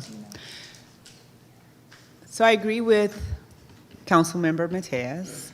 You know, this is an important designation, and we need to get moving. And I'm going to just address the city manager, because I know he just got here. It's been a couple of years ago. We don't have the housing package of renter protections, all of these different things. We've made so many promises on some very critical policies that potentially keep people housed. Our most impacted, under-incomed communities, right? What are we going to do different? And I know you just got here, And I'm sitting in the same position you are in my professional world as well. But we have to figure out how to make good on our commitments. It's impacting the lives of the residents in our community. And yes, the designation is important, but just like all the questions I've asked tonight, it's still, what is the capacity? I can get a designation, I can get a grant, I can get all these things, but if I can't produce anything behind that's required to have those things, we've wasted time even applying. So we need to figure out whether it's this thing or another thing and the package for all of our protections that we need for our community, we need to have some real timelines. And yeah, the timeline might have been aggressive. I don't disagree or agree. But the point is, we miss so many of those timelines that are very critical. I don't know what it's going to take to get unstuck to our general counsel, what it's going to take to get that contract done, but we need to get it done. We need to get done. And it's going to take the two of you figuring out, moving the barriers, and getting it done.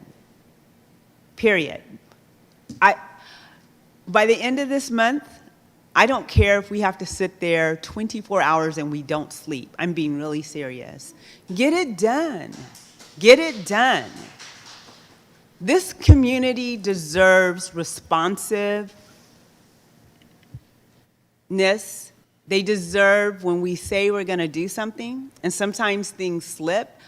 I know that. I work in government, and I know sometimes we just can't get everything done. And sometimes we need to delay, but we have delayed. And it's not all, there's a combination of reasons of why. I'm not placing the blame on you guys sitting here presenting. You just happen to be in the seat today. That's as simple as that. But together, we have to make some decisions together and hold each other accountable to get this work done. I don't want to hear this again. I don't want this group who comes before us all the time telling me I don't have renter protections. I work in the housing industry. I care about these renter protections. Period. We brought 3 projects last year to this city. 3 projects. And we couldn't even lift one of them off the ground. And we had 2 reputable general contractors.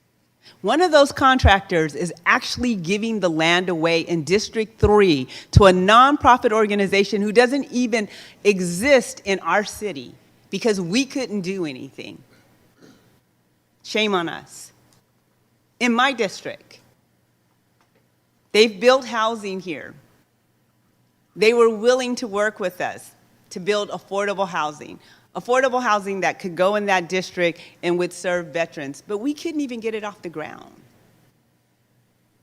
City manager, we got to figure it out. City attorney, we got to figure it out. We can't keep doing this.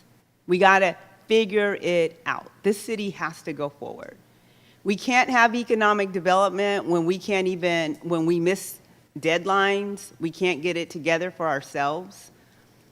We can pass all the policies we want or have all the applications, but if we can't move the ball, something's wrong.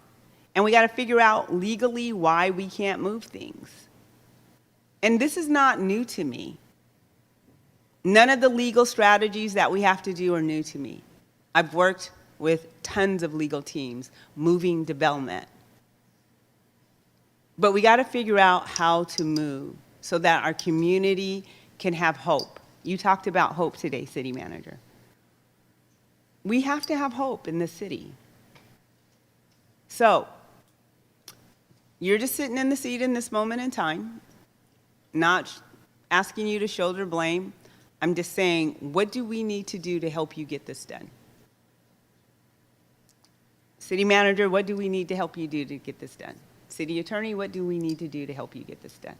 Whatever it is, we need to do it together. What do you two need to do together to get this done? Everything we do is dependent upon how you both lead. So help us out. and we will help you out as a council. That wasn't a question. It was a question, but it wasn't a question. It was rhetorical. So, thank you. All right, thank you all. I won't repeat anything that's been said. I think the frustration is shared because it feels like we're in a bit of Groundhog Day on some of these things. I think one thing I would like to request is, we're going to be having goal setting soon, and I think we need to have an honest conversation about prioritization, because we've got a lot of ordinances that we've thrown around and that have been in the hopper, and I'm seeing, things coming up about ADUs or about electric vehicle chargers and all these things. And how did those jump the line over just cause and tenant protections? Because we've not talked about any of those other things on this dais, but we've talked about just cause and tenant protections like a solid half dozen times. So I would like us to raise that at goal setting. Like, why are things jumping the line? And can we as a council, is there a direction that the council needs to give? To say, part of why I'm excited to vote on this right now is because at least we're decreeing, as if we haven't already, this is a priority. Move this stuff to the top of the list. Move this to the front of the line. And so I'll just raise that and bring that up when we do the goal setting, because we can't do everything. We can't do everything, but let's have an honest conversation about, to get this ordinance through, what else do we need to put on the back burner? And let's make sure that stuff doesn't just shift around and this always ends up, this is always number 2 in line, and everything just keeps, jumping it. With that, and I want to thank our speakers also for your continued advocacy and just for staying with us this late. My whole decision to continue this item was mainly because I wanted to get it done, but I didn't want us to have to stay up late. So thank you for staying up late with us. And with that, I'll move us to a motion. I move we adopt a resolution directing staff to take the necessary steps to pursue the state's pro-housing designation. All right.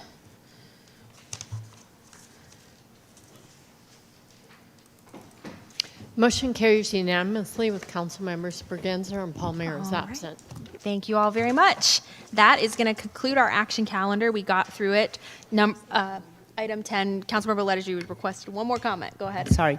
I want to thank the HCD Commission for taking the time to take the direction that Councilmember Matias brought forward around looking at the designation. So thank you.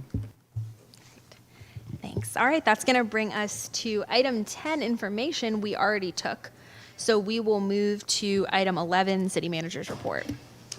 Yes, thank you, Mayor. Just a couple of items. This is more human interest oriented and a little lighter. GVRD Summertime Thursday Night Food Truck Event, Bite Night, returns on July 16th at the Children's Wonderland. This week's highlight will be a climbing wall for the kids. Secondly, Vallejo Shakespeare in the Park kicks off its season next weekend, July 25th through 26th at Hans Park. Performances begin at 4 p.m. each day, with Richard III taking the stage. City Council goal setting is also scheduled for next weekend, July 25th at the Masonic Building, beginning at 9 a.m. That's all I have, ma'am. All right. Thank you. That'll bring us to item 12, City Attorney's Report. In the interest of time, no report. All right. That'll bring us to our second community forum. This is an opportunity for members of the public that did not address the council in the first community forum to address us on matters that were not on tonight's agenda. We took all our in-person speakers, so I'm assuming we don't have anyone else in person. We do have one person that Oh, we do. did sign up, but he doesn't appear to be here, Richard Heibels, unless he's online. Yeah, he was here. He left a while back. He may be online. Do we have anyone online? Through the mayor, we do have folks online, but none of them have raised their hand as of yet. Okay, well, they've got about a minute and a half. Why don't we give them that full time and we will go to item 14. I'm going to do what I do every meeting and say, my God, I hope we don't add anything else to the list, but I already see a bunch of lights coming on. Okay, Vice Mayor, go ahead. My apologies, I didn't We're mean to on chime in. adding additional requests for items, and we do have goal setting coming up, so we will be having to deal with this. Councilmember Gordon, do you have an item you want to add? Yes, I just wanted to see if we could please add the cooling center at Norman King. center. Is that something we can just provide an update, the cooling centers? Is that something that can just be provided as an update? Well, we have a cooling center policy, and I'm not quite sure where this particular facility fits into that policy. Can I jump in?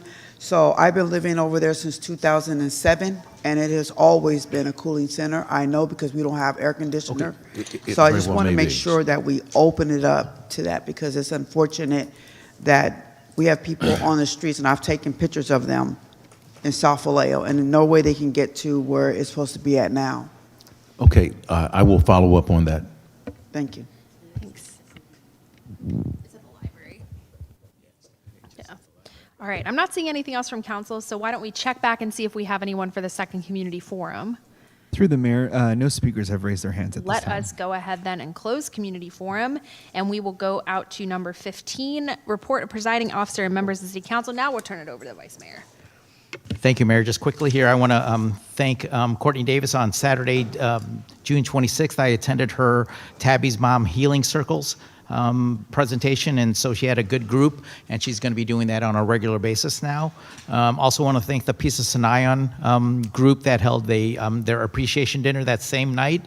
On July 1st, I attended the Working Waterfront Coalition Cohort number 6 graduation, and that was a great opportunity to see the work that's going on at Mare Island, where our economic development team with Brad Paul, and then also with Annette Taylor over there. They were also present to identify the great work that they're doing. And for those that may not be aware, this is a 10-week program run at that facility, to where once you're done with that 10-week program, you're set to enter the maritime industry.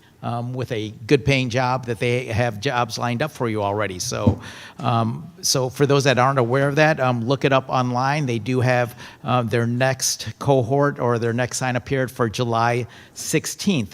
And then after that, I had the honor to walk in the Benicia Torchlight Parade, which is their 4th of July parade on Friday the 3rd, and then also attended our great 4th of July parade in downtown Vallejo.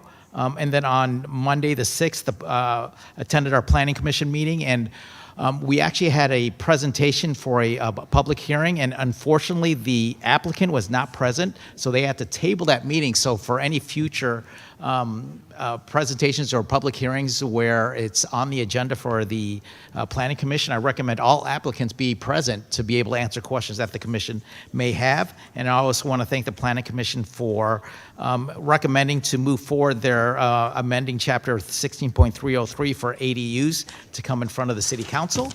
And then on the 7th, like many of us here, we all attended the ribbon cutting ceremony for the Highway 37 and Fairgrounds project, along with the check ceremony that Congressman Garamendi provided to VFWD for $1.09 million.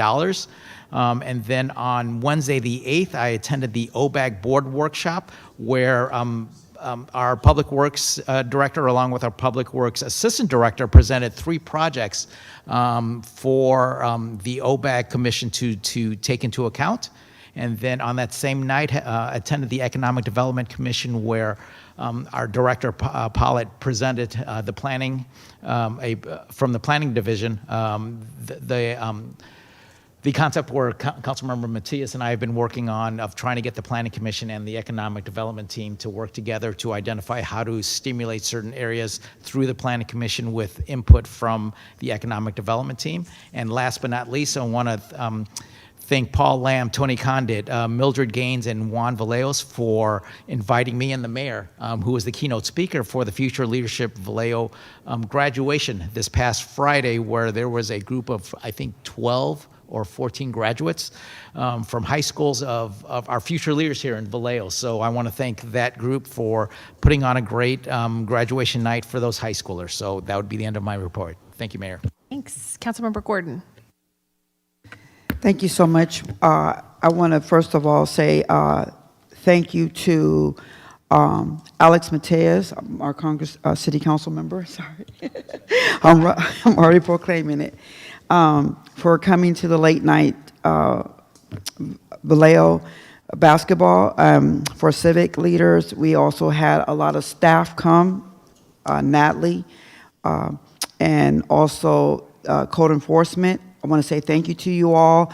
A lot of the youth have complimented that opportunity, at least to myself.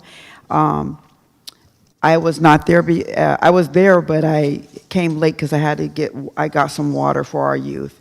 I want to thank Congressman Garamendi for hearing the needs to meet for flood water and waste and provided that money. And as you clearly pointed out, we were all there, and it was just wonderful to be part of that. I also want to say thank you to the city manager for coming to the South Vallejo community meeting.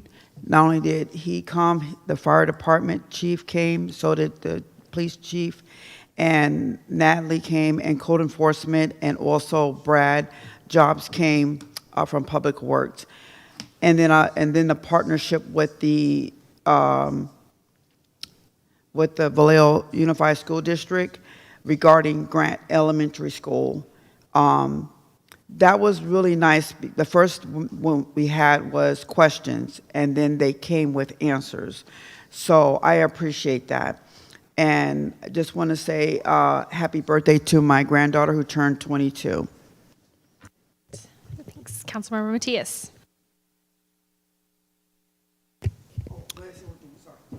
I'm sorry I could not give no report out to any of the commissions because that we didn't have one yet.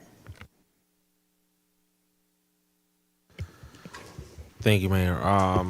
Yeah, I'm going to do a little bit of a different report out this evening. So first want to extend my deep gratitude to the Planning Commission that I know the Vice Mayor serves as a council liaison to.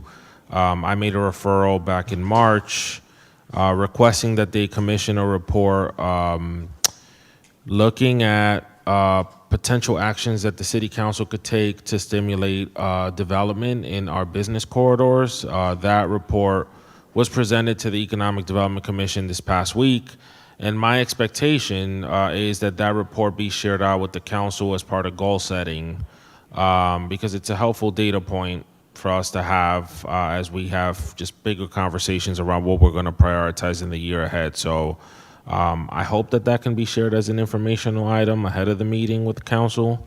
And I want to thank the Planning Commission for their work, very extensive work, and their set of recommendations on that, as well as staff. Similarly, I also want to report out that the Economic Development Commission has been moving forward with their work plan. They have been diligently moving in getting designs to have banners go up across our business districts. They had a very robust discussion around that at the last commission meeting, which I was able to review the tape after the fact on. They were also able to provide very helpful input into the report that the Planning Commission produced, and I also hope that those comments are incorporated and make their way over to our goal-setting session on the 25th. Lastly, the Arts and Culture Commission, they went through a very robust process that began earlier this year after they developed their own work plan in really working out a youth asphalt art project that was approved as part of the budget that we signed off on a few weeks ago. And so I'm looking forward, I want to thank them for their very extensive work, not just doing research into that initiative, which has reduced traffic fatalities in other cities based on a report that Bloomberg Philanthropies produced on the matter, but also in partnering with Ms. Annette Taylor from the Economic Development Department to do a presentation to Measure P and to have it recommended as part of our budget setting process. So I'm just, this evening, just wanting to express deep gratitude to our commissions because they're doing a lot of work to be a helpful partner to staff and to the city council to help us move our work forward. And just in the commissions that I support, I've been able to see a lot of progress over the past couple of months. And that gets me to my final point, which is, I rattled off 3 or 4 items that these commissions have worked on, including a set of recommendations around policies. The Arts Commission did that they would want the council to consider. I hope that as part of the package of materials that are being shared with us for goal setting, that this information is being shared out with us so that it can help inform a richer discussion. So that would be my only request, and I will formalize that in the email that I'll send to you guys. And that is the end of my report. I did get to attend, as a final note, some of the various community events that have taken place over the past week and a half, but I didn't attend all of them. Kudos to you guys who did, because there were a lot. And I just want to also just share my deep appreciation and gratitude to all of the community leaders, the 707 Week Committee, the 4th of July Parade Association. I mean, it runs the gamut. You guys know who you are. Just a lot of work to kick off the summer, hosting so many different events to bring community together. And so thank you for your work around that. Saw a lot of happy kiddos, a lot of happy families come together. And let's keep it going. Should be a fun summer. All right. Councilmember Letters, do you have anything? And if not, all right. I'll close us out with just a couple of quick notes. On the goal setting, I am hoping that we can all be partners in getting that information out, because I think we had, had a vision for community engagement. This has obviously been a long time coming. We're excited to do it, but we need to try to get that word out because it will be open to the community, and we're getting it to them about a week and a half in advance. So I'm hoping that if we can get some flyer material, something, we can just all push the same content out to disseminate it as quickly as possible, and ask for flexibility from our community, because we've been trying to do this for so long, and we've had the transition in city manager, and we're just excited to do this and hope that people can join.